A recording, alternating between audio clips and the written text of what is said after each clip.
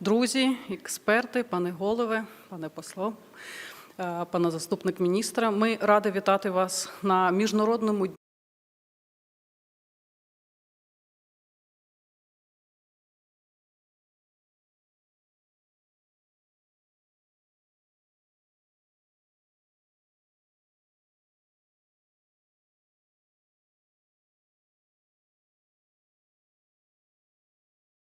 так побудовано.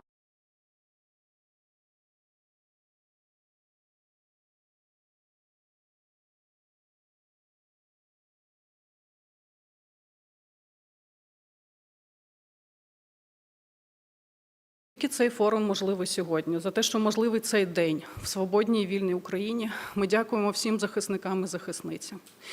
І так само ми хочемо сьогодні вшанувати хвилиною мовчання всіх захисників і захисниць, які віддали життя за вільну і незалежну Україну. І за всіх людей, які стали жертвами, цивільні жінки, цивільні чоловіки, діти, які стали жертвами страшної агресії проти нашої держави. Вшануємо їх хвилиною мовчання.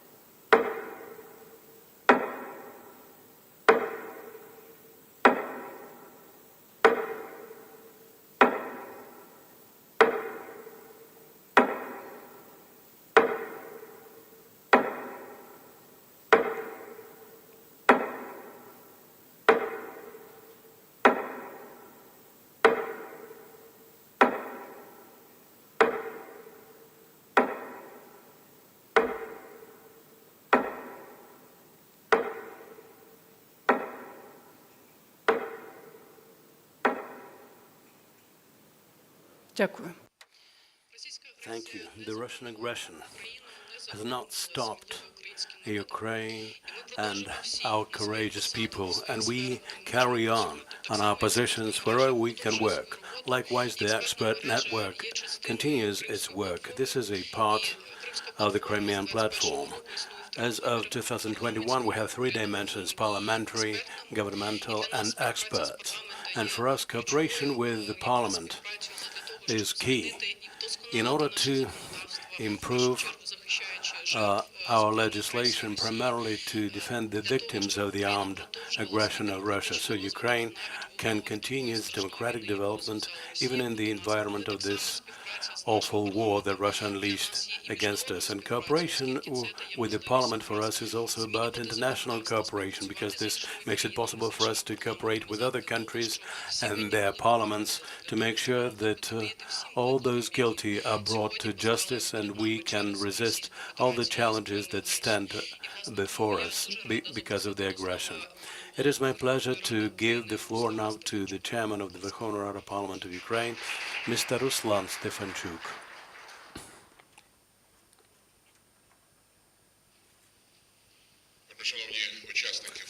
Esteemed participants of the forum, dear colleagues who are present here and who have joined us online, first of all, I'd like to thank you for this unique opportunity to speak at the opening of the International Forum of the Expert Network of the Crimean Platform.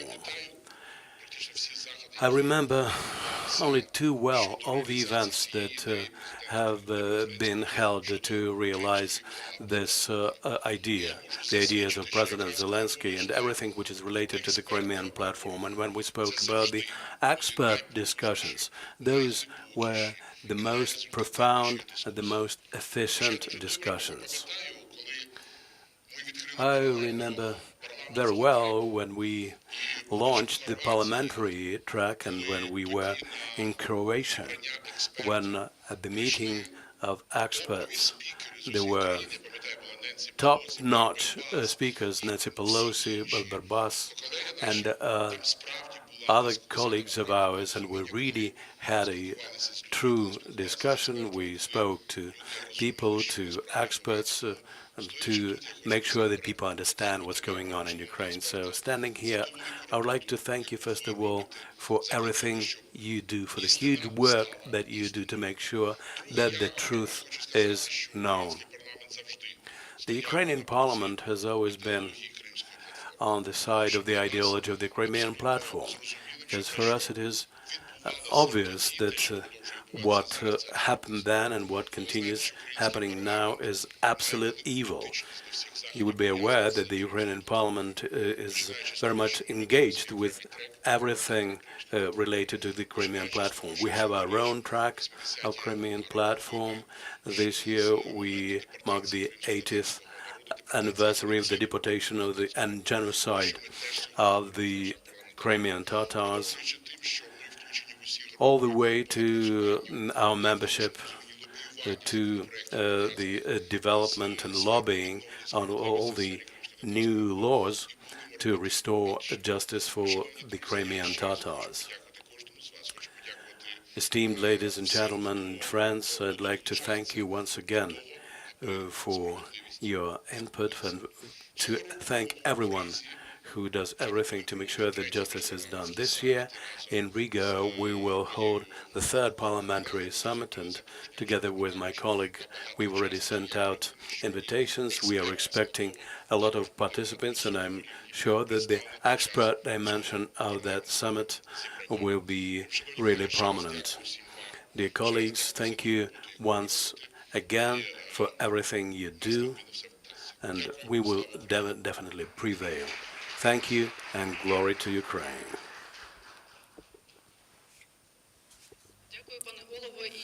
Thank you very much, Mr. Chairman. As we've heard, the parliamentary track from the very beginning has been a parliamentary track of the Crimean Platform. We are looking for new mechanisms to meet the new challenges which stand before us after the large-scale invasion. It is our pleasure now to welcome the ambassador in extraordinary and plenipotentiary of the Latvian Republic, Minister Igravas Klava. You will host the Crimean Platform Summit, and the expert network has already started cooperating with your parliament, and we're very grateful to you for being here and for your cooperation. I'm happy to give you the floor, sir.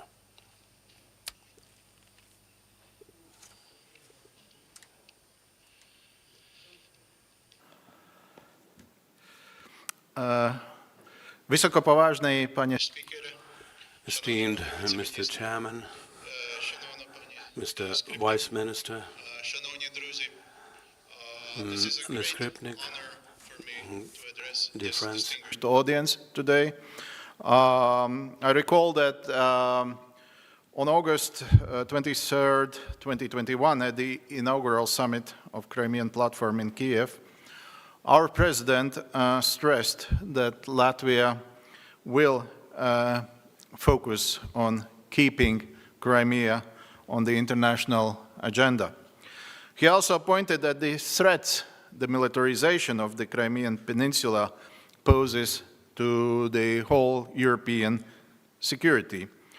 Many tragic events have happened since then, and it all started with Crimea.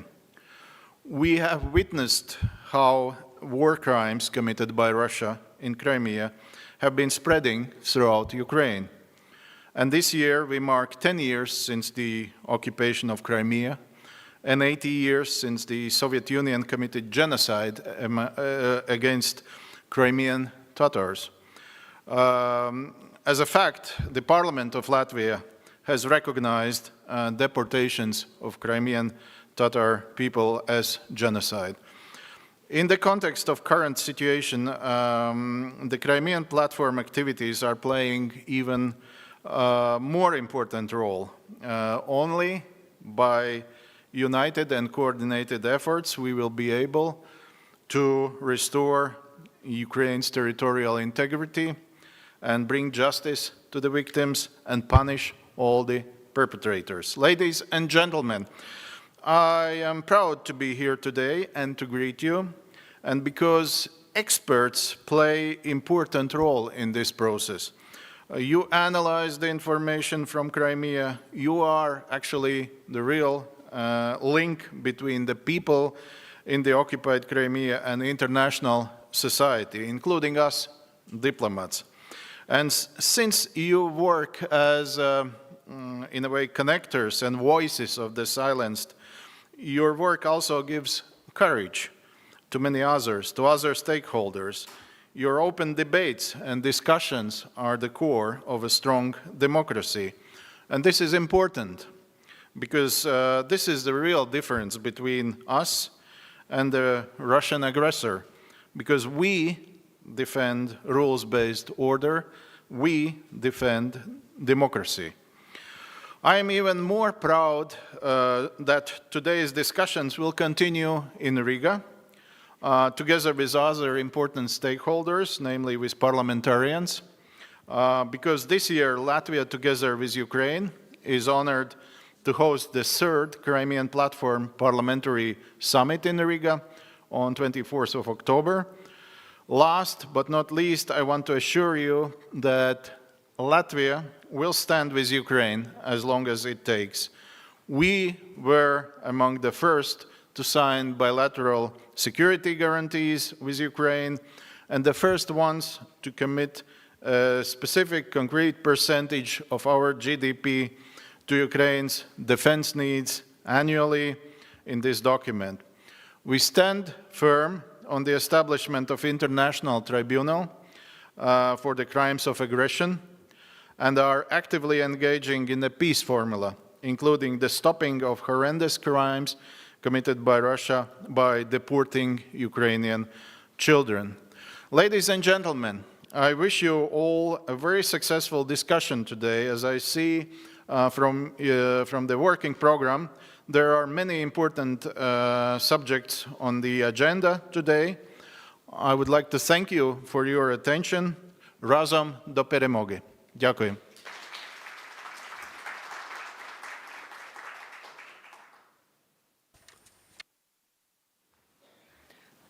Дякую, пан. Thank you very much, Your Excellency. We're grateful for the Latvian support which we feel on a daily basis. And from the very first day of the expert network of the Crimean Platform, the Ministry of Foreign Affairs of Ukraine is our partner. We started it with them, and we have lots of projects which will strengthen our position at the international level. We are very thankful to them for this cooperation, and it is my pleasure to give the floor to the First Deputy Minister of Foreign Affairs of Ukraine, Andriy Sybiga.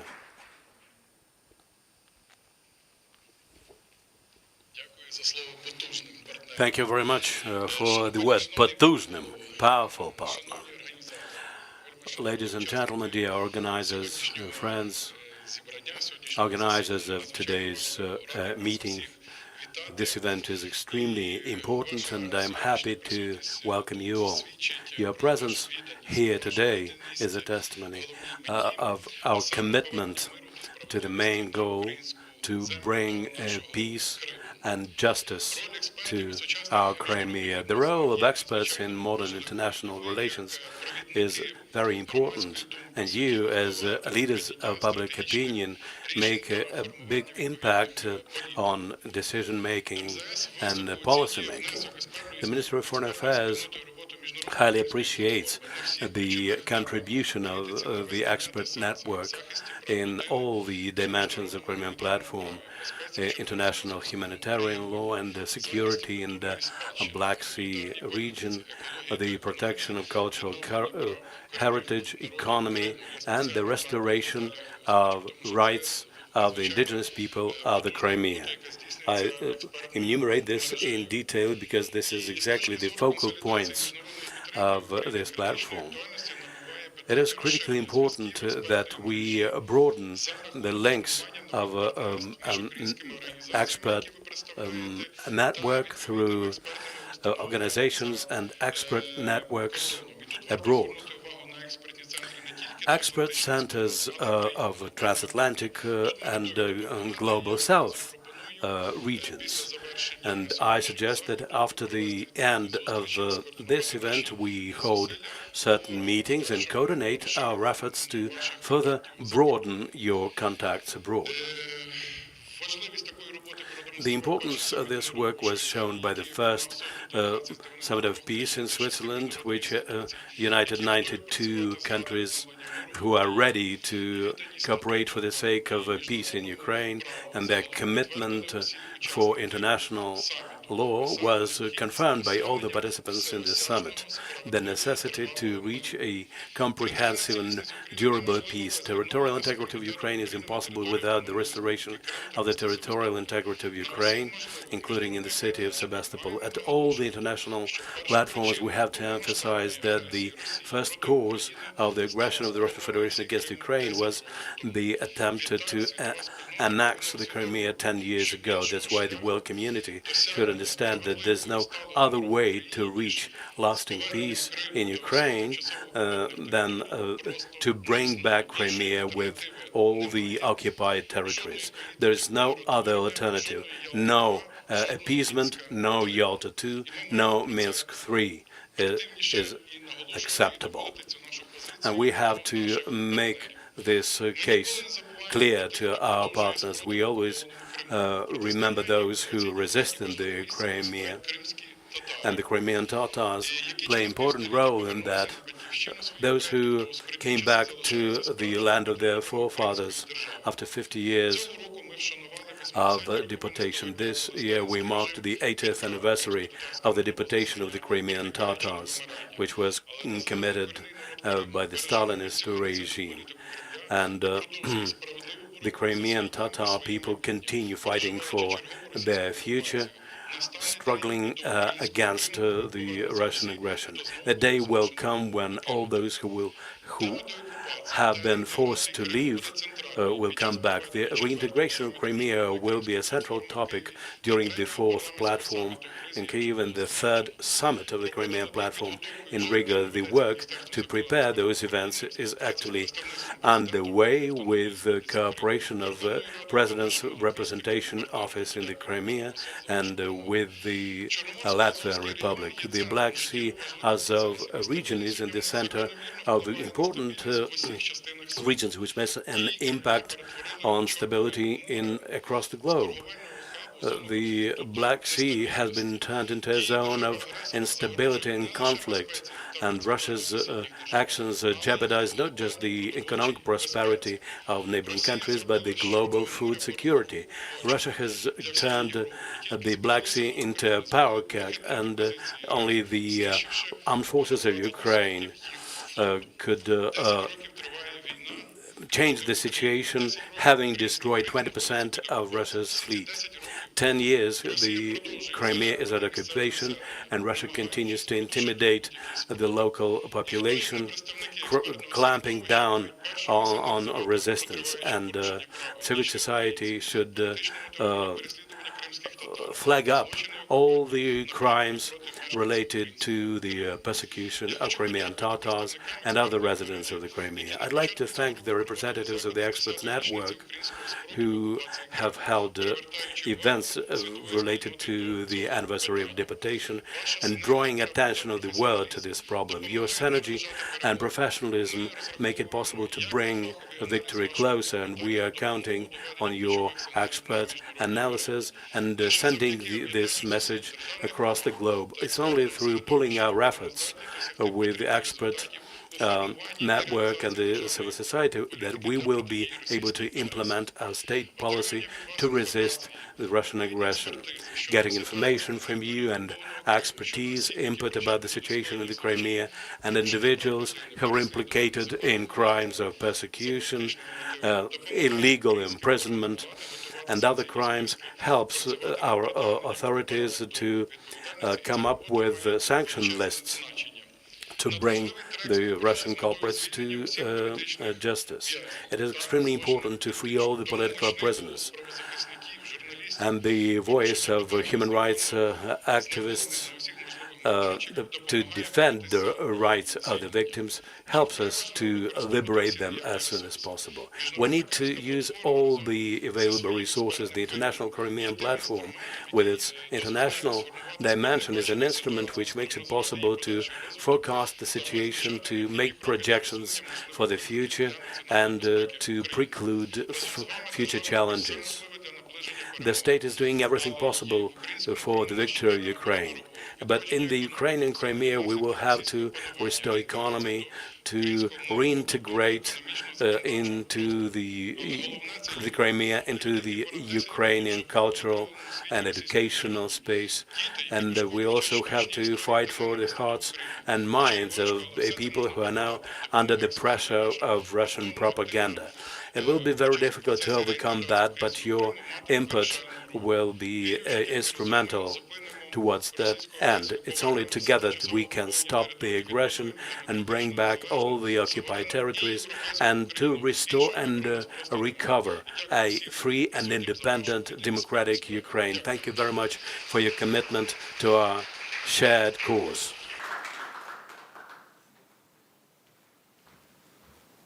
Дякую, пане перший заступник. І дійсно на сьогодні ми маємо засвідчити, що трек експертної дипломатії став дійсно результативним і ефективним завдяки, власне, нашому партнерству. Has become resultative and fruitful. Today we will have three key discussions focusing on economy and war, on preserving cultural heritage, and on the issue of foreign media, for us to better understand how the Crimea has been covered by the foreign media. Yesterday we spoke about the challenges facing Ukraine, such as justice, protection of indigenous people, and sanctions policy. Today we are continuing this discussion.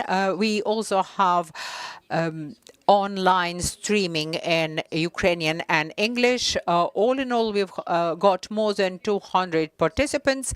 We have representatives of many European countries online, so we welcome all of you to this discussion. Given today's conditions, I would like to warn you that in case of air raid, we will be able to stay here and continue working safely as we are on -2 level. I would like to thank the speaker, ambassador and first deputy minister for outlining our joint tasks, and we will continue our cooperation. And now I would like to invite you to see the short video about the Crimean Platform Expert Network and its work over the last year.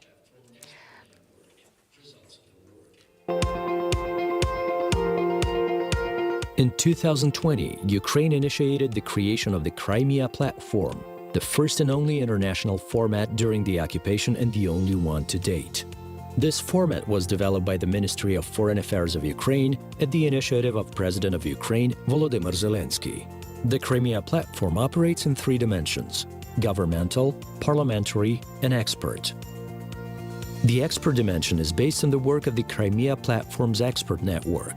Its development began in March 2021 by Ukrainian civil society organizations. The Expert Network operates simultaneously with the parliamentary and governmental dimensions of the Crimea Platform, while maintaining its dependence as a non-governmental community. On August 6, 2021, the Expert Network officially launched its work by holding the inaugural forum of the Crimea Platform Expert Network in Kyiv. І надзвичайно хвилюючим є те, що сьогодні ми засвідчуємо момент. It's extremely inspiring that we are launching the forum. National experts, representatives of embassies and state authorities of Ukraine. On August 23, 2021, the inaugural summit of the Crimea Platform took place in Kyiv, which was the official launch of the platform. By the decision of the inaugural forum, the Expert Network delegated Olga Skripnik, coordinator of the Human Rights and International Humanitarian Law Group, head of the board of the Crimean Human Rights Group, to speak at the official part of the inaugural summit of the International Crimea Platform. Olha Skripnik was the only representative of civil society among the summit participants.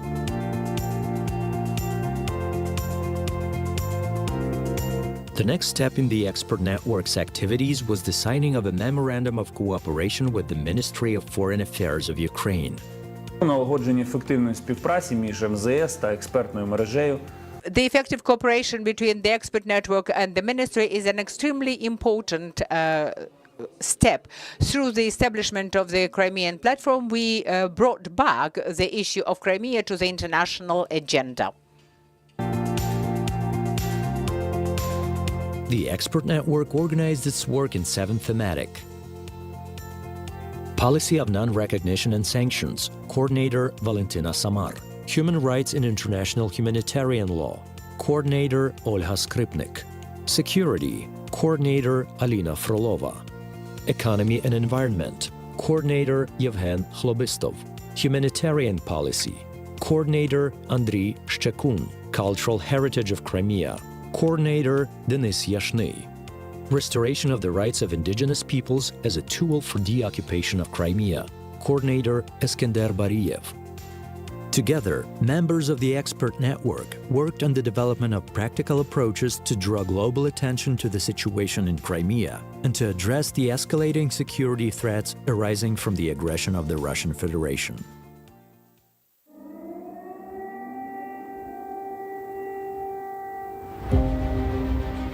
On February 24, 2022, Russia launched a full-scale invasion of Ukraine. The largest war on the European continent since the Second World War has threatened the existence of the global security architecture and once again underlined the importance of deoccupying Crimea. Despite the events in the country, the Crimea Platform Expert Network continued its activities both in Ukraine and internationally. In 2023, a number of activities took place as part of international events. The expert discussions took place during the first Black Sea Security Conference in Bucharest in April.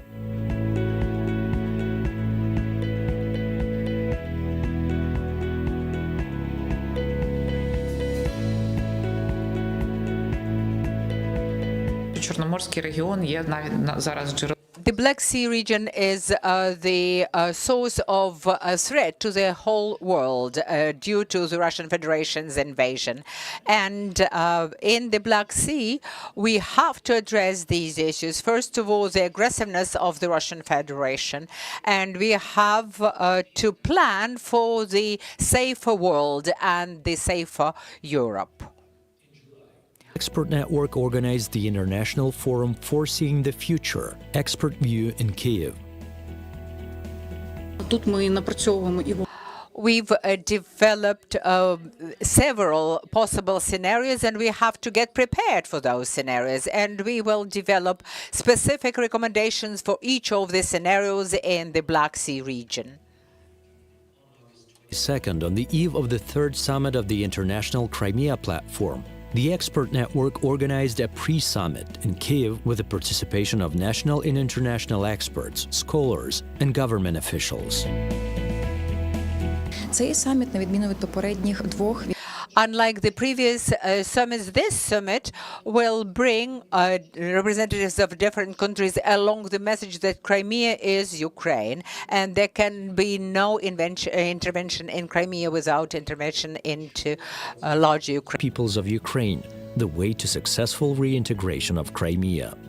Якщо мова йде про наш внутрішній розвиток, When it comes to the internal development and the future of the Crimea, it is a very effective platform, a mechanism to discuss these issues, including about the future of indigenous people. Within the framework of the second parliamentary summit of the International Crimean Platform, which took place in October in Prague, the Expert Network implemented a program of events. Delegated representatives of the network, Alexander Hara, expert of the Center for Defense Strategies, and Eskender Bariev, chairman of the board of the Crimean Tatar Resource Center, spoke at the opening of the summit. Кримська платформа – це в першу чергу платформа для спільних дій для Crimean Platform is a platform for joint action for deoccupation of the Crimea, and it is important to discuss reintegration measures that we would engage our international partners in. On the day of diplomatic service of Ukraine, the Crimean Platform Expert Network was awarded the Honorary Ambassador 2023, a case for victory. For the first time in the history of Ukraine, people and organizations were awarded honorary ambassadors for their particularly significant contribution to the promotion of the Ukrainian brand in various areas of public diplomacy. The Expert Network won in the nomination Expert Diplomacy. Today, the Crimean Platform's Expert Network is a community of individual Ukrainian and foreign experts, as well as Ukrainian, foreign, and international non-governmental organizations, initiatives, associations, expert think tanks, and academic institutions. All of them have united and are working together to return Crimea to Ukraine and security to the world.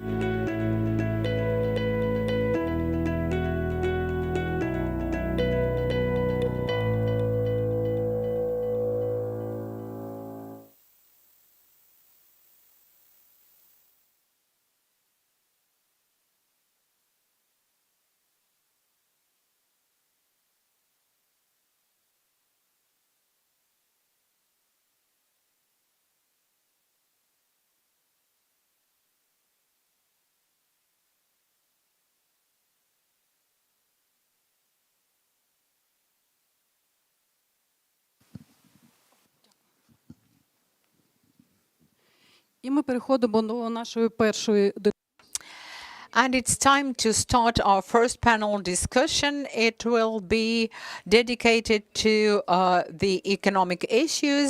It is called Economy and War, Socio-Economic Development of the Borderland for the entire Black Sea region. It is my great pleasure to invite Andrei Yanitsky, Economic Observer, representative of the Crimean Platform Expert Network. Thank you. Without further ado, I would like to invite our speakers. Alexandra Azarkhina will be speaking online. She is former Deputy Minister of Community Development of Territories and Infrastructure of Ukraine in 2020-2024. So she will be speaking from the screen, and we also have offline speakers. Yevgen Okhlobistov, Dean of the Faculty of Natural Sciences, National University of Kyiv-Mohyla Academy. He also represents the Crimean Platform Expert Network. With us, we have Sergei Oslov, Policy and Democratization Expert in the countries of Eastern Europe, Resource Center for Human Rights. Sergei will be speaking English, so if you need equipment for interpretation, please make sure you've got it. And Olga Yevsegneva, decarbonization expert at the Office for Recovery and Reforms at the Ministry of Energy of Ukraine. Olga, welcome to the stage. So today we have three issues for discussion. To put it simply, is the economy of borderline regions. The second one is about the identity of people and socio-economic changes which are currently underway. And the third issue is directly related to the damage that the war is inflicting on the environment. And on each of these issues we'll speak in turn, 5 to 7 minutes for each speaker. I will be strict with timekeeping, and if Alexandra is not here yet, maybe we'll start with Yevgen.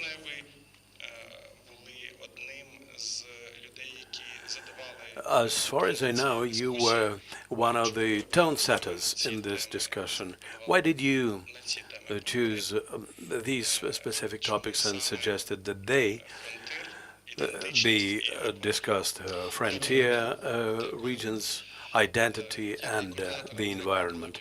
I'm the coordinator of the track of economy and ecology of the Crimea Platform. And in my opinion, that these are the issues which we have to single out and focus on especially. Why so? We have a new reality, a new regional reality, a new social reality, and a new natural and resource-related reality because of the war.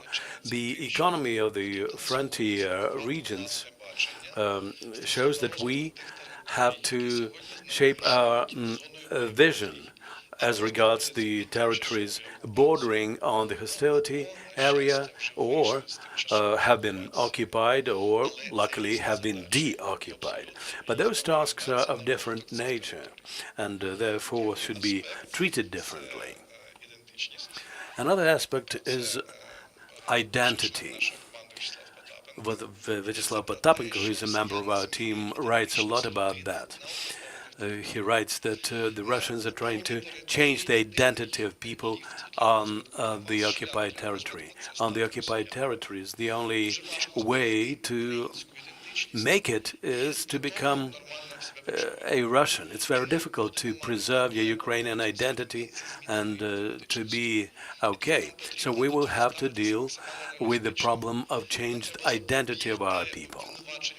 And we have to prevent accusing them that all of them are collaborators with the enemy, that all of them are enemies of Ukraine and so on. When we were in Zagreb in Croatia, people very often said that we need to preclude the Yugoslavian scenario as regards the identity and imposing certain vision and stigma about people who have been under occupation. I have to interrupt you because time is going on, but first I would like to give the floor to Sergei. I know that Sergei has some slides.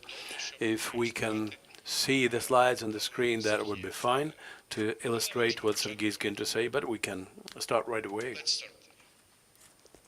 5, 6 minutes, unfortunately.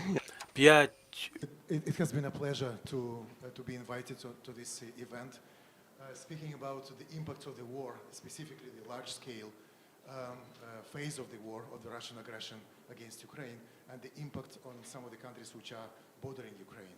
And I chose, for obvious reasons, to speak about Moldova and in comparative terms on Romania as well, showing the different case studies, how the war can impact these economies. Of course, there would be also in my small presentation, there would also be an issue of the Crimea at some point of time. For obvious reasons you'll see later. It's not that easy to do this exercise in 5 and 7 minutes. It's just like explaining on a lift that goes from the 10th floor to the first floor in 15 seconds, the space signs. It's quite difficult, but I'll give it a try. So first is, I'm not sure, we can go to the second slide. Just to give you a brief overview of the situation of the economy. I have these slides on my telephone. You can see that you have the comparative figures for Romania and Moldova. You see that the impact on Moldova is substantial. The economic recession is between -4% to 3% on a yearly basis, so it's substantial influence. The inflation is extremely high. There are explanations, but if you look at in comparing to Romania, the situation is much better. And one of the questions that I would be answering is why it happens, and there would be a logical explanation why. And it's also a lesson for some of the countries related to the situation. Let's go to the next slide. It's another snapshot of the economies. You have also Romania on the left and Moldova on the right. This slide is about foreign direct investment, FDI, and microfinancial assistance. You'll see that there is a decrease during the large-scale phase of the Russian aggression to Ukraine. There is a decrease, I would say, considerable decrease of FDI to Moldova. but not that much influencing the FDI influences, decreased influences in case of Romania. Microfinancial assistance is quite substantial to Moldova. It's basically from EU, from World Bank and other countries, but that doesn't help in maintaining the growth of the economy, as the previous slide shows. So just now you have a understanding of the situation of the economy, why it happens like that. One of the reasons why, because of in case of Moldova, there is a large and substantial exposure of Moldovan economy towards Russian Federation, and economy is one of the policies that Russia uses against the countries where it cannot achieve military success, as in case of Ukraine.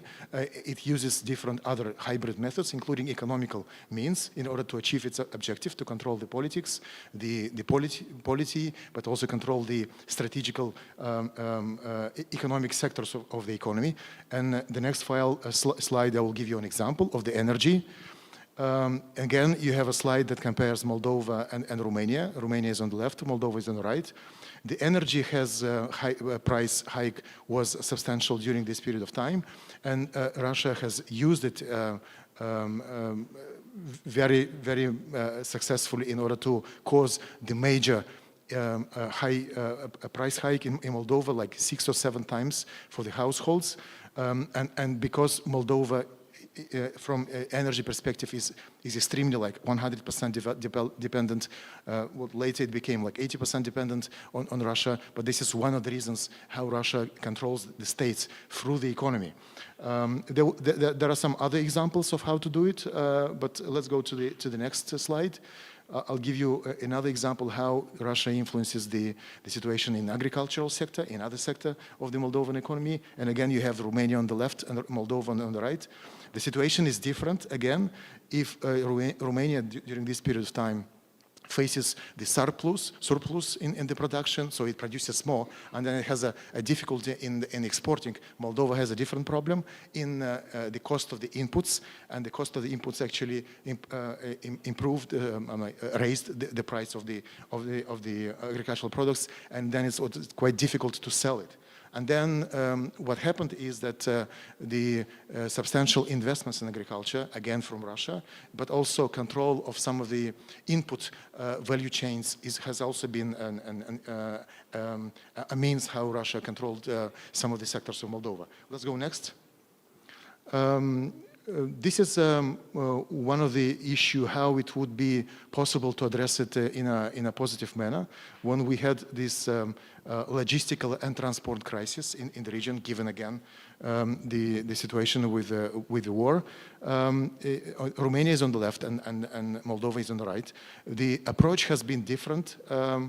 It was because Moldova, let me give you a positive example. Romania has managed to capitalize on the opportunities and invest substantially in maritime, road and railway infrastructure, and it helped, of course, Ukraine to get their products out of Ukraine to international exports.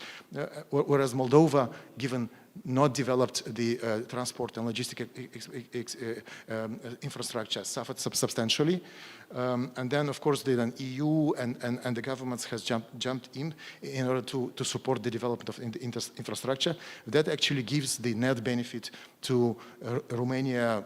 You'll see in terms in green color, you have that the overall on a yearly basis, something like 2 billion euros per year additional income to Romanian economy, but also an investment of 2.5 billion, whereas in case of Moldova, it's much less. So this is one of the cases how you can successfully address the economy during, even in case of the war, and at the same time having the positive. The refugees is another issue. I don't have a slide on that, but if you compare situation with Romania and Moldova, in case of Moldova, the presence of Ukrainian refugees have brought something like 250 to 300 million euros per year because of the expenditures of households, Ukrainian households living in Moldova. It is comparable, like in principle, it is comparable with FDI in Moldova. So it's another positive influence on Moldova. So let's go to the next slide. So the previous slides were about the current state of the economy. If we look at the future of the economy, and once the war is over, and we'll go to this issue a bit later, you'll see that there is on the transportation corridors, there are several options. One of the corridors which are most likely to be developed, the middle corridor, is of particular importance to this event, given that it goes through the Black Sea and the Ukrainian territory, including the Crimea. And the occupation of the Crimea, therefore, it's extremely important.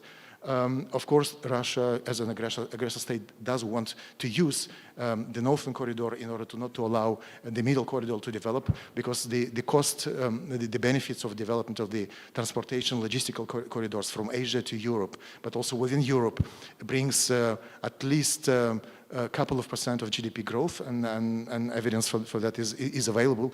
So therefore, one of the instruments that Russia is trying to use not to allow the economic development of our region, and particularly the middle corridor in these terms, and then the occupation of Crimea comes at heart of this issue as well.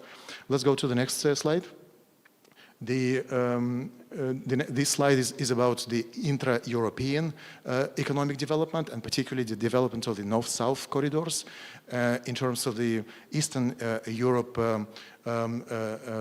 developing corridor that also has a potential of economic impact, a positive economic impact.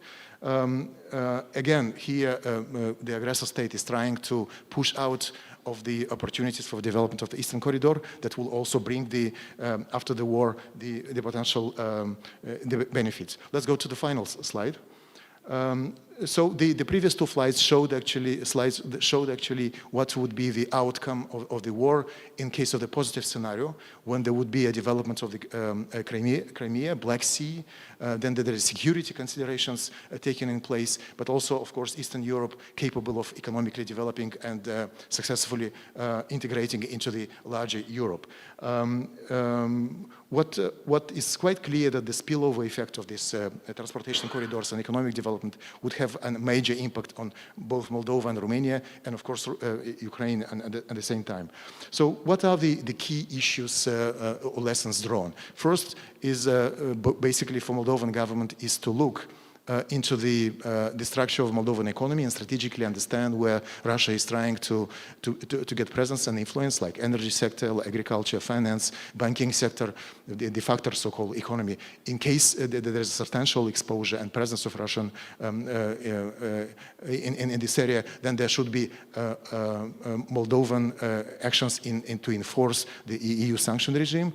And that implies the control, and also in some of the cases more active and assertive actions related to the Russian assets. Ще одним висновком є те, що стратегічна рівновага після війни в позитивному сценарії в сенсі деокупації Криму матиме дуже серйозний позитивний вплив на весь регіон, і більшість країн регіону тепер зацікавленими мають бути в тому, щоб такий сценарій збувся. І Молдова, і Румунія є країни, які мають активно докладатися до реалізації такого сценарію. Саме тут питання про Крим є ключовим.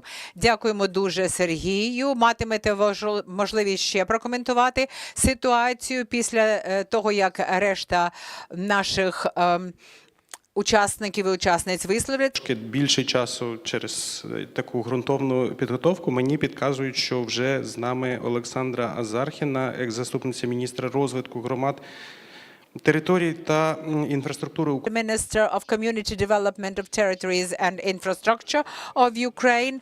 Alexander, you are with us now, right? Aren't you? Good. Thank you. We are discussing three issues. The first is dedicated to the economy of the borderland, economy of the newly or recently deoccupied territories and new regional policies. You faced that when you were deputy minister in 2022-2024. Some of the territories were changing hands, and we had to address those issues. Some of the companies were relocated closer to the the western borders of Ukraine. What lessons can we learn from that experience in order to introduce new policies once Crimea is deoccupied? Thank you very much for this opportunity. I wish I could be with you, but I'm here in Sweden promoting Ukraine's interest with the understanding that we have to deoccupy territories, including the Crimea. And I've got personal interest in the Crimean topic because I come from Crimea and my company had to flee the peninsula back in 2014. So when Tamila Tasheva suggested that I participate in the strategy for the recovery of the Crimean economy in post-war period, I gladly accepted. So we have to develop such strategies with due understanding of the fact that this economy should be oriented towards the people who are now living in temporarily occupied territories. And the only way we can do that is to build the correct right mechanisms. So I'm very thankful to the previous speaker for the fundamental economic analysis. And if we have all the consultations, all the calculations, then we will be able to develop the vision. And the first challenge was the lack of data about the temporarily occupied territories. A bit later, I will provide you with a number of slides from the Filter AI tool that analyzes massive data or large, big data pertaining to the temporarily occupied territory of the Crimea, and it enables us to look beyond what's there in the propaganda materials and gives us more or less true picture of the situation. But when we speak about deoccupation and recovery of Crimea and other temporarily occupied territories, we should understand the principal difference of those territories. Because they were occupied at different stages. And for the Crimea, we have to introduce a whole set of reforms that have occurred in Ukraine over the last decade. And we focused on the decentralization reform first and foremost, and it is a huge challenge to introduce such reforms now that we will face the post-war situation. But we should focus on the role of communities and territories in how to engage people in a European way of governance. And when we speak about reintegration of our territories, in addition to the correct calculations of economic development, we should also introduce the tools that will, and mechanisms that will engage people more actively. And we have to think who to engage. What categories of people will need to be addressed first and foremost? Those who came there illegally after occupation, and we will have to work with those people who fled the territory as a result of the occupation. And we would think of how to introduce the tools of local democracy, deliberative democracy, and simple but very effective tools dealing with the budget of participation or participatory budget, etc. Not only will we have to ask people, invite them to return after deoccupation, but we will enable them and empower them to develop its democracy and economy. That's where we can find links with other territories in Ukraine.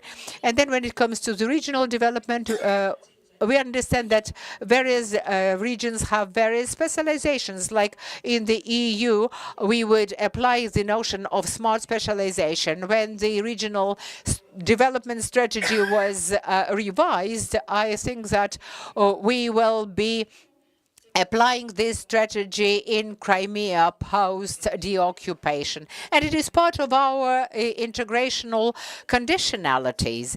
And it is also important for the understanding of what is to happen in temporarily occupied territories, what type of territory that is going to be, and what policy tools are to be used there.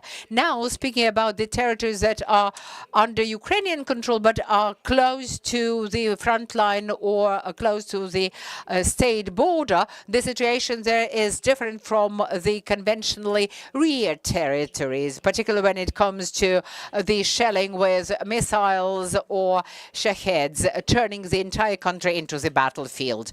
The other area of intervention would be setting economic priorities, what sectors should be focused on in specific territories. And we looked first and foremost on tourism and service-oriented industries. We also thought of traditionally powerful industries in the Crimean Peninsula, how Crimea can be developed as a cluster or part of the southern cluster with the development of shipbuilding, transport infrastructure development, and there are a lot of interesting trends observed in transport statistics, for example, and we can see that the aviation transportation is almost non-existent. Then the transportation by rail has been underdeveloped. It is again almost non-existent, whereas the road is the highly developed sector of transportation right now. So this format of the closeness and severance of all of the transportation routes that used to be operational before the occupation, and we now see Crimea as a closed area with closed transport corridors, with economic closeness, with the mental closeness, with the closeness of all types of manifestation of freedoms and human rights. And now we will be thinking of how to overcome this closeness, how to open up the Crimea to the world so that it turns from the fortress turned prison into the vantage point of Ukrainian South. Thank you very much. Let us make a pause here. Now we've got some slides. Yeah, I can show the slides at a later stage. Yes, I think so as well. We will have further questions. So for us to change the focus of attention, now I will give the floor to Olga Yevsegneva, who is the decarbonization expert of the Office for Recovery and Reforms at the Ministry of Energy. Olga, you posted a message on your Facebook saying that your major message would be that liberation of Crimea is necessary first and foremost for us to meet our integration commitments and conditionalities when it comes to renewable energy and hydrogen energy. Why? Without Crimea as part of Ukraine, we won't be able to achieve those goals and to perform our commitments or to meet our commitments. Thank you very much for inviting me.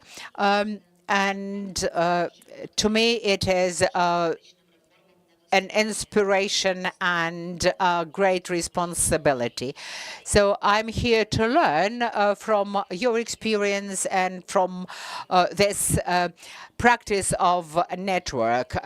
Now I would like to tell you how the Crimea could become a guarantee of Ukraine's meeting its environmental commitments in the context of European integration. And it can also be a guarantor of our economic independence. I will tell you about my visit to Brazil, where we had this advocacy visit to the presidential office, Lula da Silva, and one of the top officials asked me directly why we were so insistent on having Crimea back in the territory of Ukraine. Why wouldn't you put it off for some time? And that was the eye-opener to me, because some pragmatic officials in the neutral countries like Brazil, we have to look for pragmatic answers to their questions. To them, security, peace, democracy are not in the focus of their set of values. So we have to talk about them from the position of the foregone favors and benefits, and we have to talk with them from the standpoint of renewable energies that can be found in the Crimea. And Ukraine has got the best technical potential when it comes to wind farms, for example, in Kherson, 3 gigawatts at the least.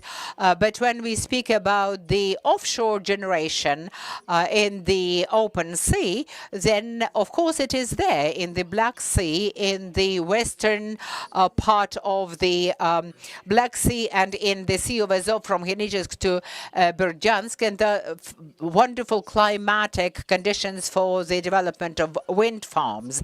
And this potential is much larger than we have elsewhere in Ukraine. Particularly if we do not take into account the potential loss in Crimea. But usually conditions taken together may give us a competitive edge. Then the shallow areas of the Black and Azov Sea help us use certain technologies that improve the economic value of such projects. And in this region, we also have seaports that will support logistics of bringing in equipment and deployment of such projects and facilities. On the eve of the invasion, the potential assessed by the World Bank was 445 in the Crimea, which is 4.5 times as big as the entire alternative energy sources in Ukraine. Why do we see wind farms as the leading sector of renewable energy sources? Because it gives you very high return on investment. And Ukraine today, the Ministry of Energy has developed the hydrogen strategy through 2050. And Ukraine today is a participant of the project of Central European Hydrogen Corridor that should have started its operation in 2030. But when we start talking about pragmatic economic arguments that can be used to talk to officials in the EU and certain neutral countries, it is not yet obvious for them. It's something totally new to them, and thus they cease actively proposing their own vision of the peace and future recovery of Ukraine. Thank you. I think you could stop here answering my first question, but summing up, I would like to say that energy would be a very critical factor of recovery in Crimea. Hence, I will give the floor to Yevhen for him to sum up other sectors that would be important in Crimea. Alexander mentioned tourism. It will be a very important factor of the recovery of Crimea upon deoccupation, but I doubt it will happen very soon. Particularly after deoccupation, we will have to focus on transforming the society and the environment and the security in the peninsula. Thank you for the question. I will start with the energy sector. I do support what was said by Olga in that Crimea depends on Russia for energy. 100% after the occupation, this source will be no more. And obviously we will always also have a problem providing Crimea with enough electricity. That's why the development of this sector is a good prospect for Crimea. As regards tourism, I'm quite skeptical about that because I unfortunately believe that the Crimea will be the frontier territory. 19 kilometers is the Strait of Kerch, and the security largely will determine the situation there, as well as all of the frontier region in the east. So probably there will be more of an agrarian sector that we have to focus on that, because Crimea will need to be sufficient in terms of, and to make sure that all the functions that Crimea should perform will be provided for, because actually now Russia has turned Crimea into a military economy. Given certain security conditions, tourism will be able to be developed there, but unfortunately this is not going to happen soon. Russia is developing tourism quite artificially in Crimea now. They provide financial support from the budget for the development of tourism, and heavily subsidize this sphere. We will have huge problems, not just in Crimea, but in other regions close to it. One of them will be lack of labor force in all the territories adjacent to the area of hostilities. And depopulation will remain a problem even after deoccupation. Another problem after depopulation is the problem of basic natural resources, primarily water supply. The population of the Crimea is now much higher than before the annexation. Up to 1 million people have moved from Russia to Crimea, which means that the consumption of water has grown considerably. And the climate change will result in the decrease of rainfalls, and the replenishment of water reserves will be considerable. Plus the catastrophe of the Kakhovka basin, and obviously there'll be a shortage of water. And Russia is now also depleting the subterranean waters. Water now goes from the subterranean reservoirs to domestic use bodies of water, which means that the level of subterranean waters will be much lower. Even now, the salination of these waters is much higher than the health norms. So something will have to be done about that. So we'll have quite a bunch of challenges in the Crimea, challenges of economic nature. If we speak about the main feature of frontier area is the fact that it is a zone within the range of multiple launch rockets, and this threat will remain unless Russia falls apart. Unfortunately, we cannot say that Russia will become a peaceful country or will fall apart. So basically, it'll be a fortress in the economy of our frontier regions will be the only way to meet the challenges that will face that region. And what can guarantee the security for the development of economy? Because it looks like within this 100 kilometers, nothing will be able to be built. Well, the first option is international agreements, whereby Russia will not be able to use the multiple launch rocket systems within a certain area. Another function is what provides for the implementation of the defense function. This is another dimension within which the development of economy should be planned. And again, there's a depopulation of the territory.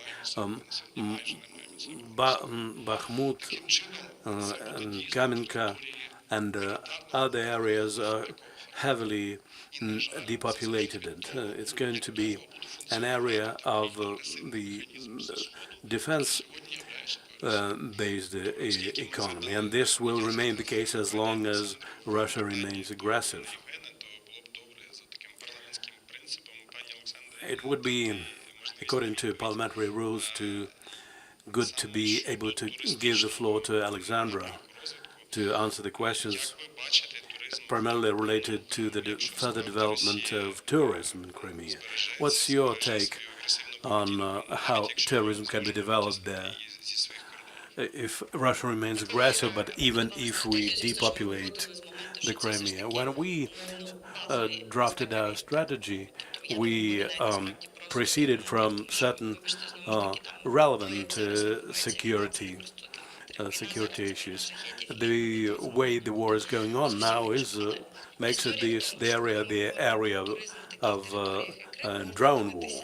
And when we speak about territories like Crimea, we can take the example of Hawaii or Okinawa, where there are strong military bases, but with highly developed and ramified network of tourist infrastructure. If we manage to open up the Crimea to the outside world, to bring back the aerial communication, then tourism will be developing there in a natural way. We looked at the figures of the number of tourist inflow from the Russian Federation into the Crimea in terms of how many of them were Russians, foreigners, and Ukrainians. And once Crimea is depopulated, we understand that there will be more tourists from European countries there. There are good examples in the world when it does work. What about the slides that you wanted to show? Well, these are very interesting slides. This project is called Filter AI. It analyzes what is available in the information space from social media and other media, and all this gives an opportunity to analyze the thoughts which are being shaped both in Russia and on the temporarily occupied territories of Ukraine, like the general attitude to the state of economy in Russia. The Yamal-Nenetsky, for instance, region, the assessment of the economy of Russia is very negative. We can see how it is depicted in the media. We have a kind of approximated state of the vision which is reflected in the media, and attitude to Putin. So we can see that the area closest to the Crimea gives you a chance to draw some analogies. And economic indicators are most graphic there, including microeconomic services, like, for instance, automobile maintenance services. We can see the attitude to the quality of this service in Russia, and this is the picture about the Crimea. From the beginning of the full-scale war, we see that and Crimea suffers most from the war, and it is reflected in the public opinion about the quality of those services. Or take education, for instance. This is the picture of the sentiments people have about the quality of education. Ukraine will have a lot of work to do to improve the situation.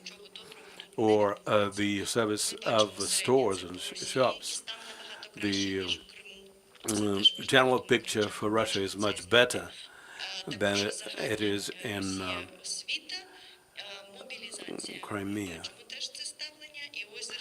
The issues of mobilization, this is the attitude to that, and this is the picture of the attitude towards war in the Crimea. It's most negative in comparison with other regions. Attitude to the economy, we see a direct correlation between the attitude towards the war and the state of economy. Many of these indicators are available online, and this information explains largely the spikes that you see there on the lines. This is in line with the artificial stimulation of the development of tourism, like the revenues of hotels in the Crimea. Nothing good is going on there. Air tickets is straightforward. This is medical services, pharmacies. So basically, the situation which we can describe in general numbers, the situation with the economy in the Crimea is much worse than generally in Russia. The attitude towards the war is largely negative. As regards the spikes of popularity of Putin there, this is largely related to the successes of propaganda. But if you delve deeper into those data, you will be able to figure out how we can impact that attitude. This basically is the second topic of our discussion, the identity of Crimean residents and of the adjacent occupied territories. First, I would like to ask Sergei about the experience of Moldova.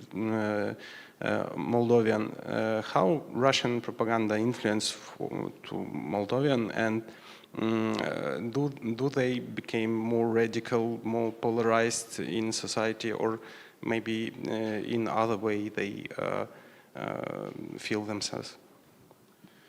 Thank you for the question. Just a quick comment on what yes, previous colleagues were saying, Evgen, Alexandra. It's quite clear that Crimea's role in the future economic development of the region is critical. And the slides is just a reflection of the substantial body of economic evidence on the transportation, logistical paths, but also development of the Black Sea without Crimea returning and deoccupying to the civilized world is not meaningfully possible. That's and it can have a substantial spillover effect on the development of the whole region.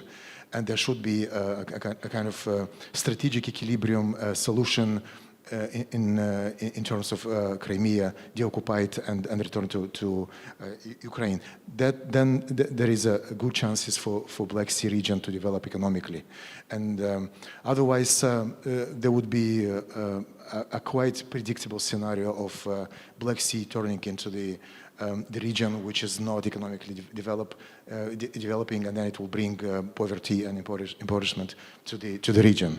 And there are some of the examples. Once Crimea is back, there are some of the examples, even closer examples. Let's take the southern littoral coast of Turkey. In the 70s, it was at a very poor region, and then there were World Bank and some other international investments who have transformed basically the south coast of Turkey into what we know now is basically a touristic cluster composed of services, infrastructure, then human capital and skills development, and bringing basically one of the second or the third wealthiest region of Turkey. So Crimea is turning tourism as one of the development point. But anyway, there should be also, apart from the overall growth of economic development of Crimea, tourism is one part, but there should be ideas of making sure that there are pillars of growth. There are some points of growth, and that could only be achieved through modern technology like ICT, for example, or some other technologically consistent areas development in order to develop the Crimea. In terms of the propaganda, we know of how it is already done through the economic means. And of course, once the aggressor state, the Russia, obtains additional economic means in Moldova, then it basically feeds this cash into the politics, Russian politics, and therefore there are like the third, even sometimes the second party in Moldova is very pro-Russian because they get financial resources through the Russian assets, companies. And these are companies which are cash-rich, like energy, some of the banking sector. There are also cash which is generated through retails as well. So it's a cash-rich sectors of economy, and then they can squeeze this money into the politics. But then, of course, you need the instruments to influence. And then Of course, the current government has managed to handle some of the issues and close down some of the media outlets, which were outrageously pro-Russian and fueled Russian propaganda, helping the pro-Russian politics to get on stage. It's not sufficient because we have to work on the resilience and explaining the people that the Russian way is basically a way that brings dependency, as we see the low level of growth, the control, the extraction of benefits, added value, and transfer these resources into the politics for their own scopes, or influencing regional development, or basically retaining for their own enrichment. So this is, and resilience means a more subtle, more difficult way of doing. It's not about controlling, it's about investing into developing the immune system of the population.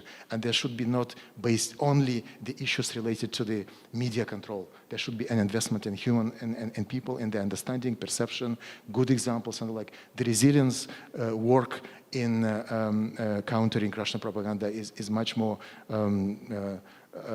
root-based or cause-based approach. That has not been explored in full. There are some good examples, but that's some issue that has to be looked at more. Я теж підтримую. I support the argument that Russia masterfully uses economic levers to impact people's psychology, people's world outlook. And we can see that on the one hand, in the way how they made the entire Europe dependent on the Russian gas. And now we see that Crimea is dependent on dotations on subsidies from the Russian Federation. And Russia does that intentionally because it is convenient to have the occupied territory fully dependent on the central federal budget, because that means that nobody would be rising against and raising their voice against the federal government. And now we can see how they conscript people from Crimea, because they are dependent on their debts to financial institutions, and these economic financial tools are very masterfully used to subjugate territories and to have cannon fodder for their armed forces. And we have to think of how to bring back lasting and sustainable peace and economic growth. Once Crimea is deoccupied, what shall we do with the economic and energy bridge that has been built by the Russian Federation? Will that also be destroyed as the Kerch Bridge? We understand that those would be extremely challenging times, as Yevgen says or argues. So how would you be explaining that to the people living there, that's what is to be expected, and for some time there will be this decline in the quality of life? Thank you for this question. Perhaps this is professional deformation, but I am trying to look for all of the answers and solutions in the energy sector.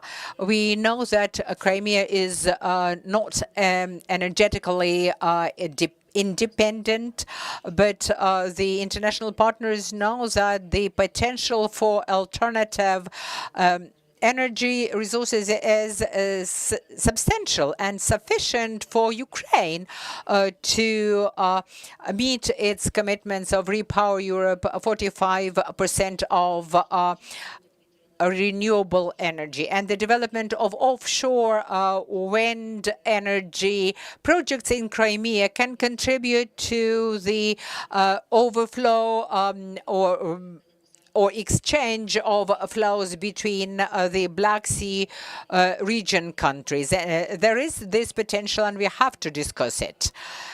We also spoke about the development of food security, because there are good meteorological conditions and good lands and soils in Crimea, and there are facilities to develop the biomethane production, and Ukrainians in the Crimea can be sure that we would not be exploiting the natural resources of the Crimea, but rather use or capture the potential already there with the new technologies. The necessary legislation has been put in place, and the Parliament voted for several pieces of legislation for the development of bioenergy. And by the time Crimea is deoccupied, we will have some very tangible things to offer to the Crimean residents. We also have a number of oil and fuel projects that we can use to replace what Russia introduced there. And the people in the Crimea should understand that we will be prepared to offer them well-paid jobs in green sectors. They will be working legally. They will contribute to the opening up of the Crimean to the world. These green jobs about safe working conditions, on independence from the fossil fuels and fossil-based sectors of economy. And it is also about developing the Crimean Peninsula and protecting it from potential military attacks. And the potential response here is depriving Russia of its military potential, of its military might, through robbing it of its currency revenues. And one of the ways is to limit resources of fossil fuels that they can sell to Europe and other countries of the world. The Russia Federation is dependent on fossil fuels for their military equipment, and now by rejecting part of at least this fossil fuel, by focusing more on renewables, we will thus contributing to better food security for the global south and for energy security for Ukraine and Europe. And thus, as I said, depriving Russia of the oil money to fund its military effort.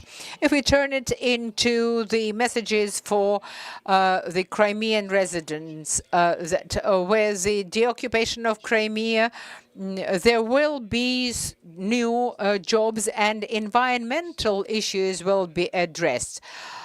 Yevhen, how would you address the issue of the changed identity? We understand that the Crimea has been occupied for more than a decade now, and people are subject to the effect of their propaganda.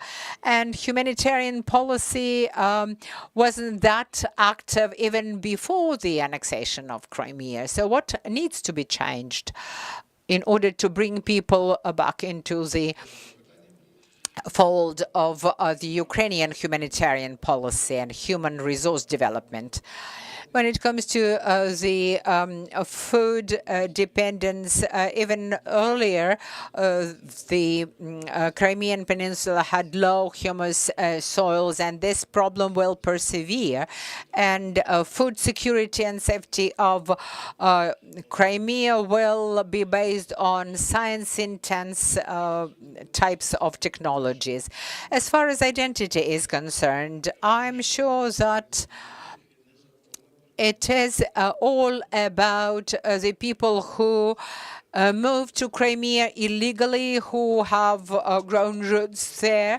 It is an extremely complex issue that cannot be resolved mechanistically, because now people have as I said, rooted down there. Yes, they entered illegally, but we are a democratic country and we won't be forcibly deporting people. We would not be repeating the practice of the Stalinist Russia that deported the Crimean Tatars back in 1944.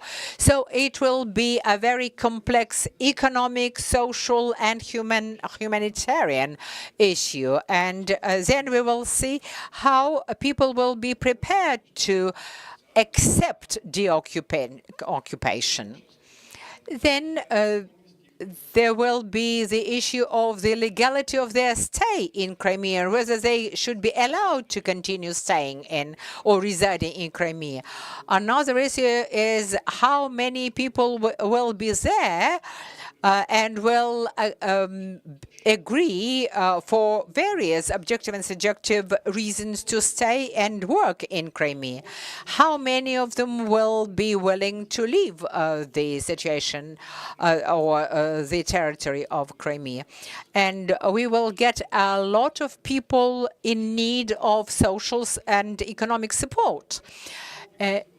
We will have a lot of pensioners, retired people in Crimea who retired over the last decade, and it will be a very challenging, socially speaking, part of the population. Yesterday we spoke about children who were studying in Russian schools and were indoctrinated there, but even harder issue will be the retired people, the people of older generation. And with the resources available, our policies should be extremely smart. So we will have to revise our policy with regard to collaboration with the occupying authorities. We have to move very cautiously here. And the legislation about collaboration that we've got today cannot be applied in Crimea. Nor can it be applied in the territory of the so-called Donetsk and Luhansk People's Republics. What we can offer residents of Crimea is the opportunity of conscientious dialogue oriented towards the true reality and future prospects for them. So we hope that that will contribute to the shift in their identity and their acceptance of Ukrainian future. So the greatest danger is to have a very challenging social environment for the people who decide to stay in the Crimea. If this policy is unsuccessful, then it will be a huge challenge to the entire country. Alexander, any recipes that you can offer on reintegration of Crimea with the least number of conflicts possible? So what vision of the future can we offer to the Crimea and Crimean residents? Now, we proceed from the premise that Crimea is the sovereign territory of Ukraine and we are to build new institutions there. We understand demographic challenges, of course. We understand the challenges related to the large portions of population that were indoctrinated over these years. In addition to the European integration, we should also get the message through to the Ukrainian citizens now residing in Crimea, is this message of openness.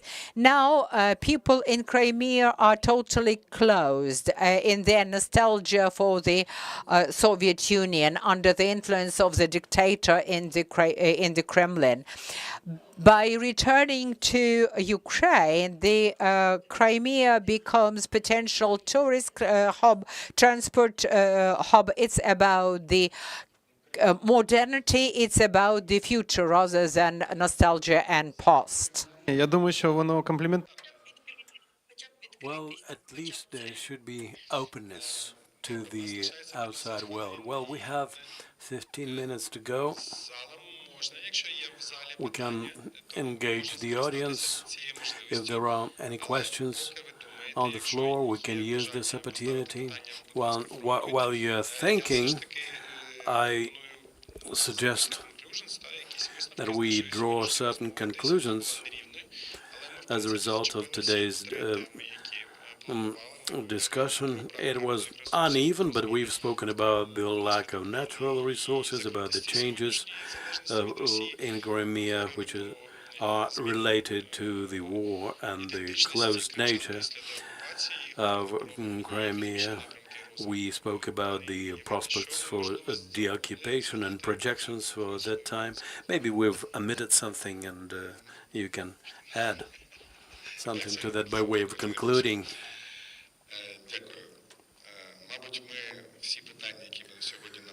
Well, all the issues that we were supposed to discuss today have been discussed, basically. We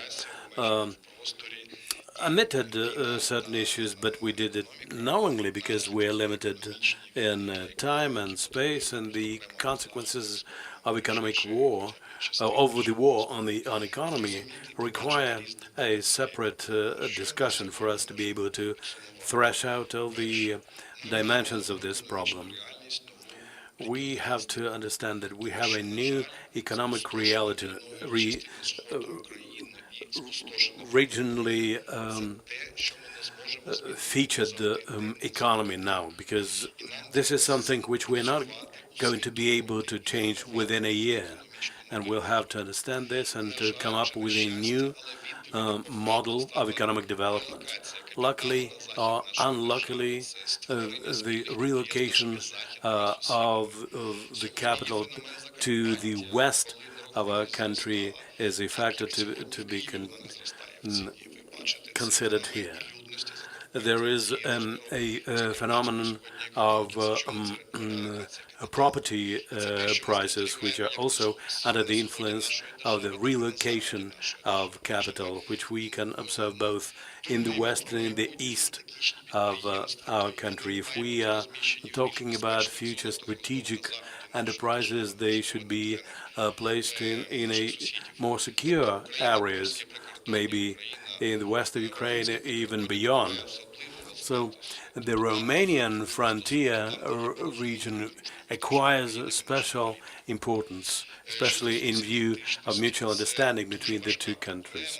As regards the identity issue, this is a very painful one, and it requires a profound discussion. We don't have a straightforward answer of how to change this identity. This is going to be a long process which will last for years, and if you hear some assertions that we will be able to Ukrainize the Crimea fast, this is not the case. It's going to be a long haul and a very painstaking work. We have to understand how we're going to do this through education, through the improvement of labor market, through governance. Even now, Crimea requires 250,000 people on the labor market, because basically now they use the people who came from Russia, and the lack of natural resources. Russia is knowingly deteriorates the environment in the Crimea, and after the occupation we will face very serious challenges, not just in terms of water supply, even though water supply and sewage infrastructure is very important. Russia has not renovated a single network of utilities. And the final point is bioresources. So most likely we will face a very unpleasant situation after the war. Russia is so careless using the natural sanctuaries in the Crimea that they basically use the best sanctuary spots in Crimea for the holiday making of their authorities. So this will be obviously an area for our future cooperation. This time, okay, it works. Great. You put me a question, then I realized that I did not answer that question related to the identity, how to work with different segments within the Crimea, occupied Crimea at this point of time. I mean, if I know that there is a representation of President of Ukraine in Crimea office that has dealt in this issue with with the strategy of let's say behavioral work with individuals who are residing in an occupation. But basically, if there are 4 different categories of people in occupied Crimea, there are of course something like 20-25% of those who are committed and loyal and dedicated Ukrainians, either Tatars or Ukrainians. With them, there should be a special way of supporting, cultivating their loyalty and their support. There is a separate, let's say, set of actions that have to be done with them. There is a different segment of something like called utilitarists, people who basically orient based on their interests, and then whether the quality of life is better. With this segment, there should be a different strategy how to work. Of course, we have to capitalize on the deficiencies and then the drawbacks and the corruption and all of the elements related to the quality of life that they have endured now in Crimea in the occupation, and it works quite well usually. And then, of course, to offer them the perspective, the expectation that the picture that will be painted, painting the picture that will be after the occupation of Crimea. It's a separate way of working with them. Then there is a segment of population which are very much pro-Russian, who those who are supporting aggressor and the like. With them, the best strategy is disillusion them, disfranchise them from the support, and there should be separate mapping, of course, these individuals and then the networks, and then who are the core elements in these networks, and then how to work with them. And of course, the colonizers. The colonizers is the toughest way because they are the most loyal to the aggressor. And frankly, I have not thought through how to do it, but I think there should be 4 different approaches in working with different segments. That would be my contribution on the identity, how to work. Great, thank you. Thank you. Пані Ольго, ваші заключні слова. Так, дякую. Отже, я про що подумала з нашої дискусії, що, можливо, якщо не всім кримчанам буде близька ідея євроінтеграції, бо вони зараз живуть в такому видозміненому інформаційному просторі, можуть з тих чи інших причин не поділяти тих речей, які для нас є абсолютно очевидними, то They live in a specific and cultural and propaganda environment. We can suggest them another idea, the idea of self-sufficiency. Self-sufficiency in terms of many aspects. I'm not talking about water supply or self-governance, basically, self-governance. That's what Alexandra mentioned. Because Ukraine is not Russia, we do not have unlimited oil and gas revenues which the authorities will be able to distribute in their own interests for events like Olympic Games or to finance their private military companies and so on. Ukraine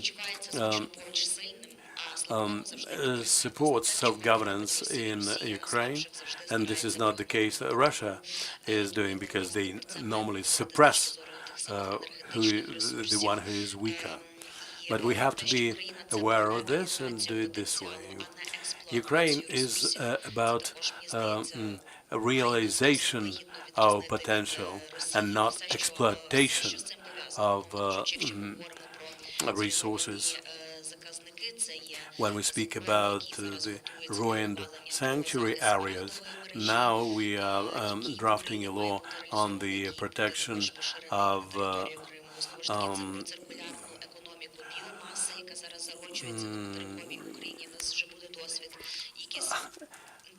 reserves with natural resources like emerald mines. And finally, Ukraine is about respect towards ethnic groups and minorities. We have to take care of the Crimean Tatar languages and to do it in a much more careful manner than the Russians did. Alexandra, the floor is yours to wrap up our discussion. Maybe we've omitted something and you will bridge the gap. Well, we have to be consistent.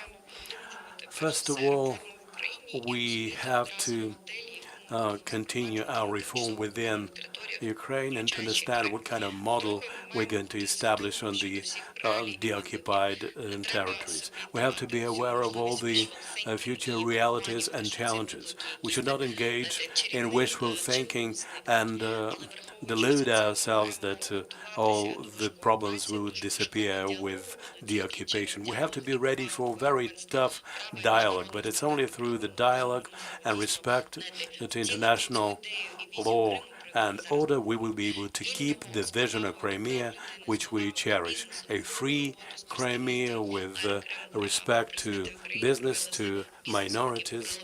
We've worked a lot with businesses relocated from the Crimea, and their main requests were primarily about respect towards business and an even playing field. So let's go along that track, and by doing so, we will be able to build a powerful economy for all Ukraine and all the territories which are under temporary occupation now. I would like to thank all the speakers, Alexandra Azarkhina, former Deputy Minister of Community Development of the Territories and Infrastructure of Ukraine in 2022-24. She joined us online.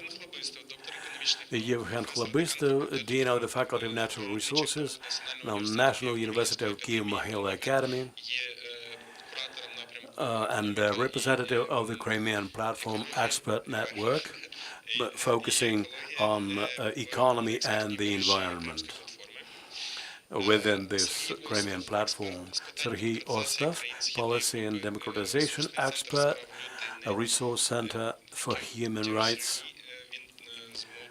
І представив дуже ґрунтовно. He's from Moldova, and he provided us with a detailed presentation about the economic development in Moldova and Romania and the impact of Russia on that development.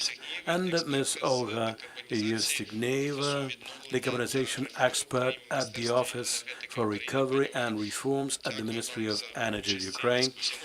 Thank you very much for your input, and I am Andriy Yanitsky, the moderator of this discussion, an economic observer and representative of the Crimean Platform.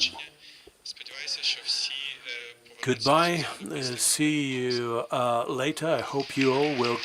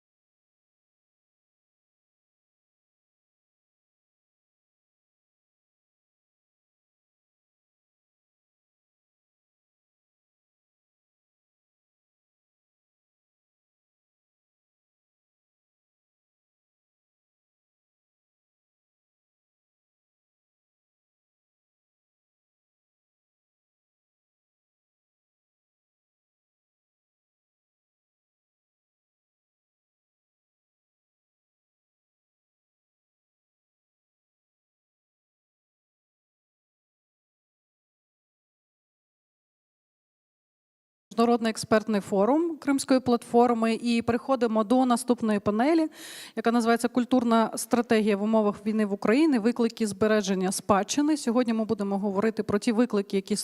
of war in Ukraine, challenging on heritage preservation. We will be speaking about the impact on the cultural heritage as a result of the Russian aggression. And I would like to invite to this stage the moderator, Sergei Stukhanov, journalist, radio host, publicist, and public figure, host of the Ukrainian radio since 2018, head of the analytical department at the Content Analysis Center. And you will be able to then invite and introduce the speakers. Hello. Dear friends, good afternoon. It is my great pleasure to participate in such an important event.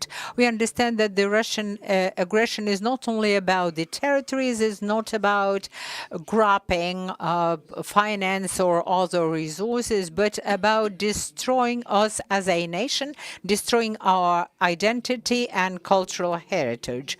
Hence, the need to discuss the topic of culture, preservation of the cultural values and heritage that witnesses our historical existence as a nation and our belonging to the civilization.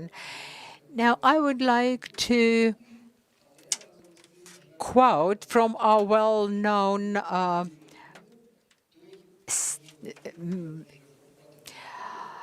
say maxima that the one who controls narratives can control the future.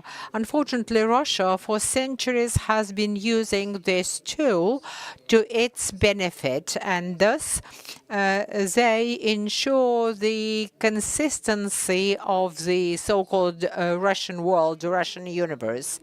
We, back in 2014, were not prepared for the aggression, and because of that, a number of pieces or items of our cultural heritage was lost. And even in 2022, we were not prepared for this new, more aggressive wave of intervention. And in Luhansk, Donetsk, Kherson, and Zaporizhia regions, many museum collections were lost. And sometimes it was the volunteers who saved the museum resources and museum funds, trying to relocate them in safer places. We will be speaking about the Crimean cultural heritage, because Crimea is a part of this state that demonstrates the link of Ukraine and Crimea with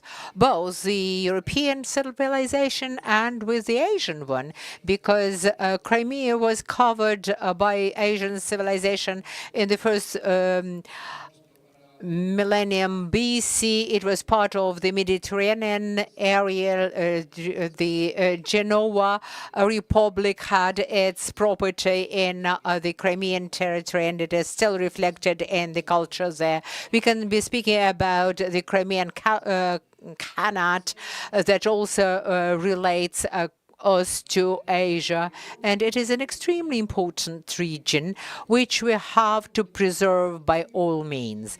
That's why we are going to speak about the cultural strategy, and I would like to invite here esteemed speakers who will contribute to this discussion. Evelina Kravchenko, representative of the Crimean Platform Expert Network. She is Senior Research Fellow at the Institute of Archaeology at the National Academy of Science of Ukraine. We also have with us Andriy Lutzik, representative of the Crimea Platform Expert Network as well, expert of the Regional Center for Human Rights. Sviatoslav Poznakhovsky, he is the chief of the Department for Procedural Oversight from the Prosecutor General's Office of Ukraine and Prosecutor's Office of the Autonomous Republic of Crimea and the city of Sevastopol.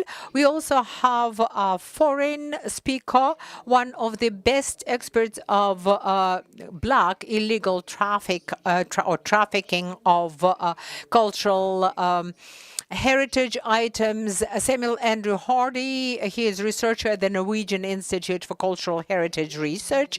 He will be with us and we will have an opportunity to ask questions of him as well. So we've got an hour and a half to focus on cultural strategy in the context of war. We will be talking about a whole set of very important aspects, and at the end I will give the floor to the audience for you to ask questions of the esteemed speakers. You can prepare your questions right now. And so we start. We will start with outlining the issues and challenges that have accumulated over the decade of occupation in the Crimean Peninsula and illegal activities of the Russian Federation in the occupied territories. We are speaking about the destruction of archaeological landmarks while they were building the highway, the so-called Tavria Highway, and Khersones in Tavria. We can be speaking about the transfer of cultural heritage item from Crimea to mainland Russia, and about the losses to the Crimean archaeology. So, Evelina, your introductory remarks about the challenges that we've faced in Crimea because of the occupation. Good afternoon, ladies and gentlemen. I would like to start with speaking about the hotspots and the things that we will have to deal with once we deoccupy Crimea. And this is the use of the cultural heritage memorials and facilities as ideological weaponizing them. So the change of the mental meaning and the broadcast of different narratives based on the same heritage. That gives rise to a lot of problems that then transfer into the just the restoration, the rebuilding of the memorials or landmarks that then lose their authenticity, either fully or partially. And we can observe that in many facilities belonging to the cultural heritage in Crimea. For example, the Han Palace in Bakhchisarai, and that's one of the most egregious examples of the bad restoration. We saw something akin to it in Kiev, in Podil, Hostinny Dvir, and now we see horrible processes affecting the only global cultural heritage landmarks, Khersones in Tavria. So I would like to illustrate what happened to that landmark for you to understand the nature of the challenges that we are facing there, and then think of how to respond to that.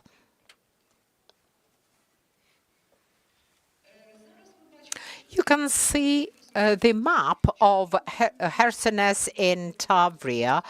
Why is it part of the global cultural heritage? Why is it so valuable?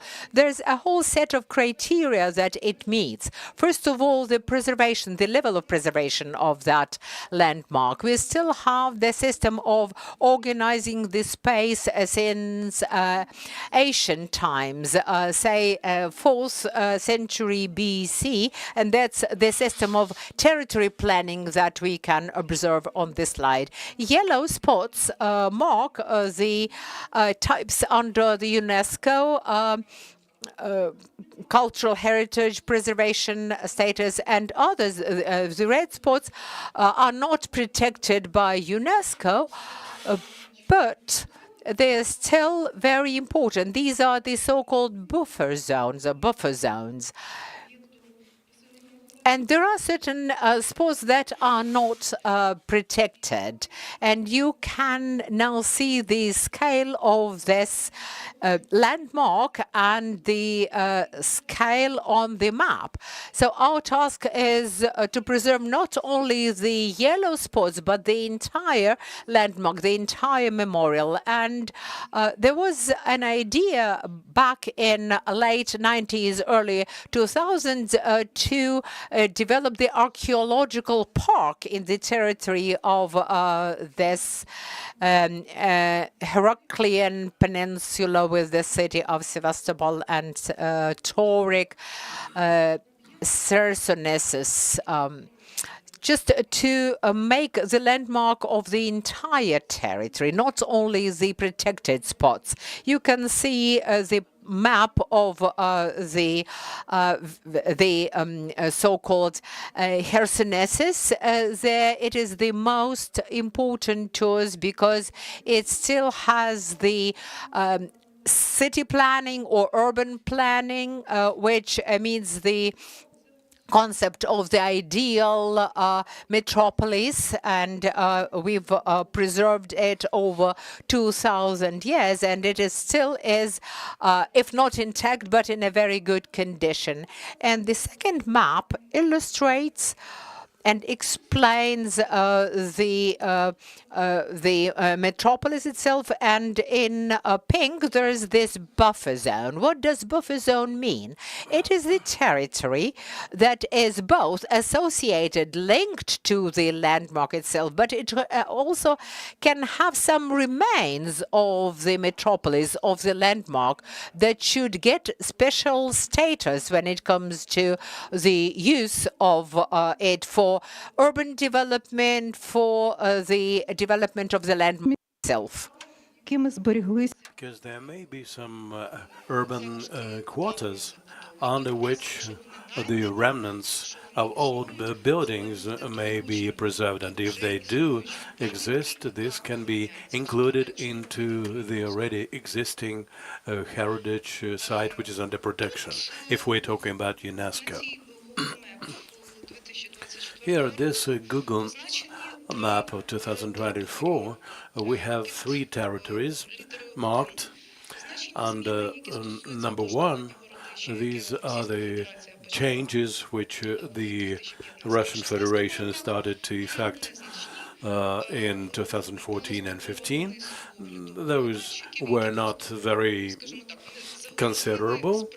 They simply enclosed some building remnants, like authentic towers and walls, which survive until today in quite a good shape. Archaeological heritage, I mean. Under number 2, we have the area of the ancient theater, antique theater. The remnants of Roman times were used by Russians, and on top of that, they put basically modern theatrical infrastructure, the seats, the stage, and everything. This is a site which is unique in its character, and it is under the pressure of tons of totally unnecessary extra buildings that Russians put on top of it.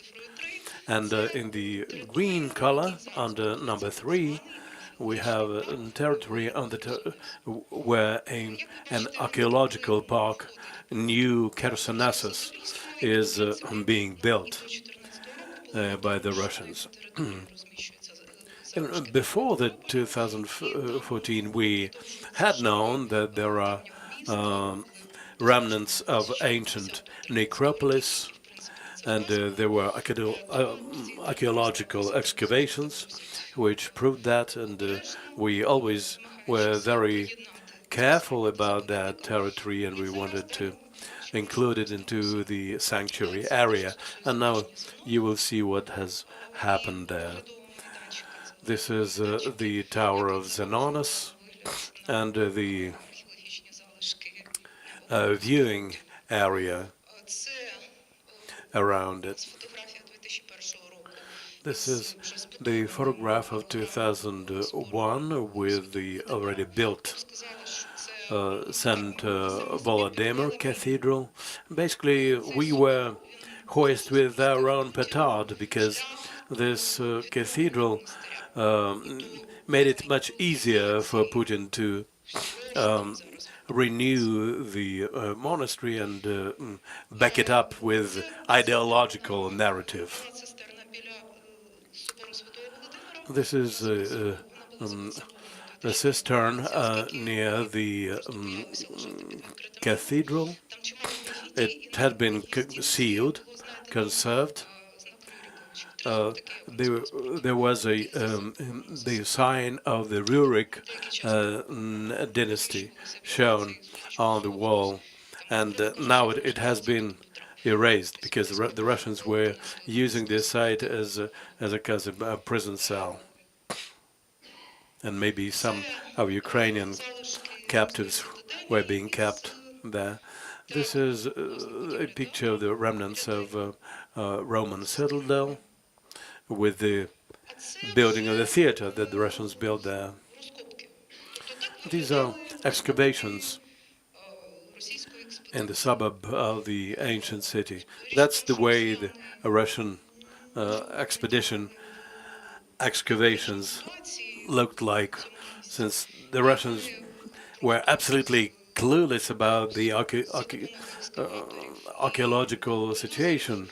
They simply used the bulldozers and excavators and started scraping off the top layer of the soil.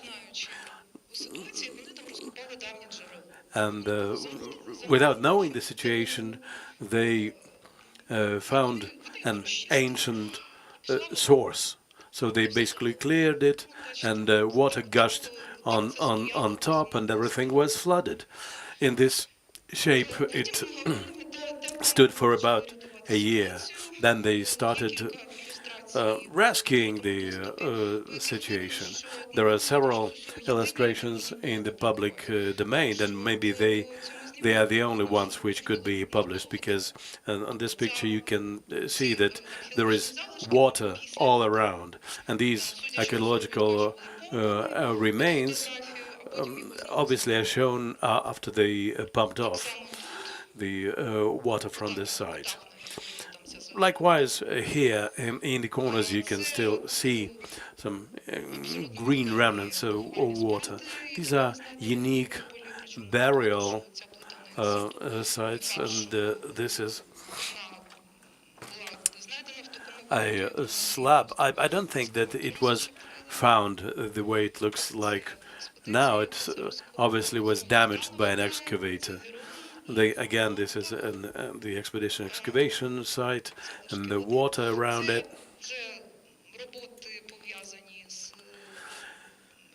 These are the works related to the reconstruction of the road. So basically, I can show you what they built on this site. So they scraped off the layer, they cleaned it off, and on this spot they built a new archaeological park. Actually, the picture speaks for itself. There are some archaeological remnants, and beyond it, basically a new city is built. And this is a site that shows that the Russians simply moved several excavated sites and put them anew elsewhere. And they even bragged that it worked out better than the Greeks did with this building. That's the way they see it. These are the icons, some kind of a new Colosseum, Chinese-style bridges, and at the site of the suburb where we had Chersonesus sanctuary, they simply opened a monastery of Saint Vladimir of the Russian Orthodox Church. They even lied about the date when the monastery was opened. This year, in January, as Putin was speaking at the opening ceremony of the monastery, he had said that 100 years had passed since the monastery was closed, which is not true, because the monastery stopped existing in February of 1923. So they basically didn't even change the text. Obviously, they were supposed to open it last year, 2023, but they simply read the old texts. This is Tikhon Shevkunov, the metropolitan of the Crimea, the car park on the territory of this suburb. And these are the artifacts that they moved to Novgorod from Chersonesus. This is just part of them, not all of them. So they were taken to Novgorod. Thank you for your attention. This is basically what happened in Chersonesus. And if you have some comments or questions, I will be happy to take it. Thank you very much.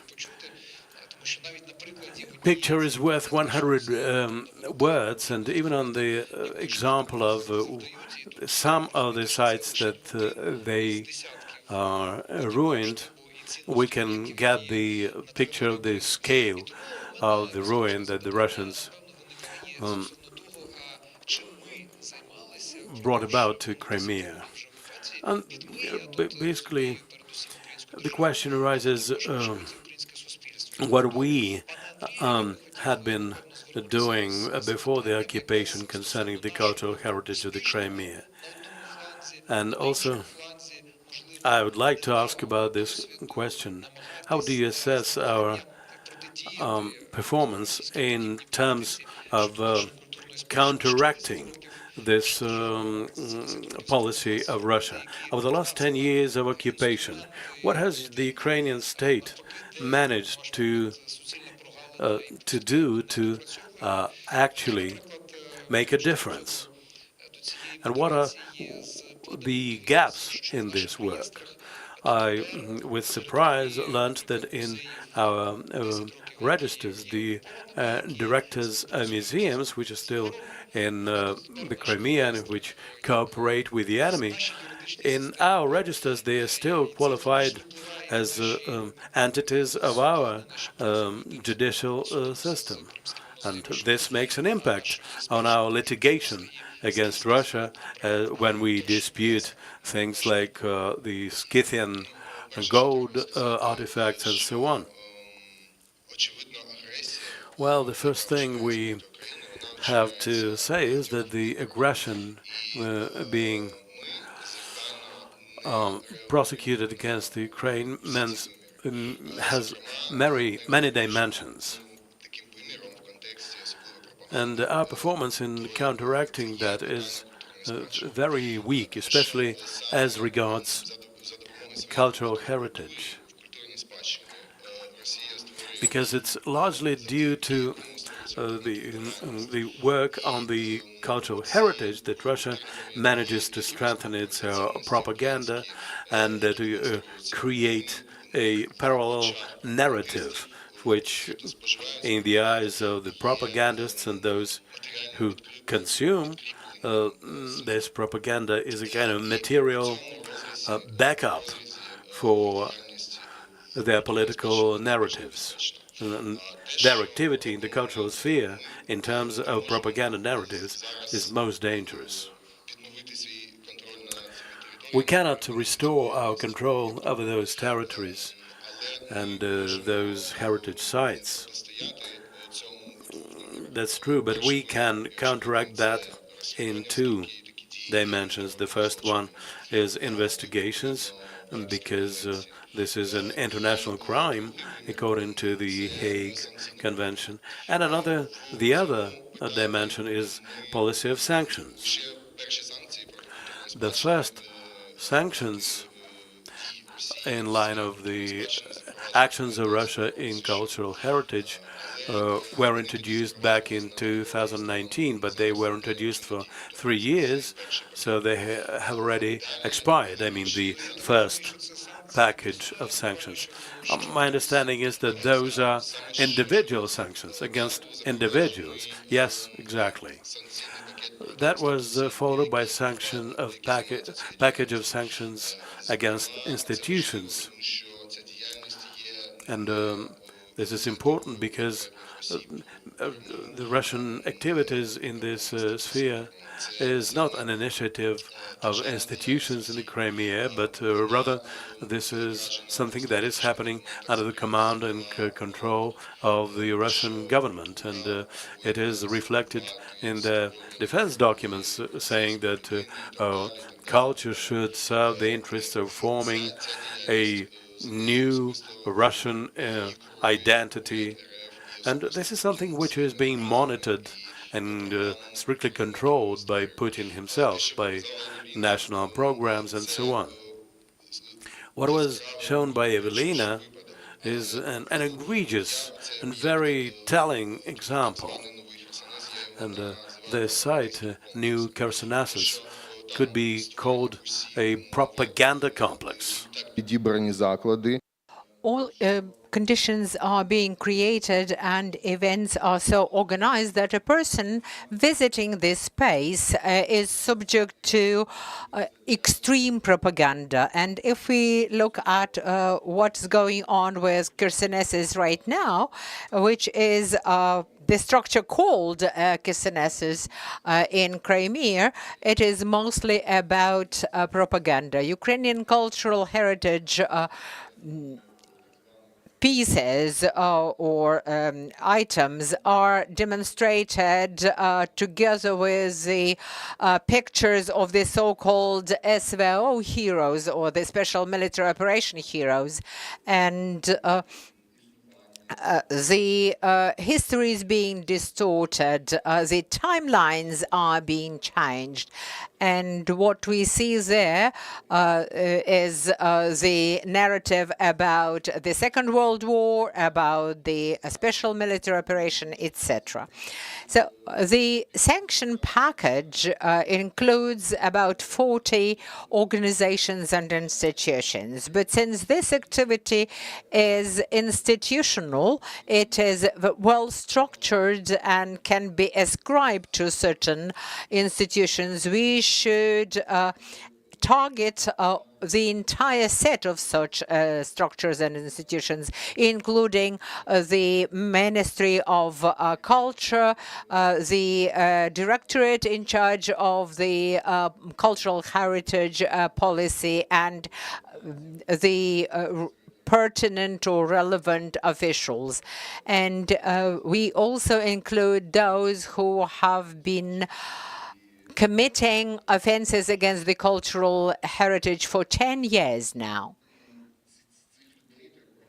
These officials should be named and shamed. Their activities should be well scrutinized. Sanctions should be applied to them.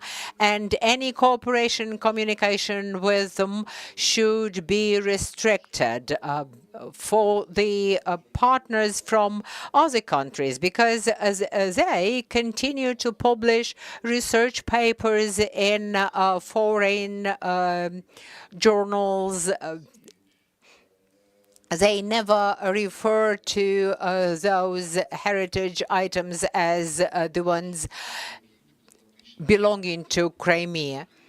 And this is the impact, this is the influence that we haven't so far sufficiently counteracted. We understand that the recent history has no analogies to the scope and scale of the war crimes committed by the Russian Federation in the territory of Ukraine. We understand that investigation takes time, but response should be speedier than it is today. And we should here cooperate with our Western partners to at least limit this activity until we restore control, effective control of this territory.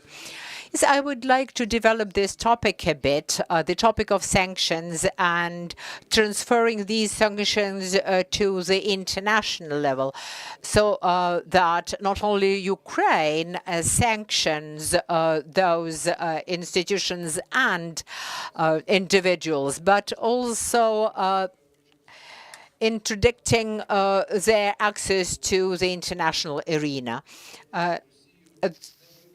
Russia has not yet been excluded from the International Council of Museums.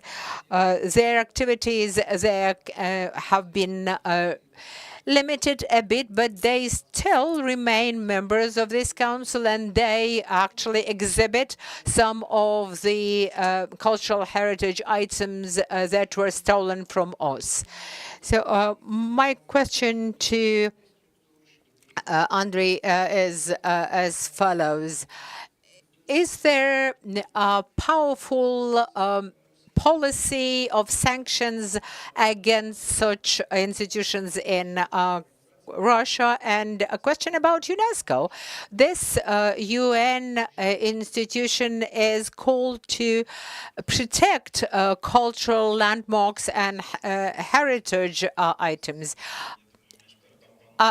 I will rather give the floor to Andrei to answer this question, but I would like to note here that over these last 10 years, we've been documenting these offenses and violations of the policy in the area of cultural heritage. Here I mean the destruction, the transformation of those landmarks, illegal archaeological excavations.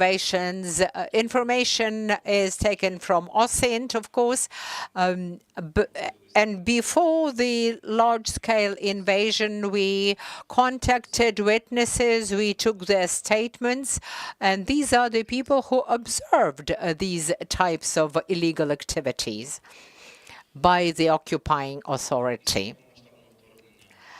After the large-scale invasion, we can only rely on OSINT. And the constructive changes that Evelina illustrated, for example, are documented properly. We use satellite imagery, again, as evidence, where we see illicit activities and illicit urban development. As far as the legal assessment of the activities by national officials there, we've got Article 298 in the Criminal Code, destruction and change of cultural heritage facilities, but many of those were entered into our registry of cultural heritage only in 2020. So we still have problems with the retroactive application of this law.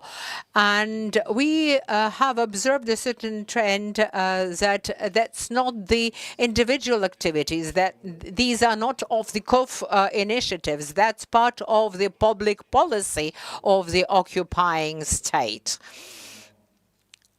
And it is very difficult to document and prove it. But that's where we channel our efforts. And the difficulty is lack of access to the territory. We cannot provide exhibits to the experts for them to study the damage caused to them. But we still have sufficient facts about the number of stolen valuables. Now, we don't have this information about the exact number of or a verified list thereof, because a lot of that is being done clandestinely. We can only speak about the exhibits that they would show in their museums or at the international exhibitions. There we can see the implications and the consequences. But every piece of cultural heritage is valuable. And we have to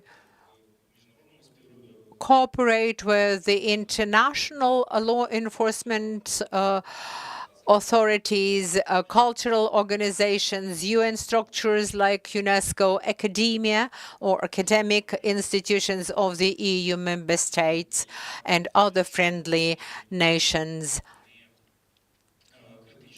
for them to treat very critically every exhibition that they co-organize with the Russian authorities. And when they invite the academia members from the aggressor country, they should also look at that from this optics. So as far as the sanction policy is concerned, I perhaps will rather give the floor to Andriy, and then we will have a question to Samuel. The sanctions policy, both Ukrainian and European one, is very poor.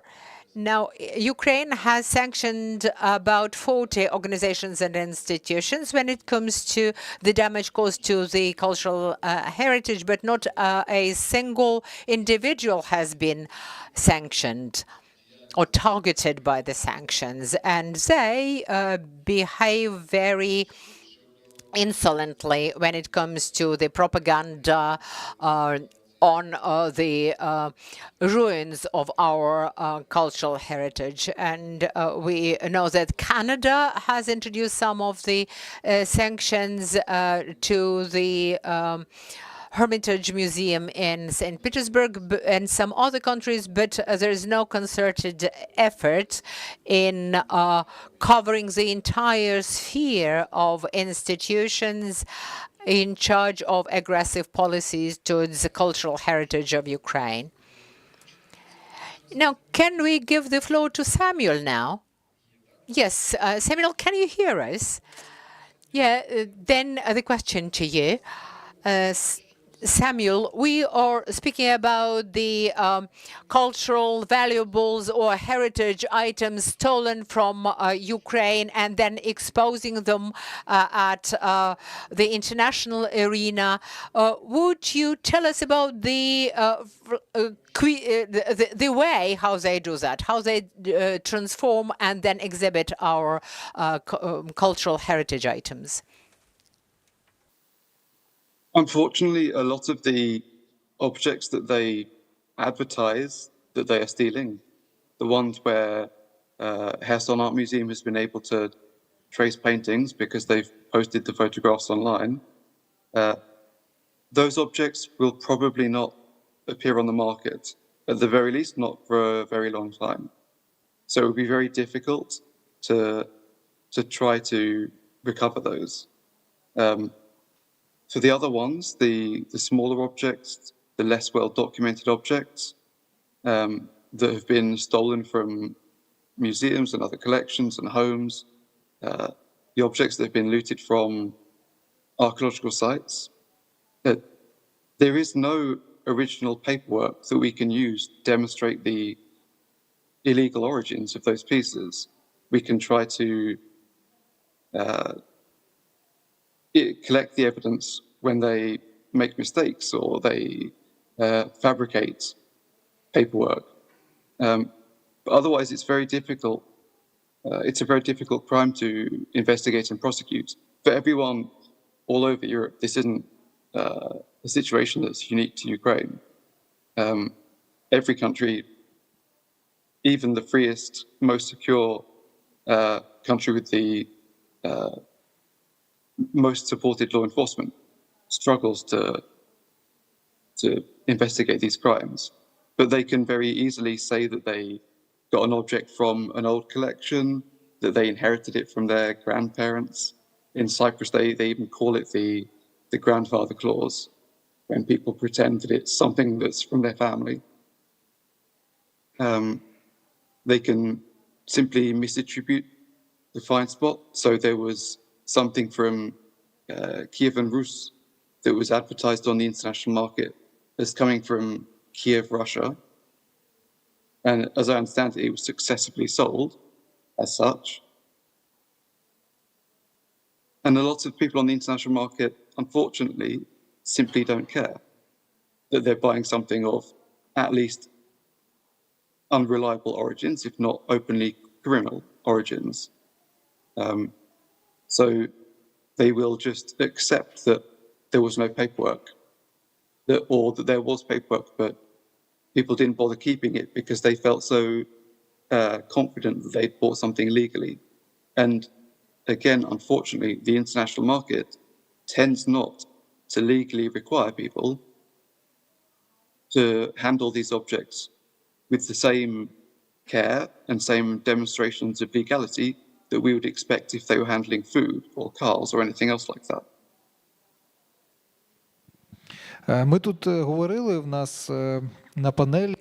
We've been discussing that unfortunately foreign cultural institutions are happy to collaborate with the Russian museums and other cultural institutions, research centers like the Academy of Sciences, and in fact they do not create any non-collaboration policies vis-a-vis those institutions.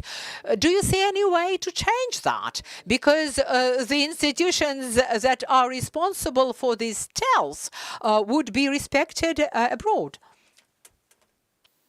Yes, I mean, I remember years ago, long before the intensification of the invasion, meeting with archaeologists in Ukraine who were trying to find ways to blacklist archaeologists who conducted unlicensed excavations in the occupied territories, and doing it in a way that was carefully designed to protect Ukrainian archaeologists who were genuinely trying to protect Ukrainian cultural heritage, but also to exclude and punish people who were exploiting the crisis.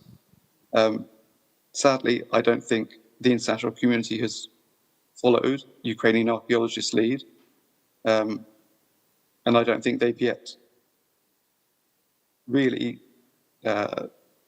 adopted the measures that Ukraine has modeled.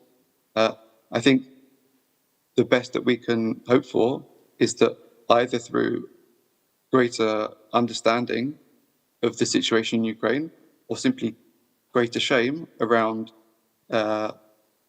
the lack of response, we can hope to change the way they behave to more fully enforce Ukraine's laws and ethics. Пане Харді, дякую. Я думаю, що змальована щойно характеристика. Mr. Hardy, thank you very much. I think what you said clearly shows that the Ukrainian relevant authorities didn't do a proper job to safeguard our cultural heritage. But maybe one of the reasons for that is the lack of vision or strategy for preserving our cultural heritage. And that's why we're talking, apart from other things today, about the strategy of keeping this heritage. So let us talk about this strategy and drafting of such strategy. Is such strategy in place in Ukraine, Evelina? Has it been put in place at the level of the Ministry of Culture, or at other levels, maybe among the experts At what stage of the drafting of such a strategy are we standing now, if such a strategy exists in the first place? Well, the vision about this strategy is being shaped. It's not finalized, though, because there are some differences in terms of a possible private or communal ownership of cultural heritage. On this issue, the expert and research community is basically split. But as regards the need to reform the management of the preservation of cultural heritage, we are all unanimous, and that certain documents have been developed and put in place in that respect. That's as regards the experts in this field. But as regards the state authorities, the state as a guarantor of proper management and custody of the cultural heritage, both movable and immovable, here the situation is totally awful. That was obvious in 2014, and after 2014, nothing was done before 2022 to preclude that from happening in other areas which were occupied after the annexation of the Crimea. Kherson Oblast, the east of Ukraine, ruined Kharkiv. It's only after the volunteers started by their own initiative to buy packaging materials, and they started moving museums, relocating them to safer places. But that was the initiative of the volunteers rather than the authorities that were supposed to do the job. Andrei, a question to you. What are the key features of this cultural strategy as the war is going on? Well, first of all, we have to fight against the aggression itself. And second, it's cultural policy and investigation of illegal activities.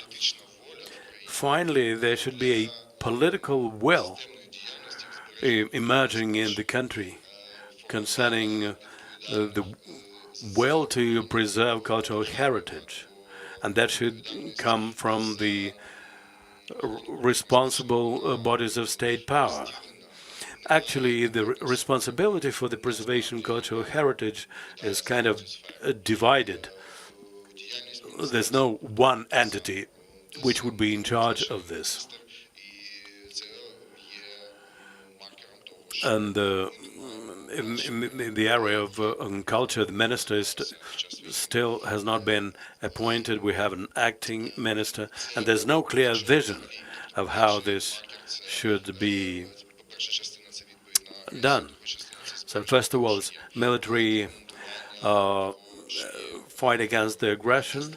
Secondly, documenting all the wrongdoings in the cultural sphere.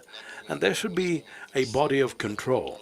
There should be a powerful and authoritative body of control in the cultural heritage sphere, which would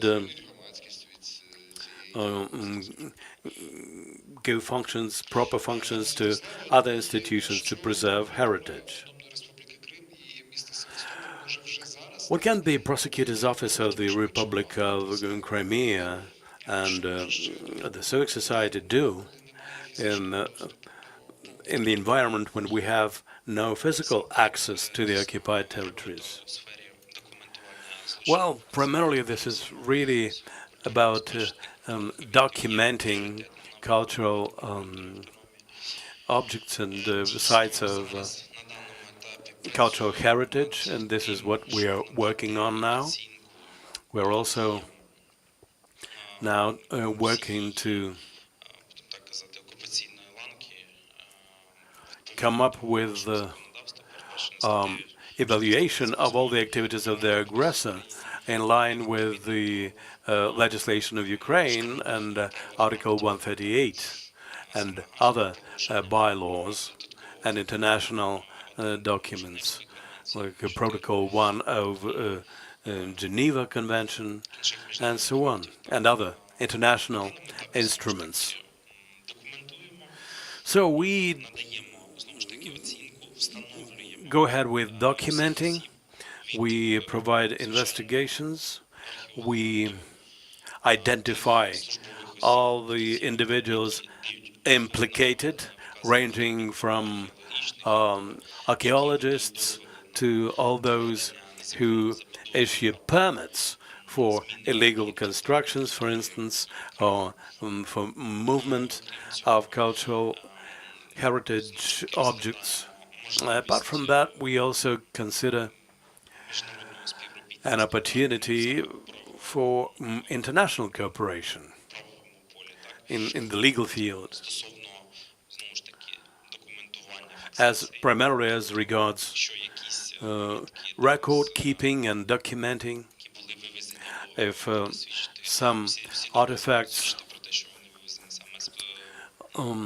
were taken out of the territory of Crimea, and there are credible pieces of evidence about that, and if they are taken to some foreign countries for exhibitions, and if those countries are friendly to us, an instrument should be in place for those artifacts to be transferred to Ukraine, to the territories under the control of the Ukrainian government, because this is our cultural wealth, our cultural heritage.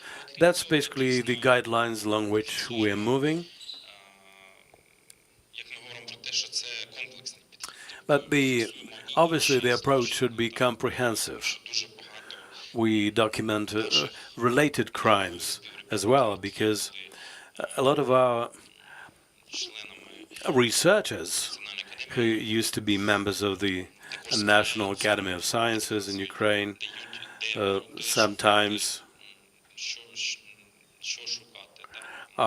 give leads to the Russians as to where to find cultural heritage objects and so on. So we have to document all that to bring to justice all those implicated.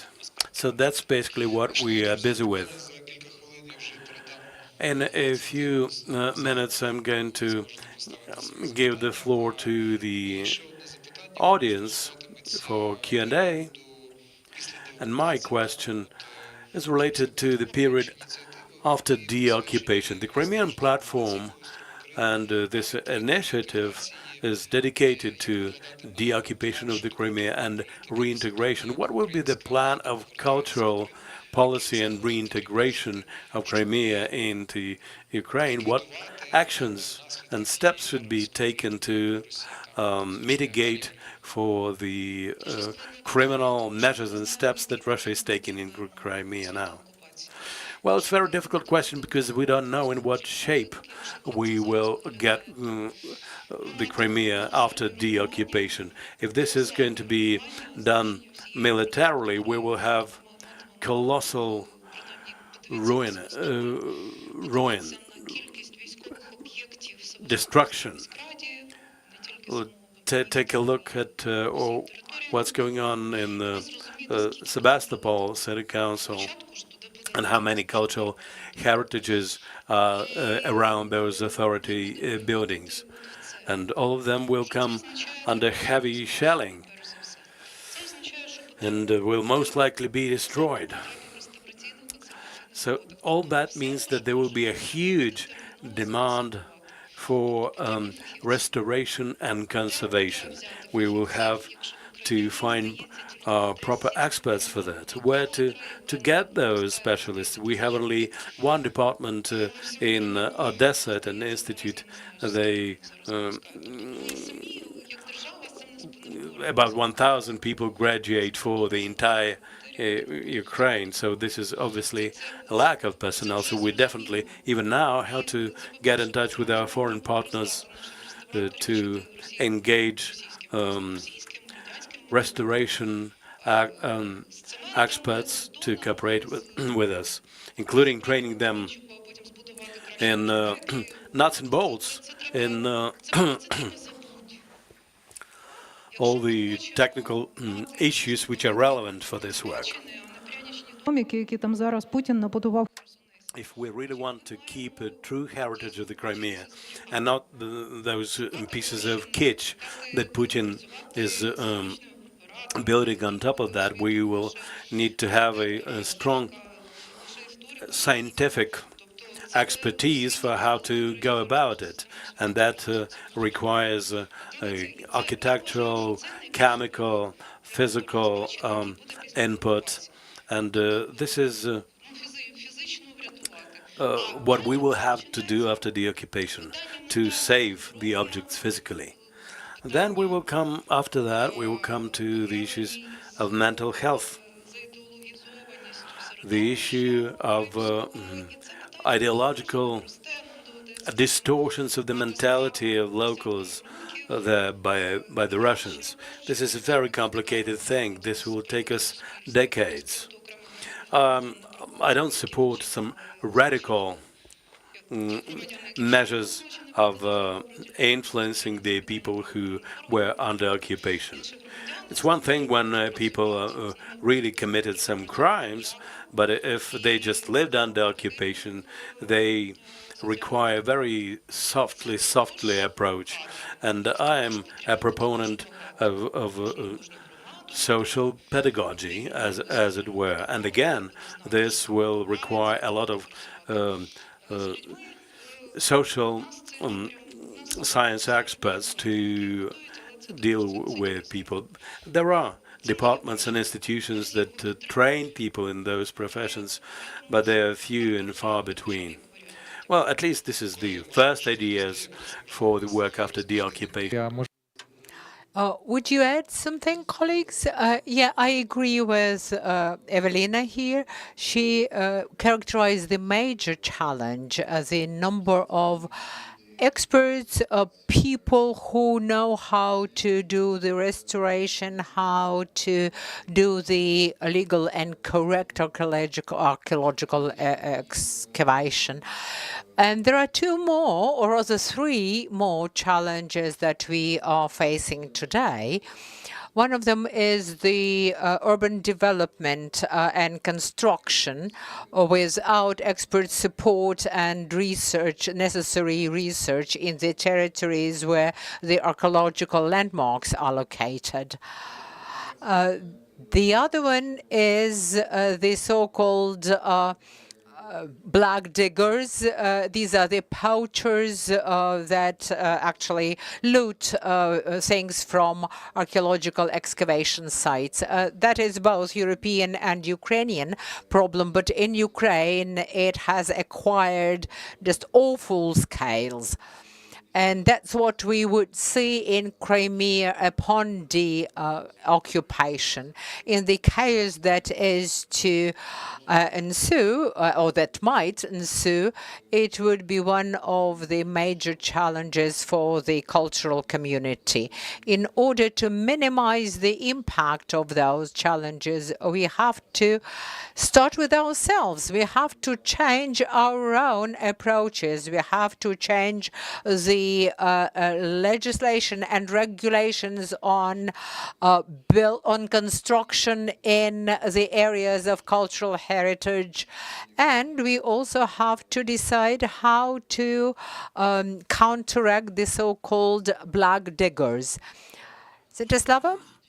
Yes, once Crimea is deoccupied, there will be lots of work to all of us, and we will have to concert effort. The public authorities, the law enforcement bodies, civil society organizations. And from the law enforcement perspective, we will have to assess the scale of the damage caused to cultural heritage by the occupation, perhaps by potential active hostilities. Then we should do the expert scrutiny and get the expert opinions of what the physical state of those objects might be. Then we should actually measure or assess or estimate the damage in monetary terms, and then we will be able to bring the perpetrators to justice. And later, take measures to enhance preservation and, where possible, to recover the cultural heritage facilities and items. And I do agree with Andriy in that when all of these actions are carried out, we should discriminate between the policies of the occupying country, of the aggressor on the one hand, and the black diggers on the other. And there we will need assistance from our international partners. I would like to add, since we haven't got the register of landmarks and cultural heritage items, either on the local or on the national level, we can theoretically do that for the areas under our control. But when it comes to the occupied territories, we won't be able to do that. We will need GPS coordinates. We will have GPS location of very specific landmarks, and we cannot do that right now. So that's the huge challenge in the process of reintegration. When the reconstruction starts, we will only have the old, outdated registries of such cultural landmarks without their geographic location or coordinates. And that would be a huge challenge because oftentimes the landmark would be tied in the old registry of landmarks to certain, say, lampposts. I'm serious. But we might not have this lamppost in place after the deoccupation. Thus, we would lose all of the coordinates, and the excavators and the heavy construction machinery may cause even further damage to such landmarks or cultural heritage facilities. So whenever reconstruction is to be carried out in such places, we would not be able to rely on registry entries or registry data, and we will have to conduct expert assessment yet again. And that's where my concern lies. So particularly after the bombardments and shellings, that could be a challenge. Now we've got a mic in the audience. You can raise your hand and ask questions of the speakers. We saw Andriy Shikun raising his hand, but he would pass the floor over to you. Could you introduce yourself? Yeah, I'm Tatiana Zhukina from the Human Rights Center Zmina. You spoke about the international sanctions, and I've read just now that yesterday the EU Council has approved the 14th package of sanctions, which also provides for the ban to acquire, transfer, or exhibit the facilities of cultural heritage that were allegedly stolen from Ukraine.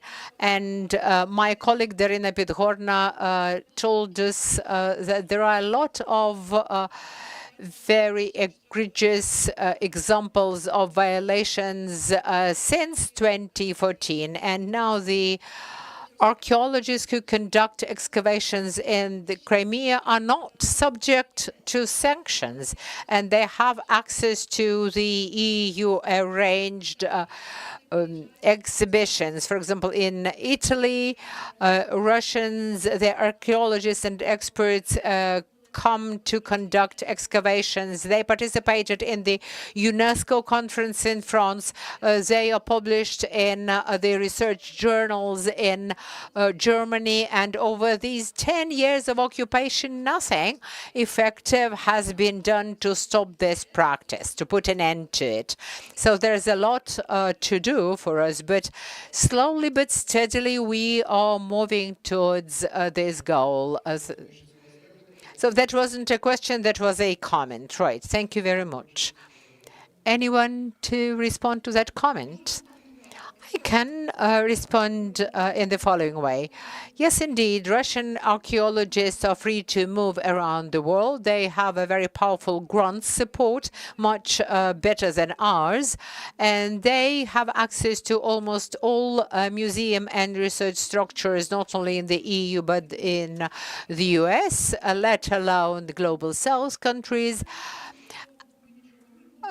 Not because we don't do anything. We are trying our best, but we should also understand that we have not yet severed ourselves from the Soviet or post-Soviet traditions in funding research.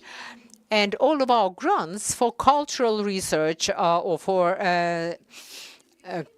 scientific research was allocated or distributed via Moscow. And it is very difficult to break those links and ties. We are now in the process of so doing, but that does take time. And the conflict in science or research, once emerging, never ends. It only ends when the researcher is no more or dies. So it does take time. Andrei Shikun, I'm Andrei Shikun from Krymska Svetlitsa NGO.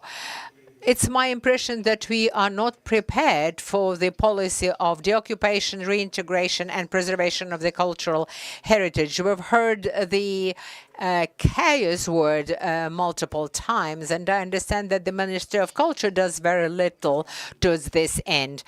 And I think there is one more aspect to that. The Autonomous Republic of the Crimea has been under occupation for 11 years, but it doesn't have any self-governance authorities, unlike Kherson, Zaporizhia, Luhansk, and Donetsk Oblast, where there are representatives of public authorities in the form of military administrations. I understand that certain amendments have been introduced into the pertinent legislation to address this issue vis-a-vis the Autonomous Republic of Crimea. So, will that be a step forward in removing this chaos where it comes to a cultural policy of the state? I can respond to that. You're right. Now, particularly, that Crimea has been occupied for such a long time, we could have focused on the establishing such governing authorities that would be instrumental in reinstating Ukrainian power, Ukrainian sovereignty in Crimea. And I'm surprised that this wasn't done back in 2014. Beats me, I would say. Valentina Solovyova, public diplomacy platform. Thank you very much for the moderation and for the discussion.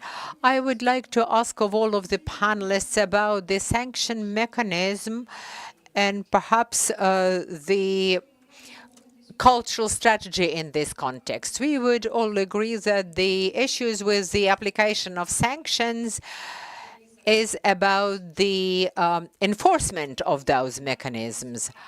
We can refer here to the case of the Scythian gold and the disputes that were on for a decade. And now that these objects have been returned to Ukraine is very good. It was at the time of annexation, not in the territory of Ukraine, but in the Netherlands.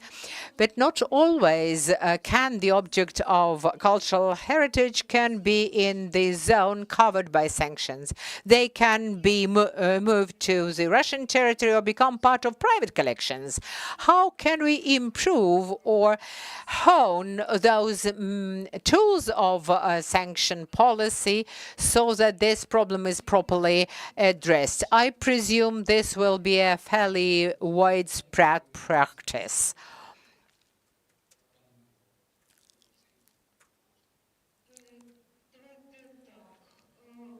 You know, the current Russian policy does not depend on the museum experts or researchers. They act within the policy shaped by Putin and his cronies. He is not interested in individual sanctions.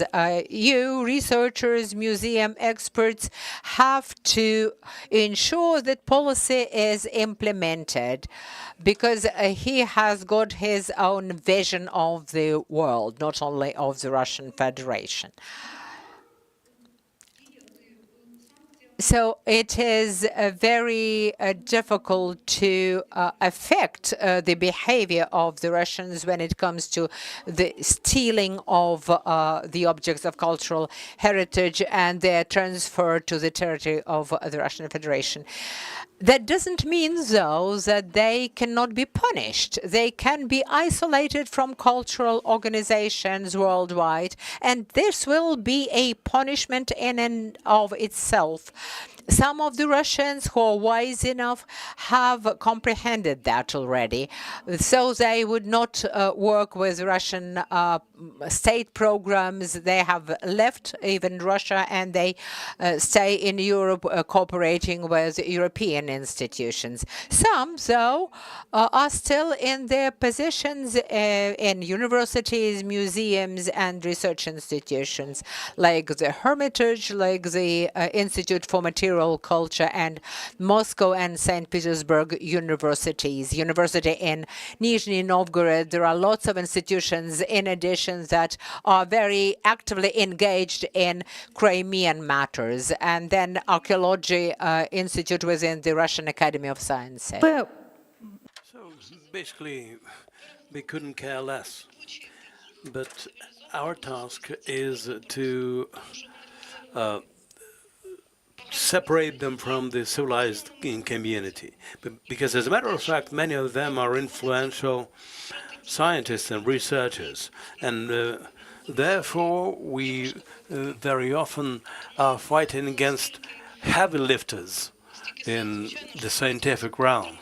And we are not as strong as we would like to be. So that's why we seek the assistance from our state. Because more often than not, we just operate as individuals or at best as NGOs, which does not make it very consequential.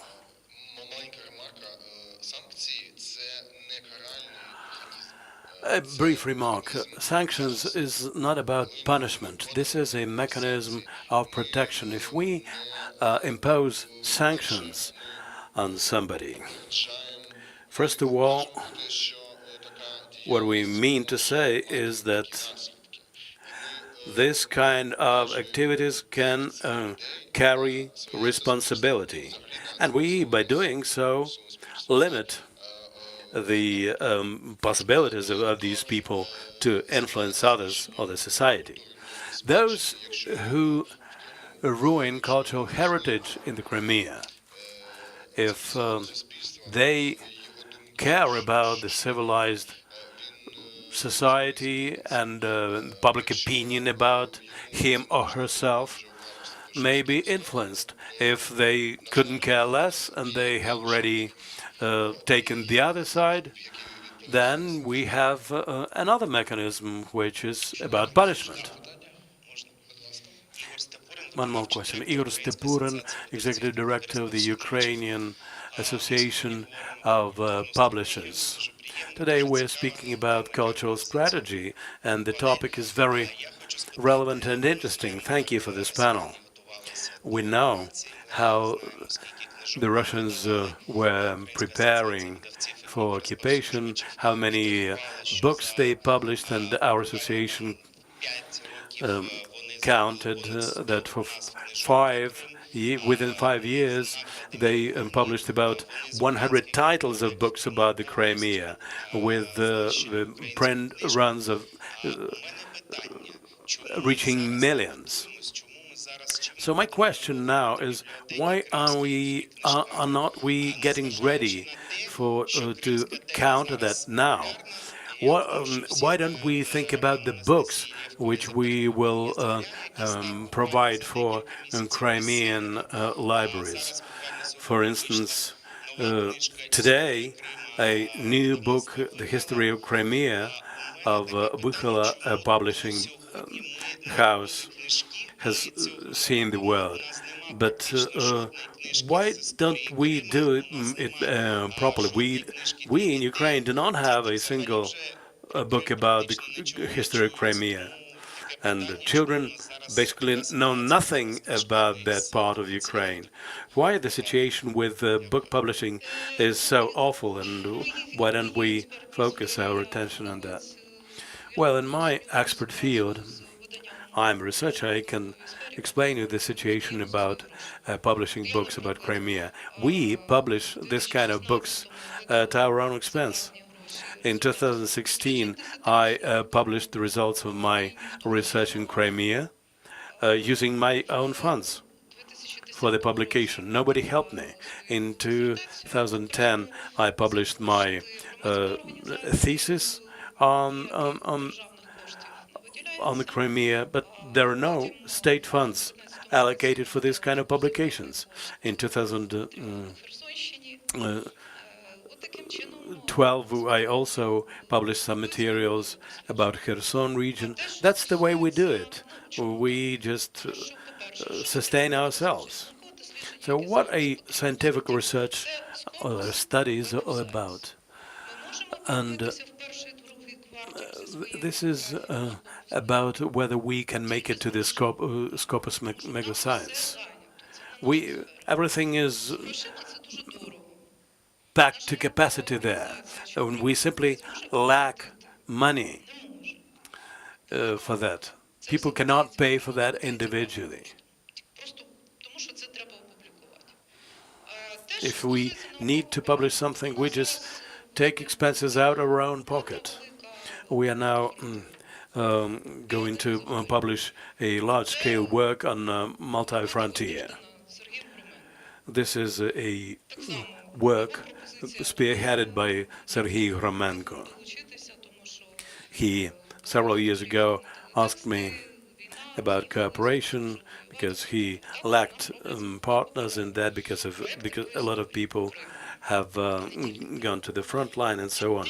So we do unpublished projects on Crimea. We produce children's books, but not everyone can write for the children.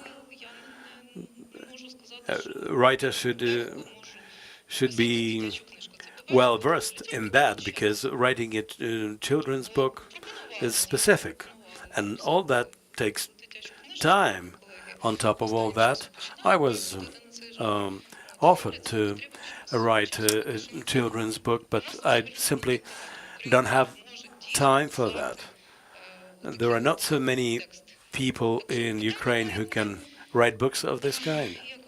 So the question is not that much about the publishing houses, but about a host of other things. Books are costly, printing facilities are costly.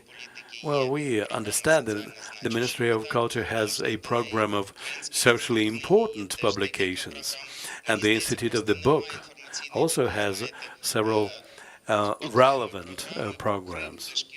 But there should be some separate specialized programs and books on the Crimea. If we manage to do that, that would be very relevant.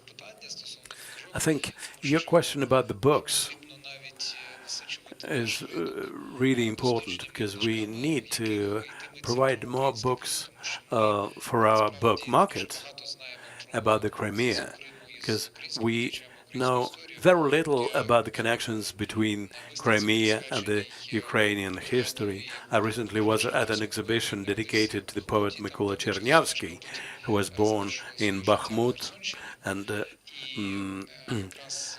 actually passed away in Kherson region. And the organizers of the exhibition spoke about his diary, which he kept as he traveled across Crimea in 1920. And she read out some extracts from that diary. At that time, a lot of people from the Ukrainian cultural elites traveled the Crimea. So such books do exist, and you can trace the history of Ukraine in the context of the Crimea. But there's a huge lack of such books, and a lack of popular monographs. Those materials should be available at all the libraries. You also had something to add to that? Yes. Well, basically, the same question could be asked about architecture and urban development, or school education, or healthcare. And here I go back to Mr. Strikun's question. We're talking about a host of various issues that require comprehensive attention. And comprehensive approach to that could be provided only by a state-run institution or structure.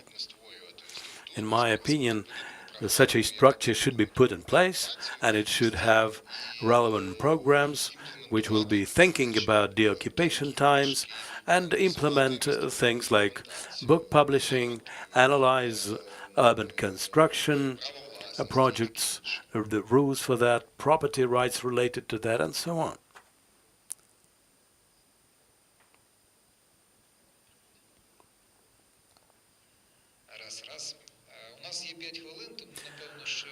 We have 5 minutes more, so maybe we will take one brief question from the floor.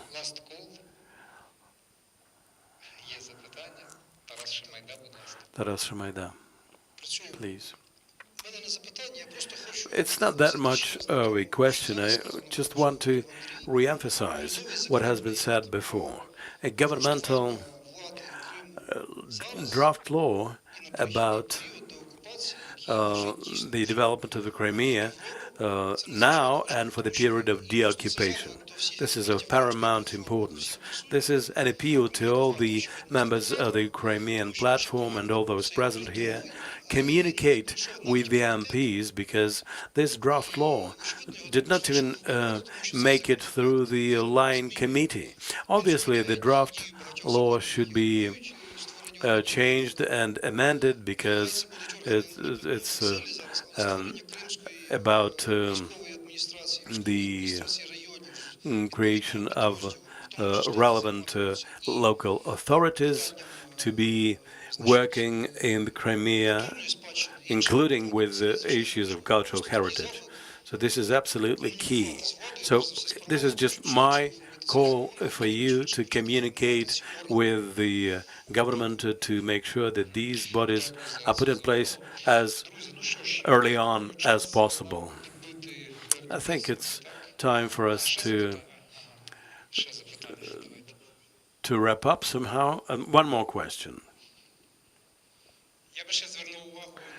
I also like to draw the attention of those present to the issue of religion and what the Russian Orthodox Church is doing to Chersonesus. We have one more draft law, which is going through the second reading now in Parliament, and it's very important because it also speaks about the structures of the Russian Orthodox Church. Well, and the church operates now not just on the occupied territories, but in mainland Ukraine as well. I'm talking about the Ukrainian Orthodox Church of Moscow Patriarchy. We had the Speaker of the Parliament today, and we would very much like to get this point across to the Parliament so that we, as experts, would get engaged in the resolution of this issue, because we know that the Russian Orthodox Church of Ukraine, or Moscow Patriarchate, is part and parcel of the Russian Orthodox Church. This is a straightforward fact, and we should not be fooled about that. So what is being done by the Russian Orthodox Church and Moscow Patriarchate is a crime, and we need to put in place a law which would address this problem. Thank you very much, dear friends. We are gradually summarizing the conclusions of our deliberations. I believe that the last 10 years should become a good lesson for us, because it shows that we're not ready for Russian aggression, neither militarily nor culturally. We were largely unprepared to pick up the gauntlet thrown by the empire. But we have to mature, we have to grow up, including in the information and cultural sphere and in the warfare in the cultural front. I thank you all for your contributions, for your expert opinions, which are being implemented on the platform of the Crimean Platform. And I hope that jointly we will march towards the times when our cultural policy will be a reflection of our cultural strategy. And the strategy will be aimed at making the Crimean Peninsula a part and parcel, an organic part of our state, our nation, and our culture. Thank you all for the discussion. Our forum is going to continue, but we conclude this panel. Thank you. Thank you very much, dear panelists, the moderator, those who were with us off and online. Thank you for this very fruitful discussion. Now we will break for lunch, and please come back in an hour. Our last panel will be dedicated about invisible Crimea, what foreign media write about. Thank you.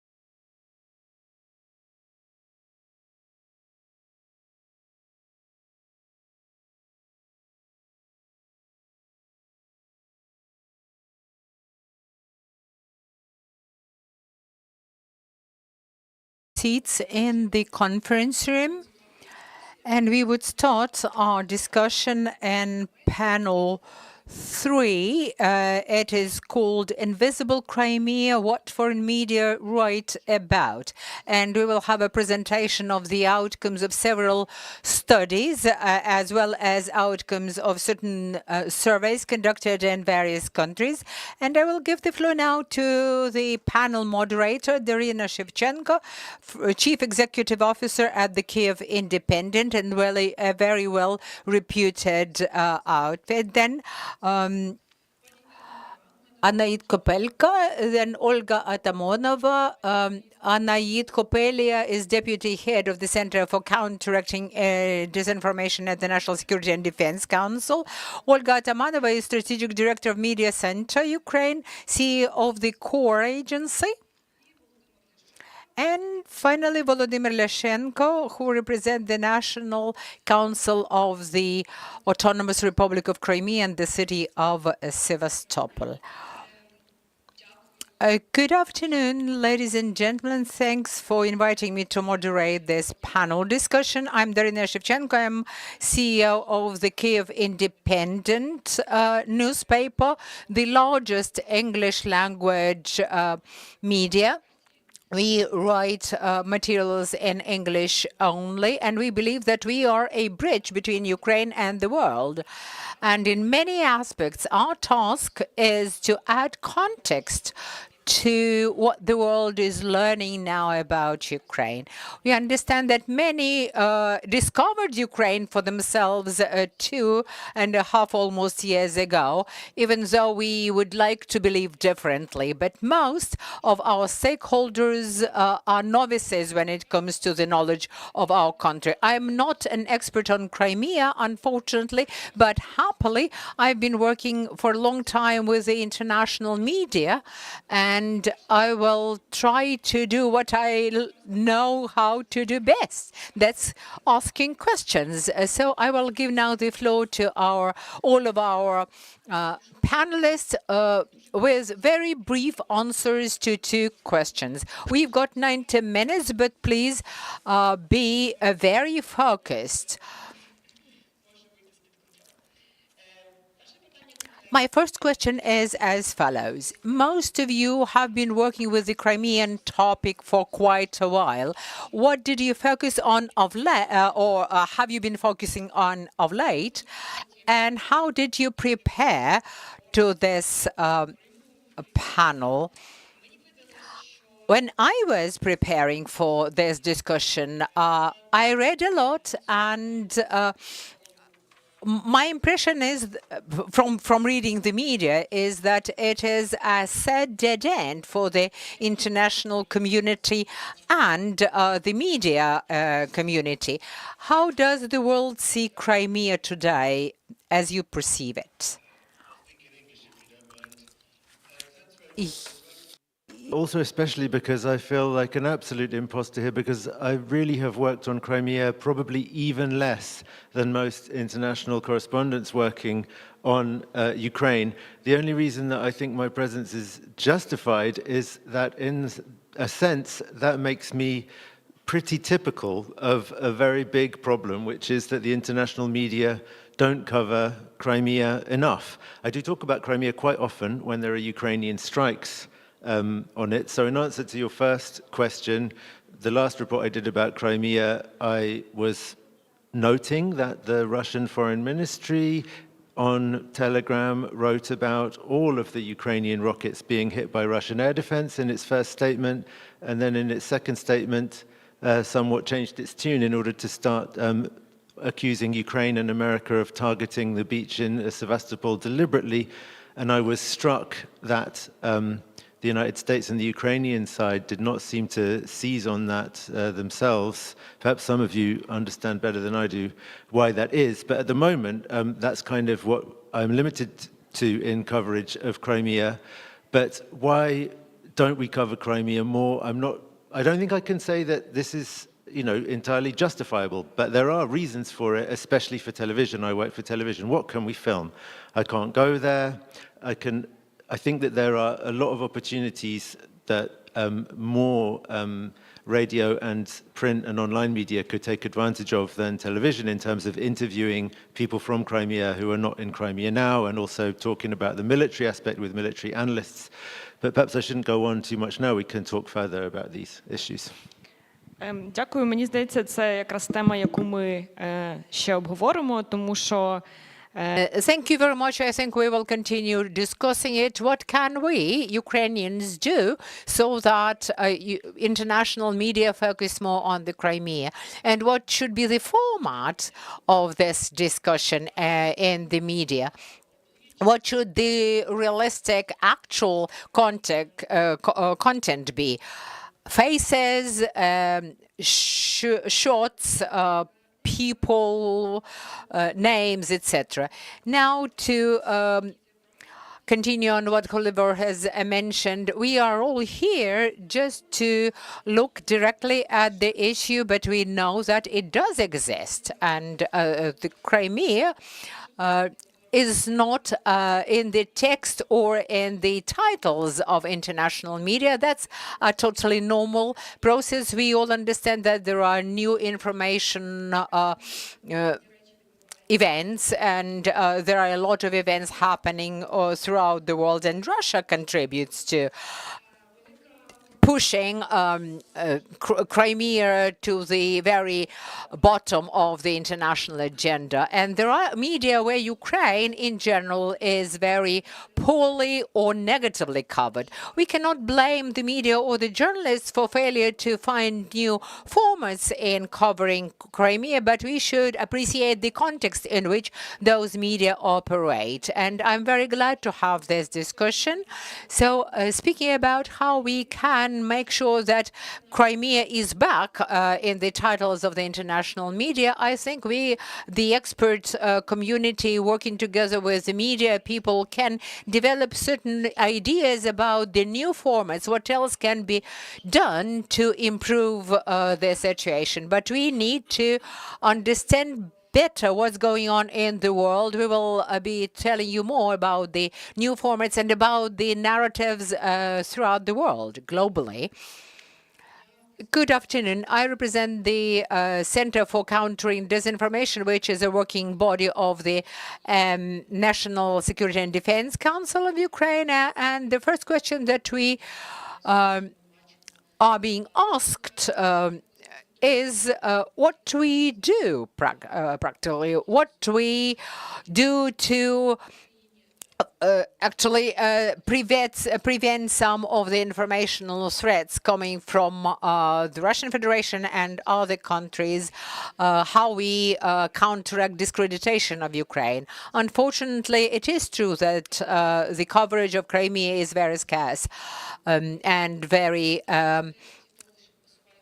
different from what we are used to. And we, unfortunately, perhaps for quite a while, have underestimated the impact of the Russian propaganda. And we didn't pay serious attention to them even before they started using this term disinformation or misinformation. And they were so effective and so efficient that now a lot of the international partners don't even consider the matter or the issue of Crimea. Don't think that it is an open issue, something to be discussed broadly. And I hope that our discussion will be a tiny step forward to actually dissolving this disinformation, countering this disinformation. Hello, I am Olga Atamanova. I represent the Media Center of Ukraine, and our work targets foreign journalists. We help them to work here in Ukraine, so we see and we understand what topics are more popular, which are in demand, and which are the topics that they are prepared and willing to cover. When we were preparing for the second Crimean conference and conference on the Black Sea a couple of months ago in Sofia, so we tried to analyze how many journalist requests or inquiries pertain to the topic of Crimea and how many of them asked us to comment on this topic. And we saw that the share was minute, just 1 digit percentage-wise. And we decided to delve deeper and see how this topic is covered in the English language media, both in Ukraine and abroad. And later we will show you the outcomes of the survey. And I hope that we will today be able to develop some areas for our homework so that the topic of the Crimea goes to the top of the international agenda. Volodymyr, now the floor will be yours, and it would, of course, be wonderful if we could come up with certain recommendations to promote the topic of Crimea to the top of the international research agenda and media agenda.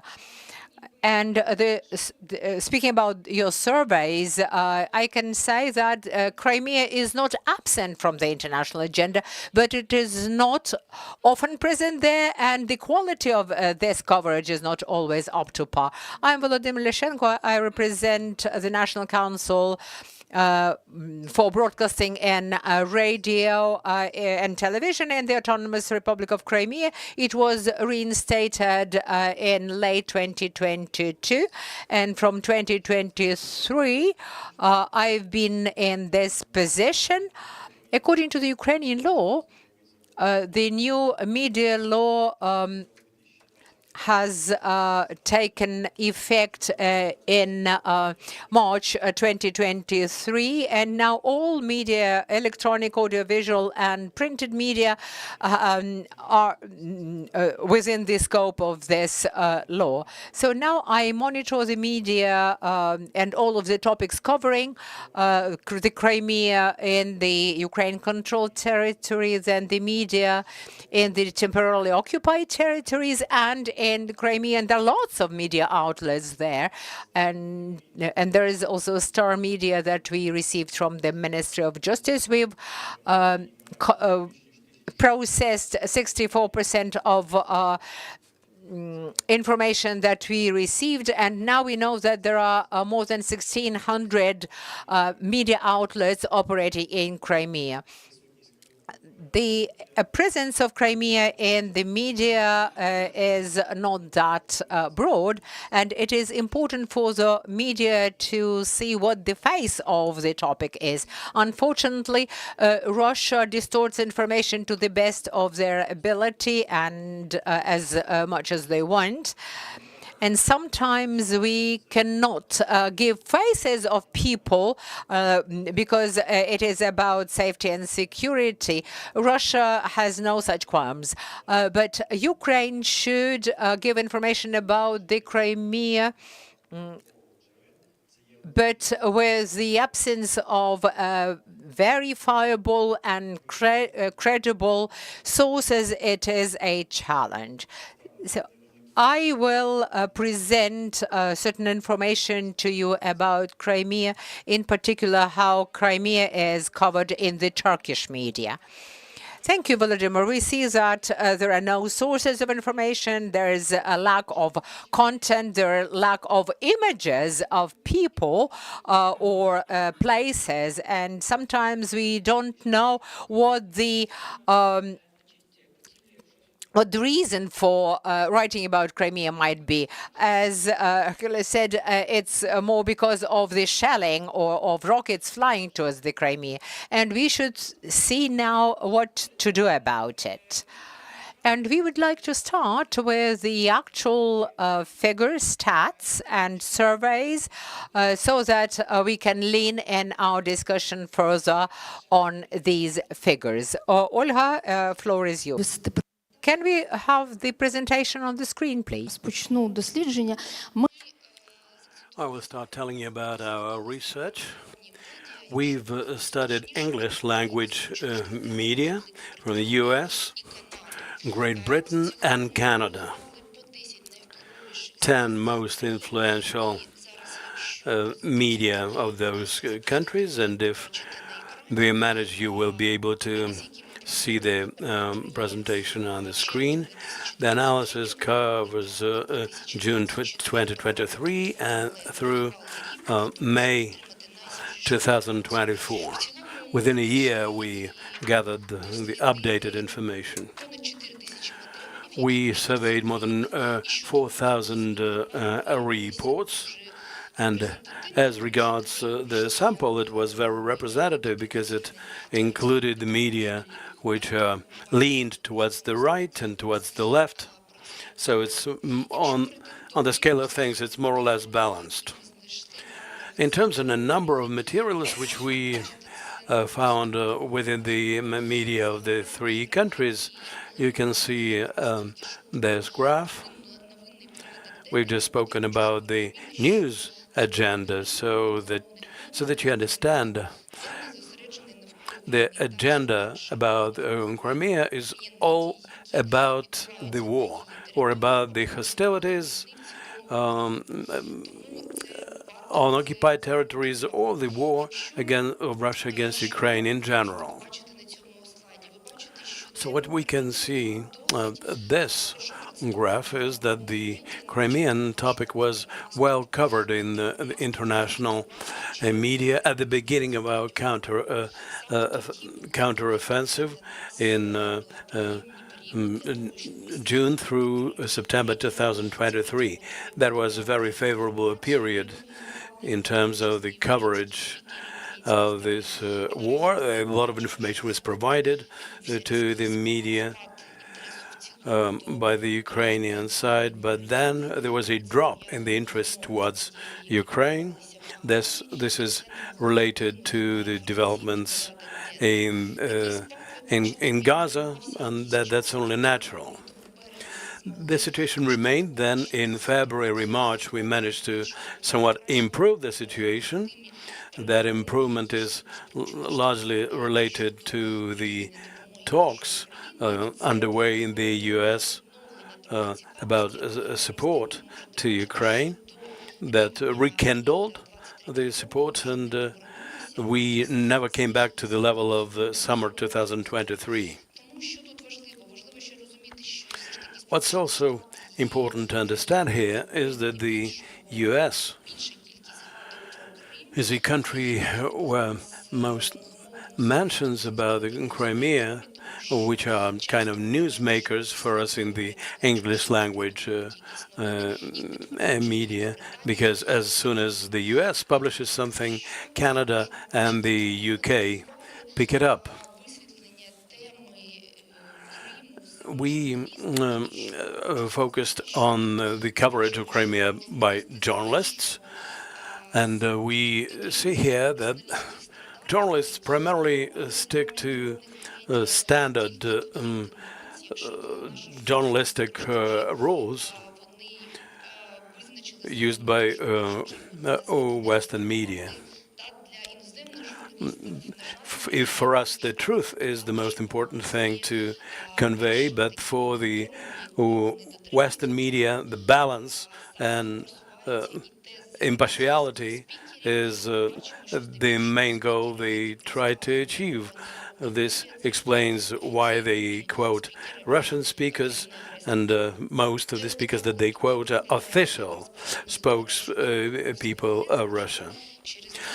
As regards the situation with the Kakhovka dam, for lack of information, the journalists had to go by the statements from both sides, and we see that some of them published repeated materials from the publication, copying our reports. But by and large, the English language media condemn the aggression of Russia and side more with us than, or even with the due regard of the principles of impartiality and both sidism. they tried to somehow pick the context which would show that Russia is really the occupying power, which is good for us. June through September was a favorable period in terms of the coverage of the narratives about Crimea. At that period, the media promoted the narratives of Ukraine and our government, putting forward the messages which were very important for us. And here on this slide you can see some examples thereof. In October the situation changed somewhat, and including in terms of balance of narratives, the number of reports dropped, and Russian narratives started being promoted more actively. That is in our understanding because in Russia they started preparing for their presidential elections, or elections of Putin, as a matter of fact, because there was no choice for Russians. No, so the Russian propaganda used that opportunity, and the number of coverages about Russia increased dramatically in foreign media. So the spread of the Russian media were largely explained by the preparation to presidential elections in Russia. That is related to also to materials about the Crimea. Sometimes those were reports when the Russians praised to the skies what they had done in Crimea. And another topic which was largely covered in foreign media was the issue of international support provided for Ukraine.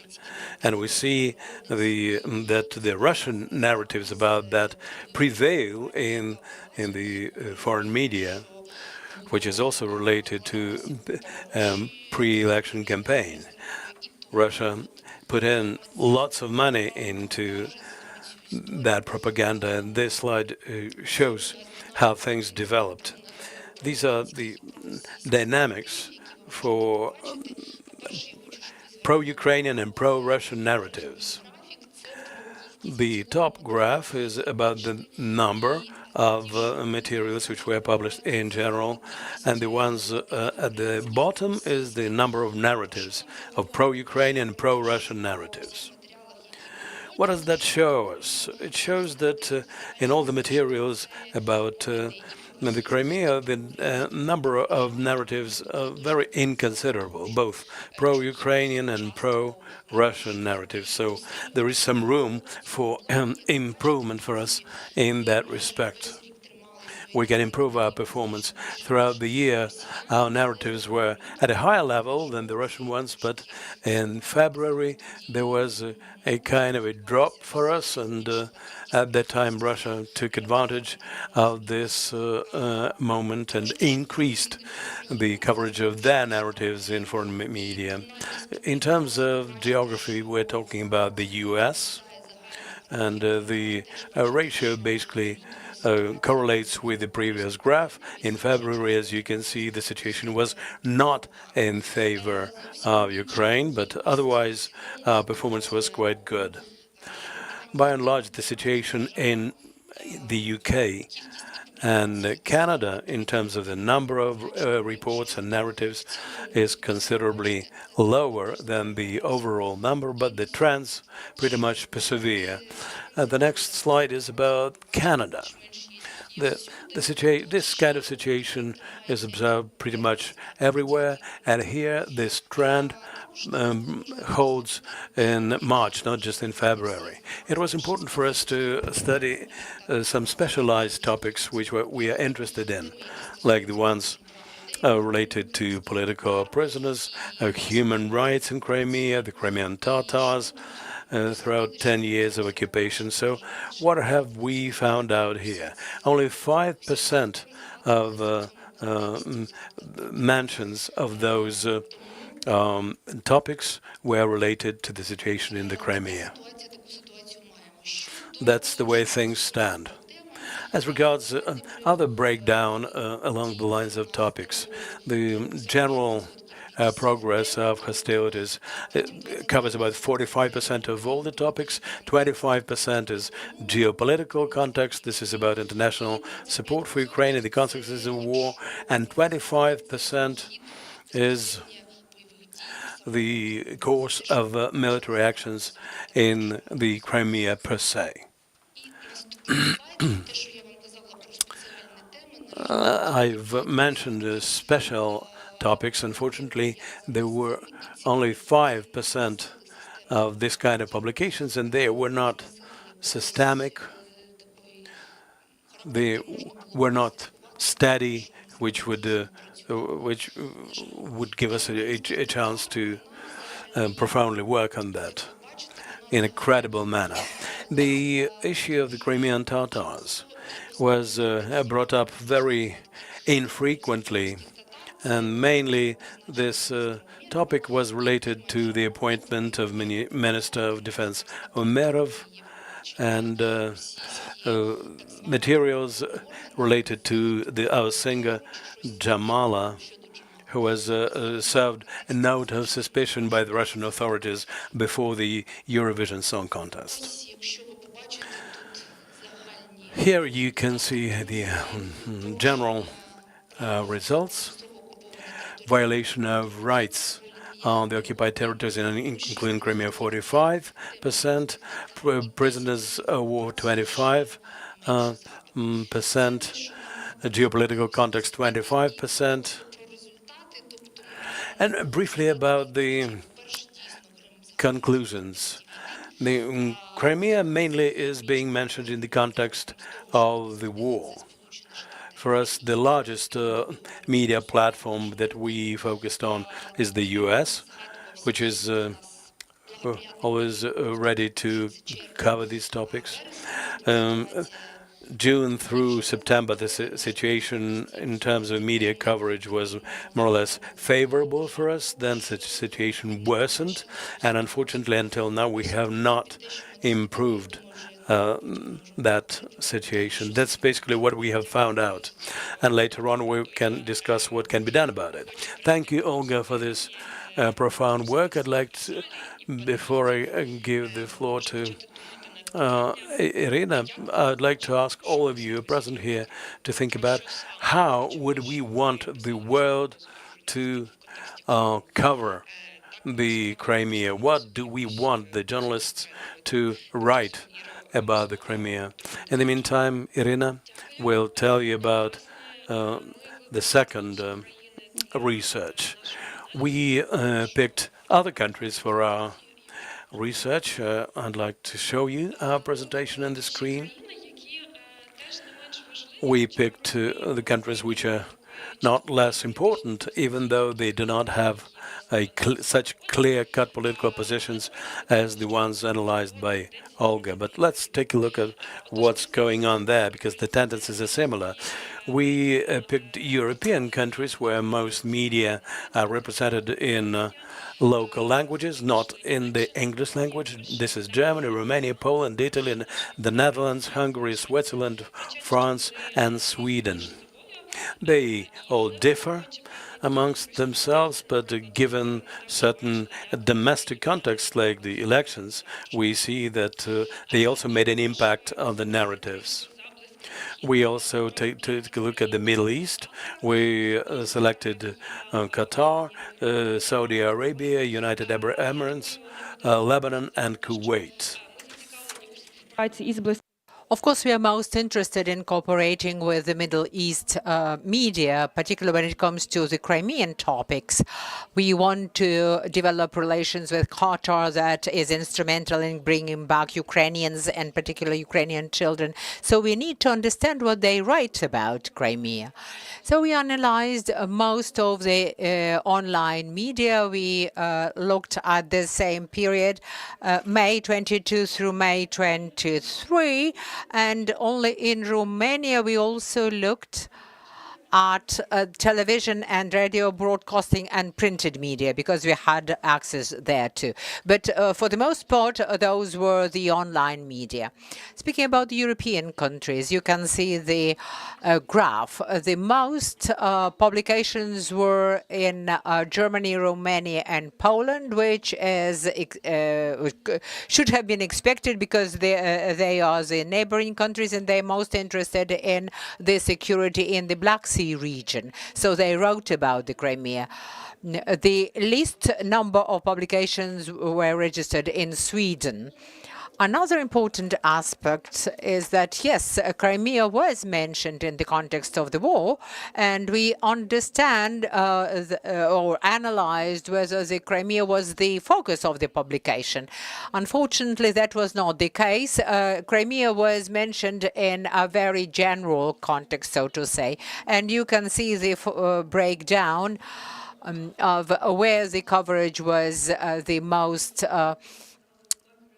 intensive, and the spikes in the time. It's May through August, both years, when the media wrote about Crimea most, because of the attacks on the military targets there. And later the interest flagged. So we suspected that, but we didn't even appreciate the extent to which the situation was bad. And there was an anniversary of the occupation, a decade of occupation, and there were a lot of memorable dates for the Crimean residents and for Ukrainians, but unfortunately they were not reflected in the media. And that is a signal to all of us that we have to work harder to promote this topic. Whereas in the Ukrainian media, this anniversary of occupation was broadly covered, that was not the case in East Europe and Western media. Now, speaking about the attacks against Crimean targets, our statements that the Crimean Peninsula should be deoccupied as a prerequisite for the end of the war. The European media also wrote about militarization of Crimea, Russia's using Crimea as a launch pad for attacks against Ukraine, but not all of them would present such a broad context. There were a lot of pro-Russian narratives that we registered there in our sample. Most of them were registered in Italy and in the Netherlands. We also tried to study the publication's contents, and only 3% were dedicated to the topic of Crimean Tatars, which is extremely little. We would share this report with all of you. I wanted to explain some of the areas of our activity. Here you can see the breakdown by various topics of the narratives. The European media, importantly, opted for the following narrative. Russia is using Crimea for militarization, for attacking, launching attacks against Ukraine. And when it comes to the Middle East, they do not present such a broad context. And when those attacks occurred, the European media would also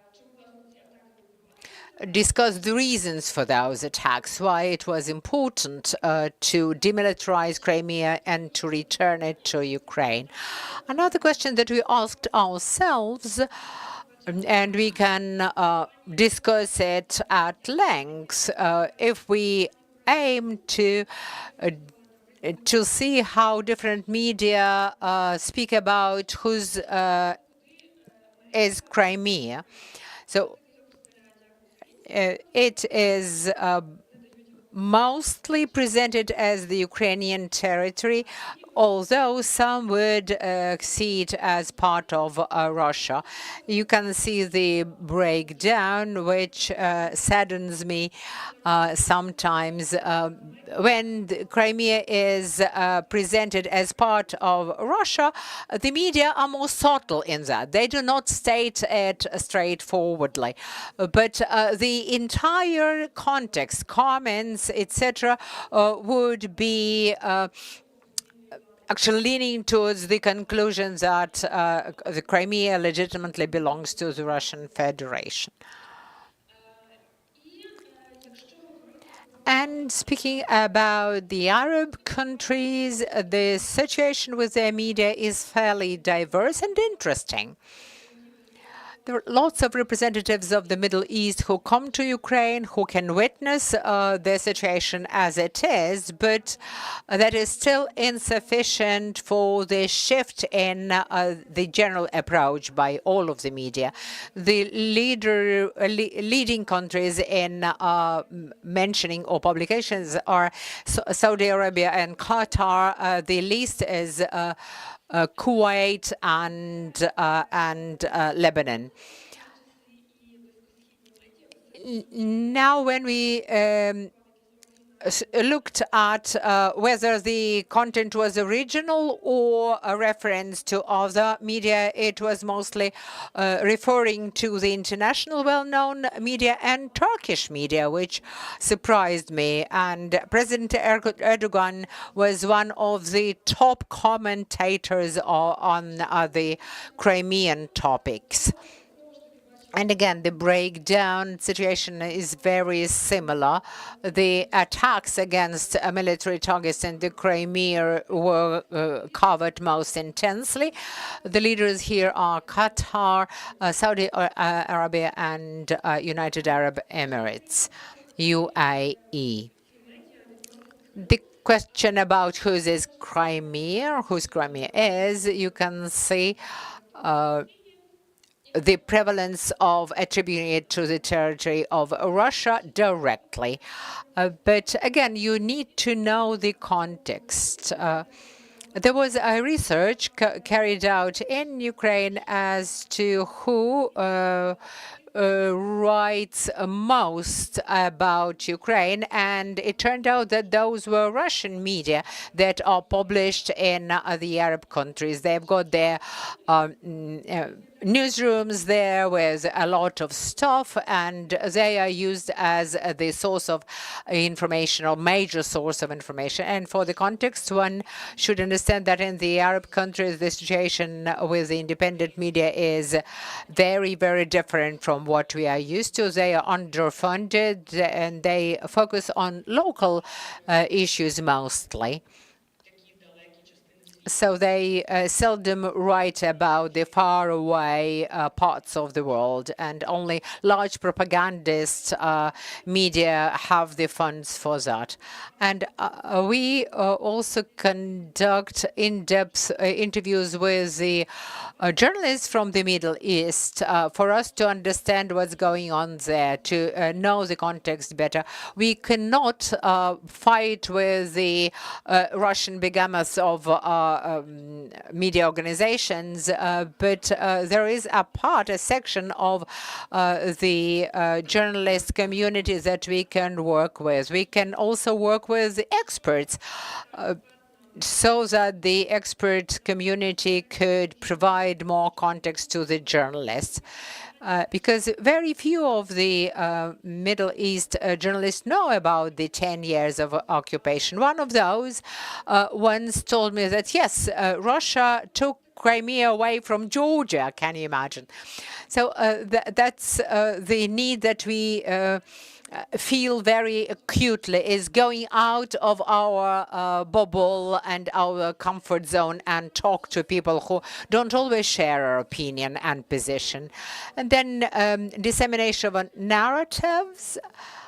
Ukraine's attacks are well represented, but if we look at the difference between European and Arab media, we see this huge difference. And Arab media seldom provide the context why such attacks occur. They speak about losses amongst the civilians, but they never comment on the casualties that Ukraine sustains from the military attacks with missiles flying from the Crimea. But what is well is that the Crimea is mentioned in the context of deoccupation of territories, which is exactly the goal of Ukraine. Now, speaking about the role of Crimean Tatar and their plight as highlighted by the Arab media, then here the latter highlight this topic more frequently than the Western media. We see more interest and we can develop it, we can exploit this interest. As far as the topics are concerned, there were publications about the overall Crimean context, that it's not the first Russian occupation of the peninsula, and that the Crimean Tatars already fell prey of the Russian imperialism. Another narrative, which surprised me a lot, actually, was about the sales of Olena Zelenska's apartment in Crimea. I don't know why this topic was so popular. Perhaps because of the celebrity, Olena Zelenska is well known in the Middle East, and perhaps that raised this wave of interest. And it might have been a revelation for many people, asking themselves why Olena Zelenska would have any properties in Crimea. Then when the president carried out iftar together with the Crimean Tatars, this topic exploded in the Middle East media. And when we spoke to the journalists of that region, and at that time I lived in Lebanon, and many of them were surprised that there are Muslims in Ukraine and that Zelensky would conduct such ceremonies. And I think that the Crimean human rights group can raise this issue of the persecution of Muslims in the occupied territories. These are the basic things. I would like to hear from Oliver and from you colleagues about the new formats that we might apply, might use to promote the Crimean topics onto the media pages throughout Europe and broader world. Now we've got the data and we can see what the baseline is and where we want to go. I wish we could start with us.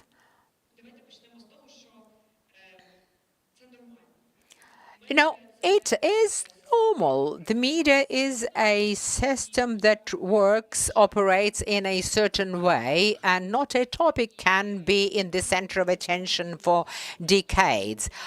We have lived for 11 years since the annexation of the Crimea. We understand that Ukraine as a topic for the media was waiting out for some time, and there were just very few journalists who would be writing about Ukraine and had difficulty placing their publications in the media outlets. That is natural, that's understandable. So we won't be blaming anyone. There's no point in doing that. Nobody owes us anything. But what we can do today is to try to change the situation towards our end. And the second issue would be, or question rather to you, would be to take into account the context, which is important. Irina mentioned about the materials saying that Russia had taken the Crimea from Georgia. This is very illustrative, and it shows the level of understanding of Ukraine by foreign journalists. I recently came back from an event in Europe, and when a colleague, one of my colleagues asked me how busy is Kyiv airport. She's from the Czech Republic. Mind you, in 2022, a colleague from Berlin called me and asked me if I had heard the explosion at the Zaporizhia nuclear power plant. It may be funny, but it's very sad, in fact, because, well, it's not those people's fault. And most visions of those journalists came from their bureaus based in Moscow. Only then they moved to Ukraine. But the Moscow perspective is very difficult to do away with. So the question is, what do we want to have as the end state? And what coverage would we like to see in the world? Yes, yeah, wanted to. Recently, I was asked if Crimea is a part of the Donbass. I mean, I think that this is actually one of the reasons that a Western journalist like me, who thinks that Ukraine should get Crimea back, is a bit hesitant to cover the theme, because we know that we don't know how many, we can't know how many or what they really think, but we know that a lot of people in Crimea are happy living under Russian rule. And that if Ukraine gets Crimea back, what's going to happen to those people? And I have conversations with people in France or in England about it, and I say, well, they'll just have to lump it, you know? If they came from Russia after the annexation, they should know they shouldn't have done that. They'll have to leave. Otherwise, you know, probably, you know, they'll... And I think that, you know, this is a justifiable position, but it's also not a very easy position to make reports about if you want to make human stories and be sympathetic, you know?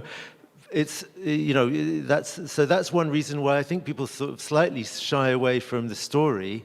I was a bit surprised to find in your reports that only 3% of reporting on Crimea talks about the Crimean Tatars. My impression was that there was a sort of bias in favor of covering so much about the Crimean Tatars, because with them it's very clear, you know, we know that the Crimean Tatars don't want to be ruled by Russia, and we, you know, in their overwhelming majority. Whereas with the other people living in Crimea, it's much harder to know what they think. But apparently the statistics don't bear this out, and there's less reporting on Crimean Tatars than I thought. I'll let somebody else comment now. Питання тут таке, та? Ще одне питання for you. What you just mentioned, that the context is a little bit awkward because a lot of people enjoy living under Russia's rule. How many people are in favor? Is if somebody goes to Crimea, like as sometimes TV crews have gone to Crimea recently from Russia, and they go around, they do some vox pops, and they obviously hear people talking about how happy they are living under Russian rule. People who would have a different view are too scared to speak to them, but the impression that it's very easy to give is not the impression that Ukraine would want the world to be getting. Так. І це цікаво, та для нас відповідь очевидна. Ми знаємо добре історію Криму, та ми знаємо... For us, this is very straightforward. We know the history of Crimea, and we know that even some Ukrainians living in the Crimea are happy to live in under Russian rule. So my question to other colleagues on the panel: how can we make the story Crimea newsworthy?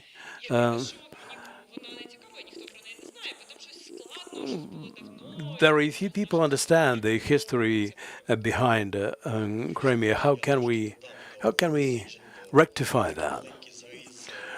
I'll add a bit about the Turkish media.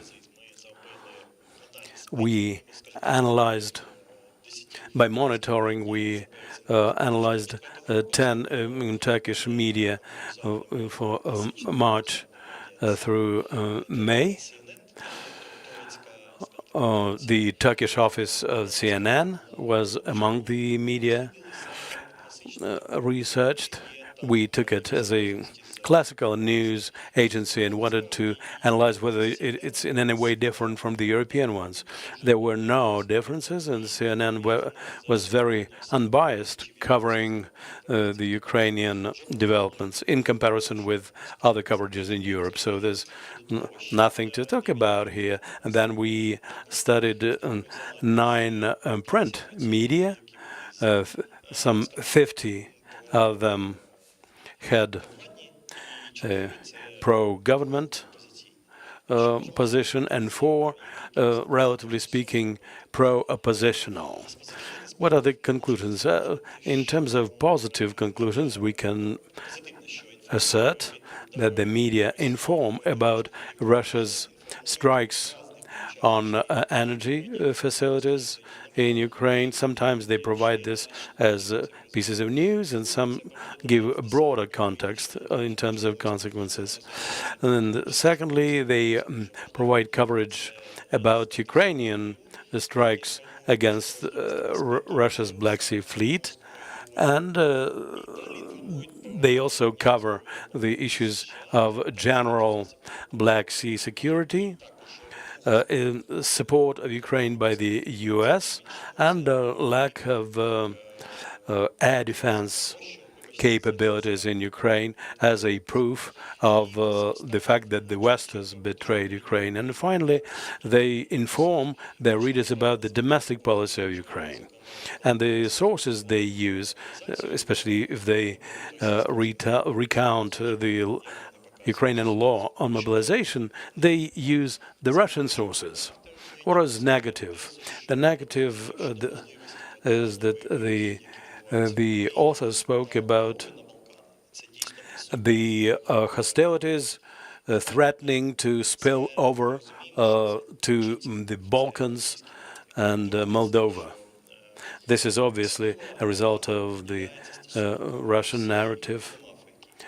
Special attention is being given to the African countries and Russia, and individual media dedicated some reports even to Ukrainian-Iranian relations. And they very often use comments and sources from the Russian Federation.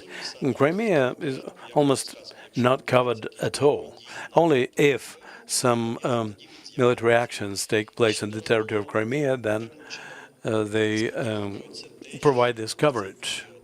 What was unexpected for us is that in March through April, there was no information in those print media about the Crimean Tatars.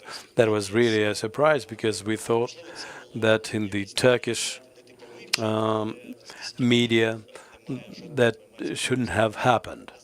No information about Crimean Tatars in the Turkish media. That's a surprise.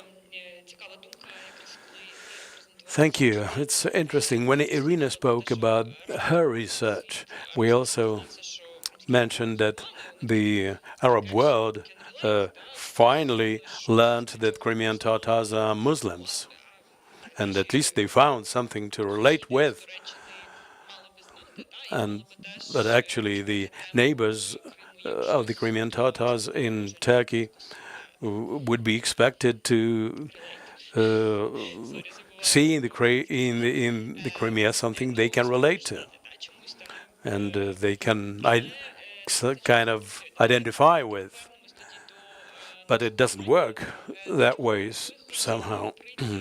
So let's go back to the basic question: what would we like to see as the end state? What should we do to make the context of Crimea more newsworthy for international media? Before we start doing something, we should learn the actions of the enemy. And in order to understand how Russia operates in the foreign context. I can put it this way. Last year, we started studying media space, or rather telegram channels of the Crimea, our telegram channels in Crimea, Russian telegram channels in Crimea. Obviously, the Russian ones prevail and they spread Russian narratives, just like those narratives are spread all over the place in Russia per se. And this year, we focused our attention on what kind of resources Russians use abroad. And in February this year, we found quite an interesting project of Russia, which is called Foreign Journalists for Russia. We identified 18 journalists who visited Luhansk, who traveled across the occupied territories, and they made stories for their individual countries. Some of those journalists are quite popular, but most of them are rather mediocre. And two of them were covering the Crimea quite widely, especially over the last half a year, like Miss Fiorella Isabel, who's a citizen of the U.S. She's very active, publishing on her Twitter numerous posts, and for 2024 she wrote about Crimea. There's a photo of the swallow's nest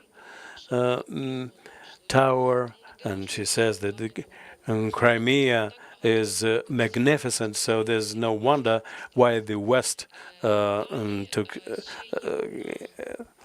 kind of set sights at the Crimea. Another journalist, Enrique Javier,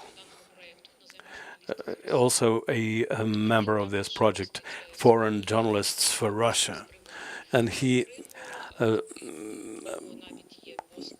also included his reports on the Crimea. Sometimes his posts are used and copied by some Russian channels.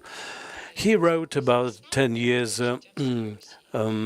anniversary of the annexation, and he said that the Crimean Spring made an overhaul in the life of the Crimea, and he says that Western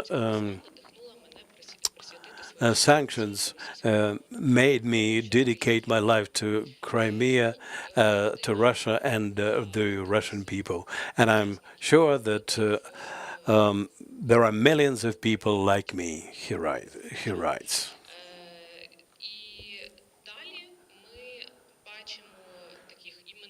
And we also see some kind of renowned, what you might call it, Scott Ritter, a former officer of American intelligence, quite a notorious guy. He published in January and May.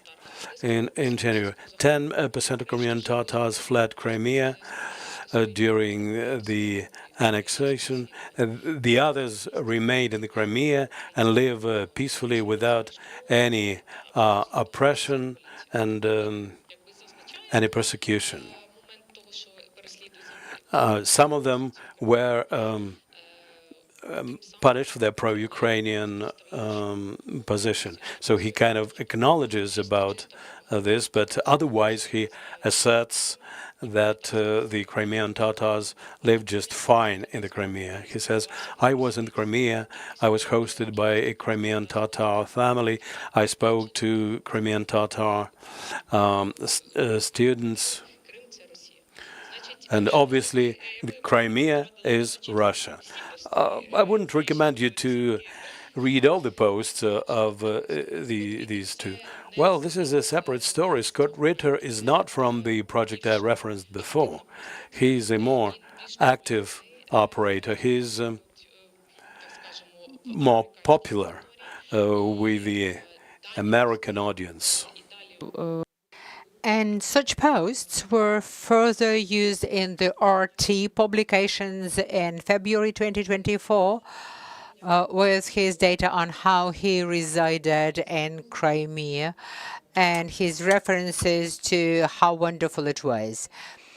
So what I'm driving at is that they use every opportunity that opens up not only to them but to other actors as well. In 2024, the MFA published materials with 25 narratives about Crimea, saying 25 questions about Crimea, and they launched that in 22 different languages. It's a brochure, and the first question dates back to 2014 and the events there. So they do everything to systemically and consistently to promote their narrative that Crimea belongs to Russia. It's our task not to blame them, but to do hard systematic work, not to mirror what they are doing. But we can actually publish a brochure about 20 narratives on Crimea seen from Ukraine. So those would be the materials that you can present to the international partners at a conference like this somewhere in Brussels and distribute it to people for them to read, to get acquainted with the situation. Yeah, we understand what Russia is doing, nothing new. They use the available resources and access because they've occupied this territory. That's what we either don't have altogether or we have in very limited amount. What can we do nonetheless, and what can we come to? Let's be creative. What's our purpose? What would we like the international media to write about Crimea? What would be our preferable tenor of this discussion or narrative? I would like to tell you what we already do and what we should continue doing. First of all, we should find information events, and that could be that Ukrainian authorities and Ukrainian media community would be speaking about a large number of Ukrainians, a large community of ethnic Ukrainians, and that becomes a revelation, an eye-opener to a lot of Western journalists. They believe that the only ethnic groups that live in Crimea are Russians or Crimean Tatars. But when they learn that there's a huge group of ethnic Ukrainians, they seem to be at a loss. Another thing is what the Ukrainian government did is the change in toponymics. Everyone knows about Bakhmut, but very few know about Artomsk, even though that's the same settlement. And perhaps this is the change of toponymics that made Donbass sadly known.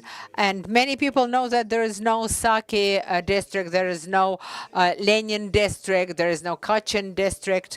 And as a representative of the National Council, when I do the media monitoring, I see that even Ukrainian media will take what the Russian channels publish, and then they translate that into Ukrainian, and they speak about Krasnoperikopsk as a target for the Ukrainian shelling, but there is no Krasnoperikopsk in Crimea anymore.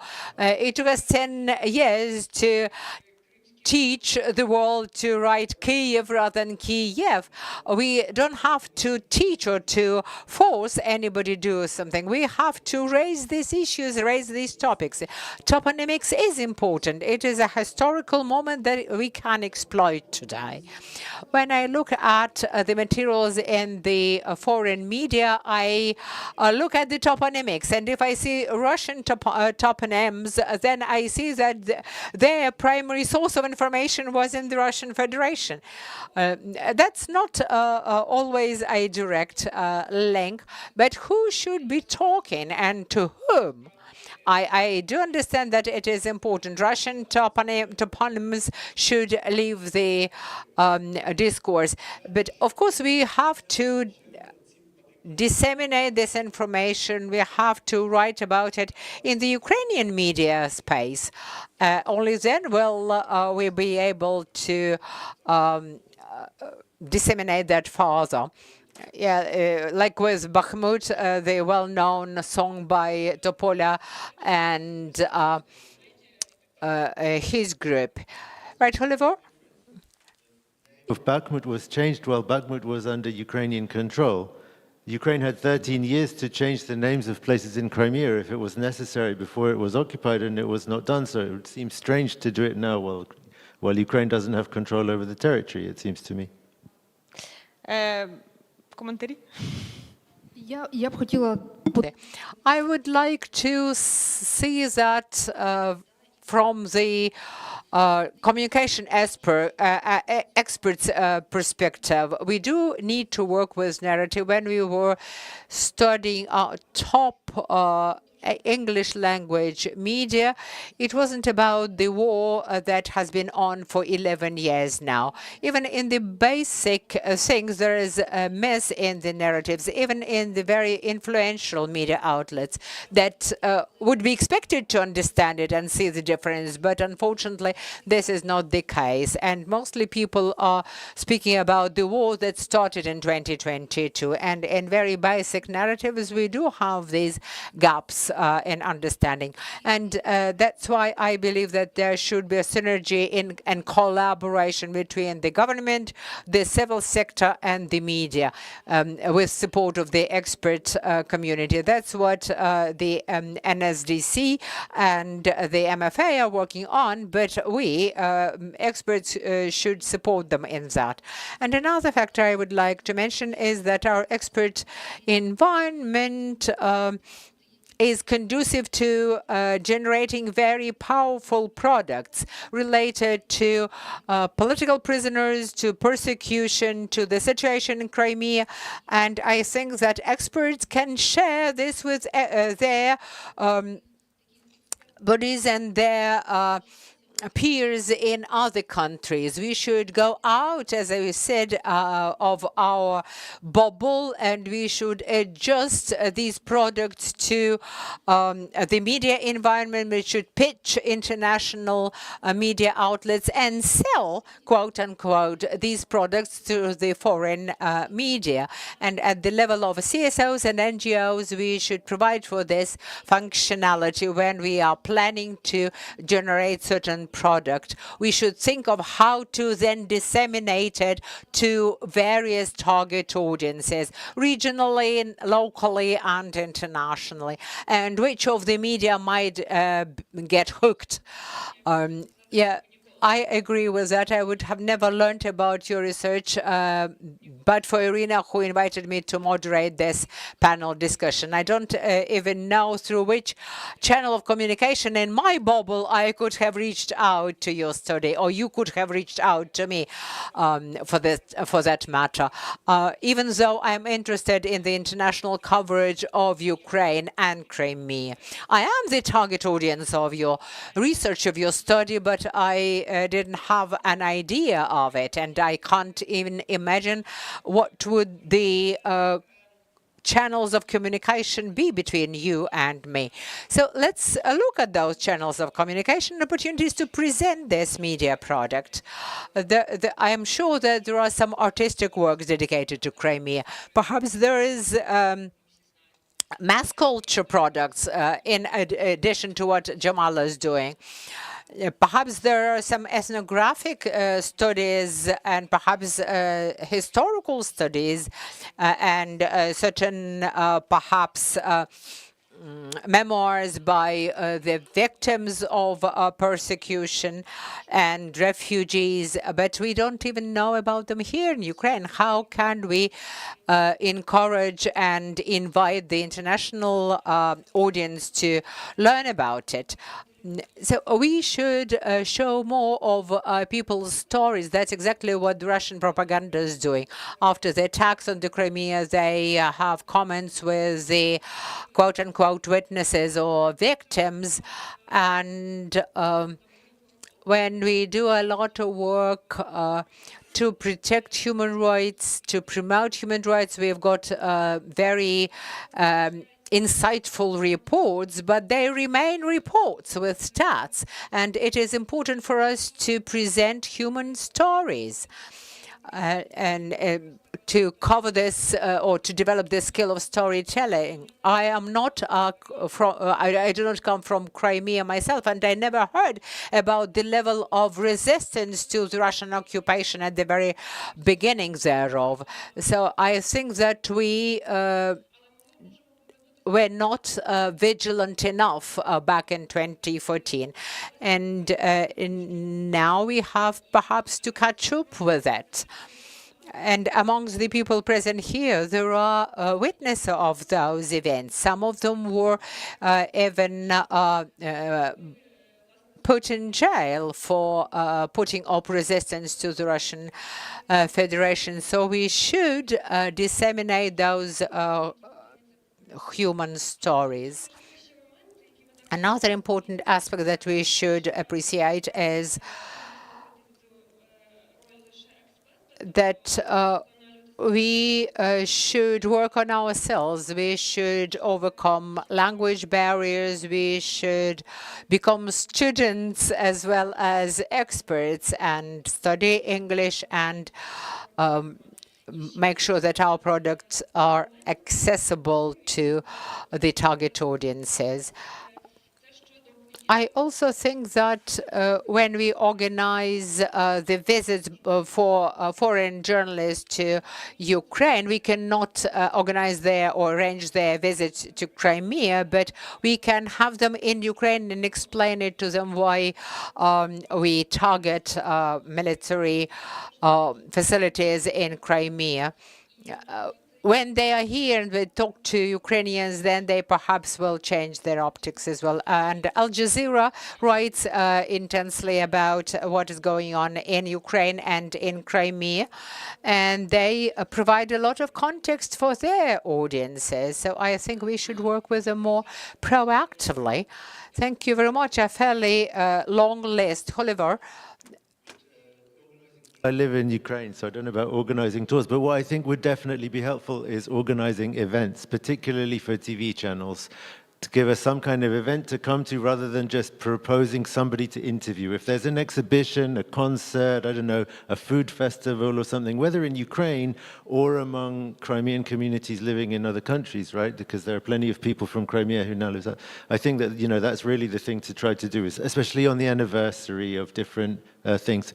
There's one, I think, quite simple idea that I had about what could be done to improve coverage of Crimea, which is, you were talking about Russia organizes tours of journalists in Crimea. Also, the big agencies sometimes send teams to Crimea and make very naive reports. The Russians don't have to do anything except give access to the area and let the people go around freely. They're not going to, being there for a couple of days, run into pro-Ukrainian people who are going to speak out and tell them their point of view. They're going to get the pro-Russian narrative if they just, you know, are a bit naive and don't dig very deep being there. And Ukraine, without any kind of hysteria, but just very, very calmly, should go to the bureau chiefs or the top offices of these agencies, I mean Reuters, AFP, and AP, and say, look, you're presenting a very distorted picture by doing this. Stop it. I think that Ukraine does do that, and I think that it often backfires because they instead of just saying, look, you're making a mistake here, please realize, they're more like accusing them very, very strongly of spreading Russian propaganda and very, very angrily. And that's probably not the right approach. The right approach would just be to just like calmly try to make them realize that they're doing it stupid. But I've seen it recently on France 24 that there was an AFP report from Crimea that the France 24 office just basically threw up there without thinking about, the fact that this report is presenting a very, very distorted picture of the reality. Та я б, напевно, як не дивно, погоджуюсь з цим коментарем. Strange as it might seem, I agree with this comment. Indeed, I travel a lot and I participate in international media conferences, and I can see lots of nonsense that we hear from international journalists, from the reports that they make. Quite recently, the Kiev Independent was nominated for an award, and there was another documentary by the BBC. It was an investigation as to why the Russian soldiers in a certain brigade died in Ukraine. Треба велике розслідування. Does it warrant a huge investigation and why Russian soldiers get to die in Ukraine? They spend tens of thousands of dollars to research this topic. They found some soldiers. They complained how unhappy they are going to kill Ukrainians. Now, they spoke to their commanders. They found their mothers and so on. And all in earnest. Luckily, that film did not win the contest. Neither did ours. And we were approached by those journalists, Canadians, by the way, from the BBC. And they said, thank you. Your work is so interesting. And it turned out that it was just an honest mistake on their part. So they listened to us and they are like, we're very sorry. We apologize. So they know very little context, and which makes it an honest mistake. For us, it's baffling. How come? But they, unlike us, they have not lived in this context for tens of years. And sometimes we reasonably lack patience. But patience very often is exactly what we need in such situations, to calmly find the right words to say to people, you are mistaken, and here is why. It's going to be hard for all of us, but trust me, I came to that. I spent 2 years and a half. Very often I would just stage a walkout in a meeting room when I hear something so untrue as what we spoke about. But we cannot afford doing that kind of thing. We have to do a lot of explaining. We've spoken about many issues, and there's only 13 minutes to go, and I'd like to give the microphone to the audience. Maybe you have some questions to the panel.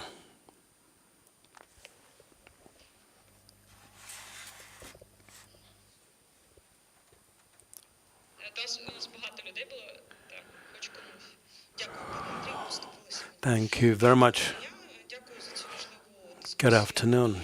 Thank you for such an interesting discussion and for the presentation. The presentation was really interesting. The topic of the Crimea and the global south is a separate story. I'm not going to go into detail, even though we deal with this on a daily basis. I'm Maria Tomak, and I represent the Crimean Platform. I'd like to go back to what Gulliver said, why the journalists shy away from the topic of Crimea. In my opinion, that happens because they fail to understand and they don't give a shit about what is Crimea. But that's not only about the journalists. It's about politicians, it's about intellectuals, так? І вони сприймають Крим через російську. They perceive the Crimea through the imperial Russian prism. About 850 actions of resistance have taken place in Crimea in support of Ukraine ever since the annexation happened. But they just don't see this. This year, we mark the 80th anniversary of the deportation of Crimean Tatars. The Crimea is a scene of crime, but instead they see the swallow's nest building. This is a systemic problem for Ukraine, the one which we keep running into over and over again. And this is a strategic problem. Changing the narratives about the Crimea, decolonization, is exactly what we need to focus on when we speak about the Crimea.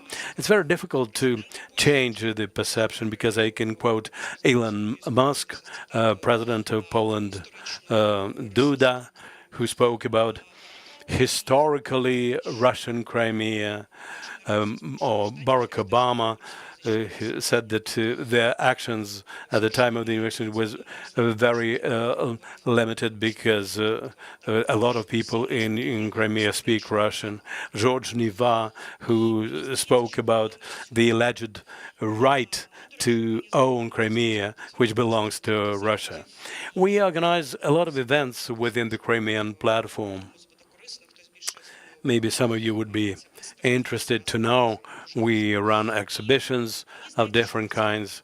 I believe that this is something we have to speak about. It's not even that much about access to the territory, even though it is really key for the journalists, but we should rather speak about the perception of the Crimea. Like, for instance, the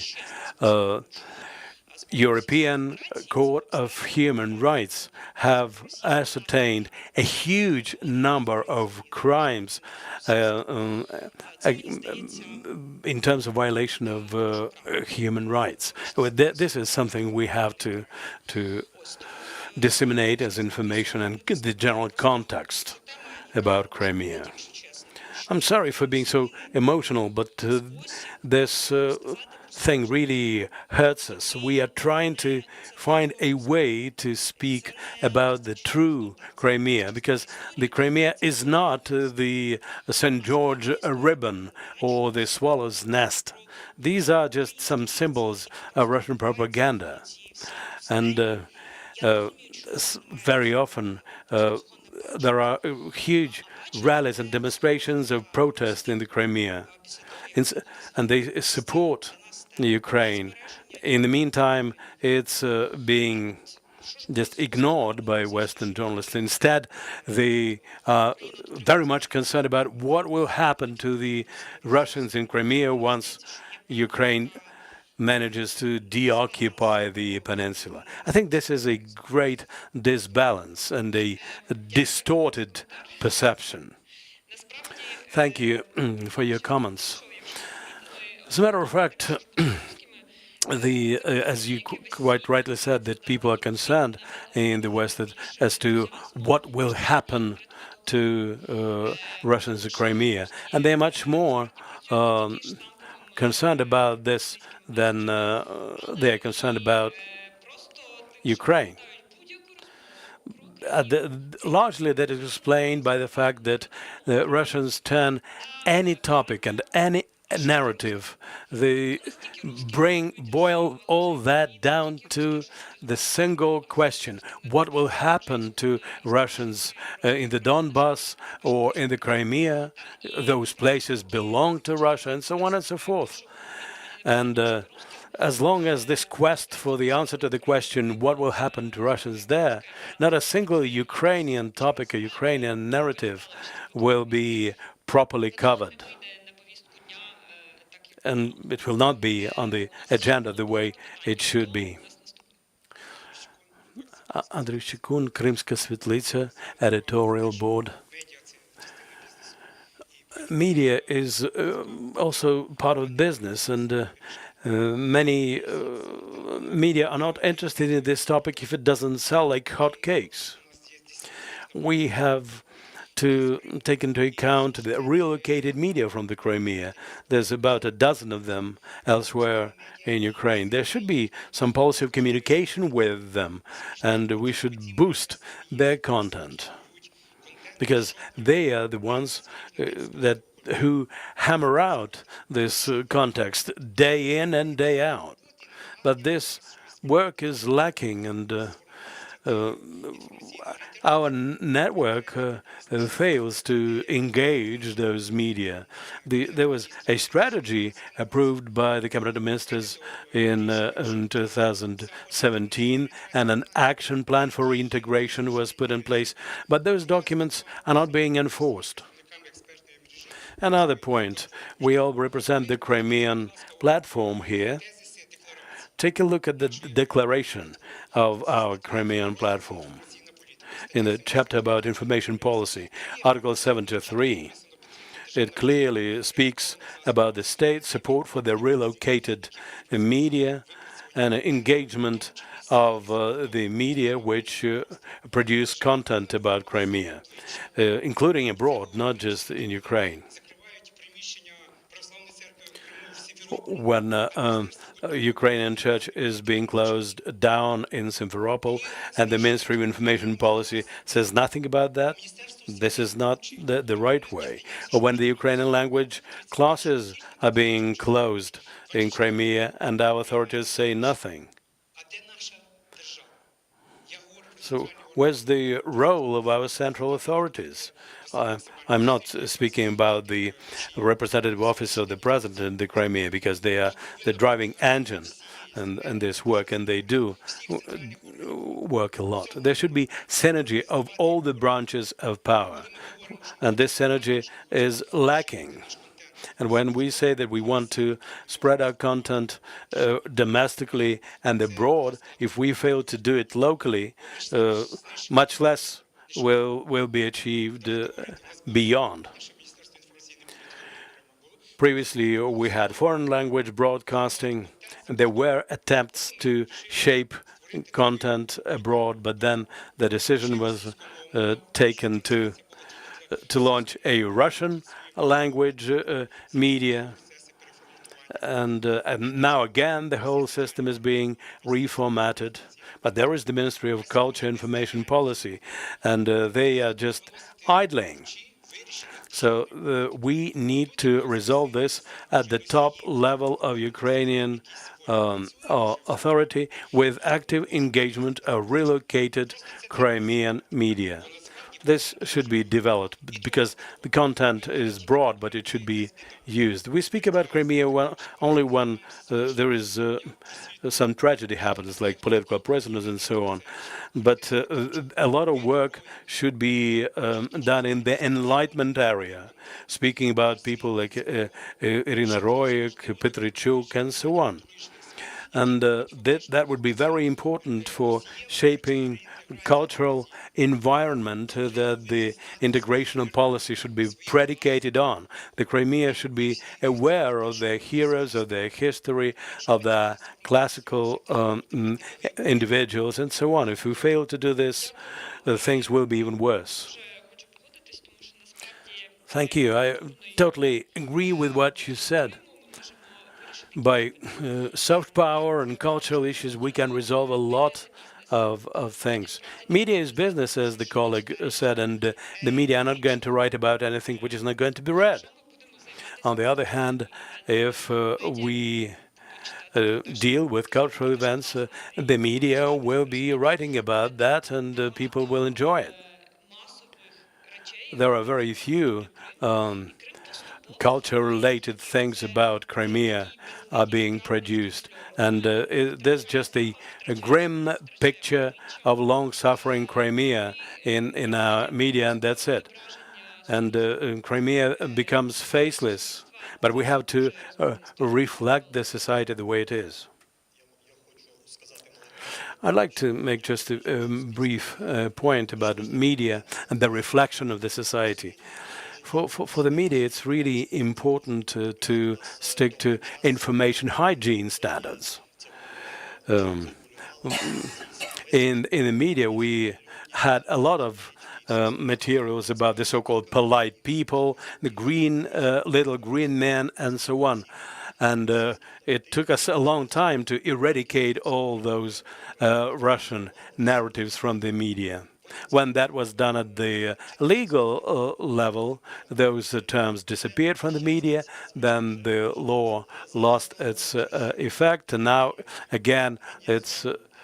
We see that some media, some journalists are going back to the usage of those terms when they speak and write about the Crimea. But those are parts of the Russian narratives which were launched by the Russian Federation since the annexation. And unfortunately, they caught on in Ukraine. But those things should be eradicated ruthlessly. Okay, perhaps we should discuss that at the media conferences because we don't have a lot of journalists present here. I'm sure that if somebody was able to do a really detailed, well-researched story about, what did you say, 895 acts of resistance that there have been in Crimea in recent years, surely that's something that people would want to read about. Like that, I don't know why it hasn't been done, but it's not for TV. Це правда. Ну, і ми насправді. Yes, that's right. And we understand that there are certain restrictions for various types of media. For the television, there should be a picture. For the digital media, it should be not a story for 5,000 words because nobody will bear with this long read. So it should be a succinct story. In the radio, it should be a variety of voices, people who are prepared to have their voices recorded. And the very final question from the audience. Good afternoon. I'm Olga Matyushina from the Center of Democracy Studies in Sofia, and I'm the analyst. Media should not be the reflection of the society. It is about the information policy of the state of Ukraine. Hence, two proposals. I've worked for 2 years in Sofia, and in Sofia there are no positive stories about Ukraine or Ukrainian women. Say only the information about what's going on at the front line and disinformation. And we have the consulate office, we have the embassy, etc. So that's the question to the media platform as the governmental initiative. But we have to build an NGO, a network for cooperation. All NGOs have their websites, and a lot of media take their publications as a source of information. So a lot of journalists start their day from looking at the journalist investigations as the stories, and if that is systemic work that can improve the situation. Now about the Swallow's Nest Castle. In December last year, I was walking along the Baku waterfront, and I saw a very similar swallow's net, but in the autumn there was or there will be a COP27 conference, and that would be a very important event. And it's interesting about Azerbaijan that there's a diaspora who work very actively, and everyone remembers what happened in 1990, the mass killings in the streets, and there is this sympathy. And Nagorno-Karabakh is also at the top of the media agenda. And we have the situation where Telegram channels would be covering the situation, and there was a fairly good coverage of Irpin and Bucha, but there was no coverage of Nagorno-Karabakh, and the Russian propaganda would actually manipulate the situation, saying that that's the Turkish conflict, and they mix those ethnic groups. They try to mislead intentionally. So during the COP climate summit, when there would be different representatives of different countries, and we could underscore that there's a replica of the swallow's net, but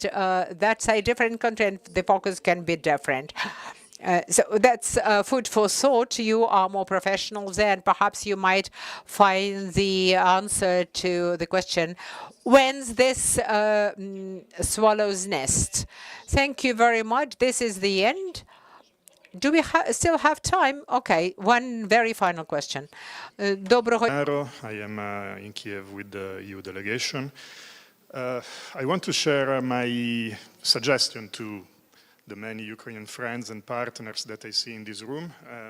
The EU delegation has been supporting Crimean civil society both before and after February 22. We have also been documenting Crimea via production of at least 2 documentaries. We have a commitment, lasting commitment to the sovereignty and territorial integrity of Ukraine. My suggestion is that the different partners and friends in civil society, in government, in Crimea Platform, should prepare a common or coordinated, at least, proposal for international partners like us, like other donors, to make of Crimea a strategic communication asset for Ukraine. We have heard now many reasons why it is difficult to speak with foreign audiences about Crimea. Those reasons are real. I am not ignoring that. But I just want to say that your international friends, the European Union in the first place, are still here and they are willing to support well-thought and designed actions that provide you the support for making of Crimea something that you can use to talk with foreign audiences and to counter Russian propaganda, disinformation, and to advocate for human rights and democracy. So again, I just said it, but we are here to help. Thank you. Thank you. Виглядає так, ніби нам уже навіть запропонували. It looks like support has been offered to us, to our common effort to counter Russian propaganda and not to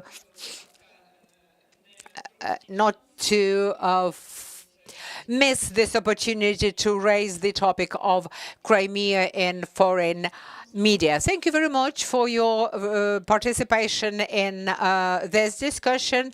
Thank you very much for your studies, and I hope they find broader audience, target audience, because that's thanks to such events we discuss the Crimean topic inside Ukraine, and we hope that this would be more popular abroad as well. Thank you very much for your attention. I would like to thank the moderator and the panelists for their most interesting contributions. Now we are coming to the very final part of this conference. We heard a lot of very interesting ideas that were vented from the audience and from the panels. So this is the very final section called closing remarks. We are closing the 2 days of work of the expert network of the Crimean Platform, and it was organized both offline and online, and we are thankful to our colleagues who have traveled from faraway countries to be with us, and we are thankful to those who joined us online. This is an international day with a very important international decisions. The first decision of the ECTHR was announced today about the numerous violations of the human rights in Crimea by the Russian Federation, and Russia was deemed liable for that. We also have the decision of ICC about the war criminals, former Minister of Defense Shoigu and Chief of General Staff Gerasimov. in Russia. These are very good, very favorable decisions to all of us that we contributed a lot to promote. And here I mean both governmental and non-governmental players. And I would like to invite Emila Tasheva, permanent representative of the President of Ukraine in the Autonomous Republic of Crimea. She is our ally and supporter, very staunch supporter, I should say. Thank you very much. It pleases me immensely to talk to you with closing remarks. While opening this conference, I already told you that what you do is extremely important, and I do agree with Olga that it is a day with large number of good news, and the accession negotiations are starting today. All of these decisions are paramount for Ukraine. We said that everything started with Crimea, so it should end with Crimea, or as Andriy said in the morning, Andriy Subira, Deputy Foreign Minister, that the Ukraine of our dreams is impossible without Crimea as its organic part. And when we are looking for certain arguments to be sent to our or messages to be sent to our people there in the Crimea, we said that the Crimea was occupied back in 2014, but after deoccupation, Crimea will become de facto as well as de jure part of Ukraine. Even though now we don't have effective control of it, after the deoccupation, it will become a member of the broad European family. And when we speak to Ukrainian citizens now residing in the Crimea, we are trying to send positive signals to them, which is extremely important, because living under occupation, when you are trying to get encapsulated in the space, in the bubble that you live in, is difficult. You know, a lot of people from Crimea, and many try to insulate themselves from the broader society, trying to talk to their nearest and dearest and nobody else.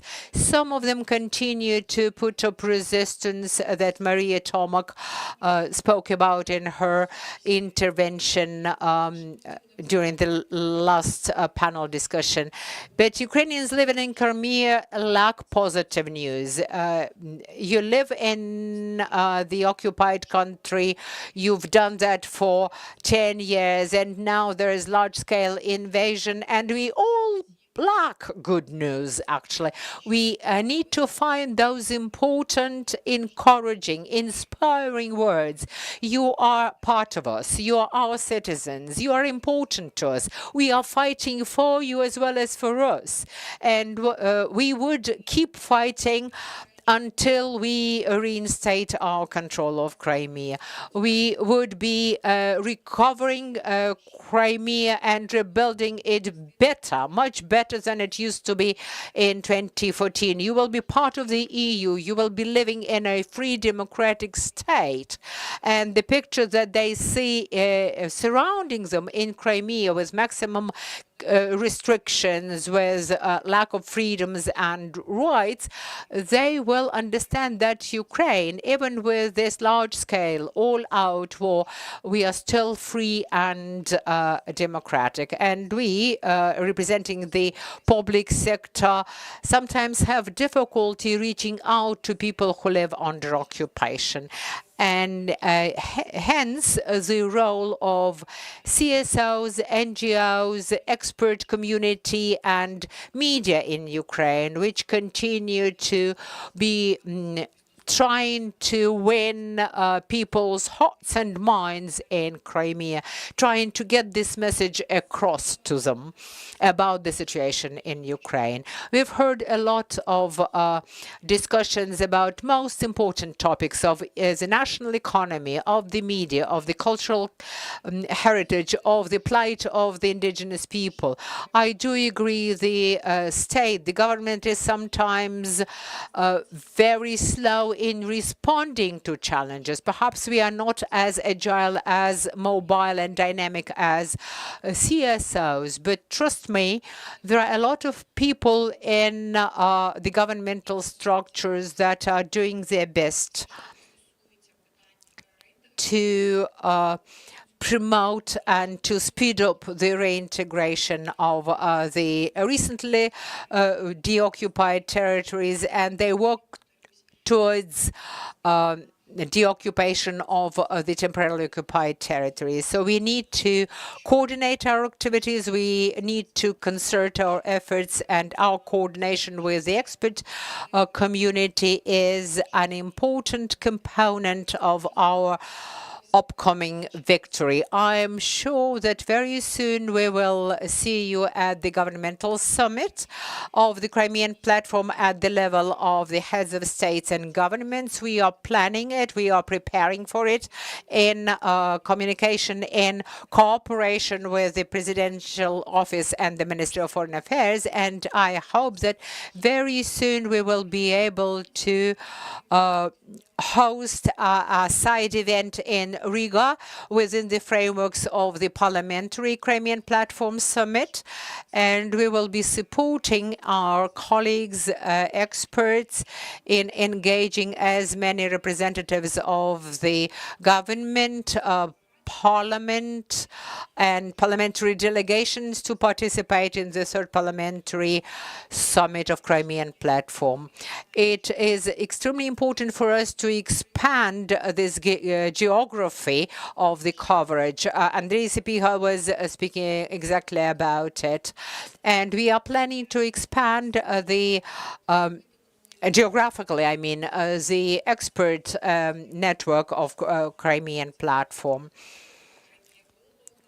We recently organized Crimea Global, a conference that many of you participated in. It was targeting the Global South countries, and I hope that some of you would be also attending this parliamentary summit, and we will be developing integration policies within our rep office.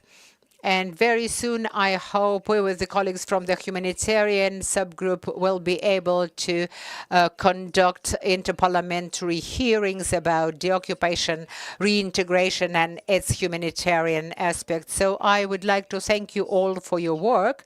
We hope to see the communications of this expert conference or forum. Thank you very much for what you're doing, and I wish you a good evening.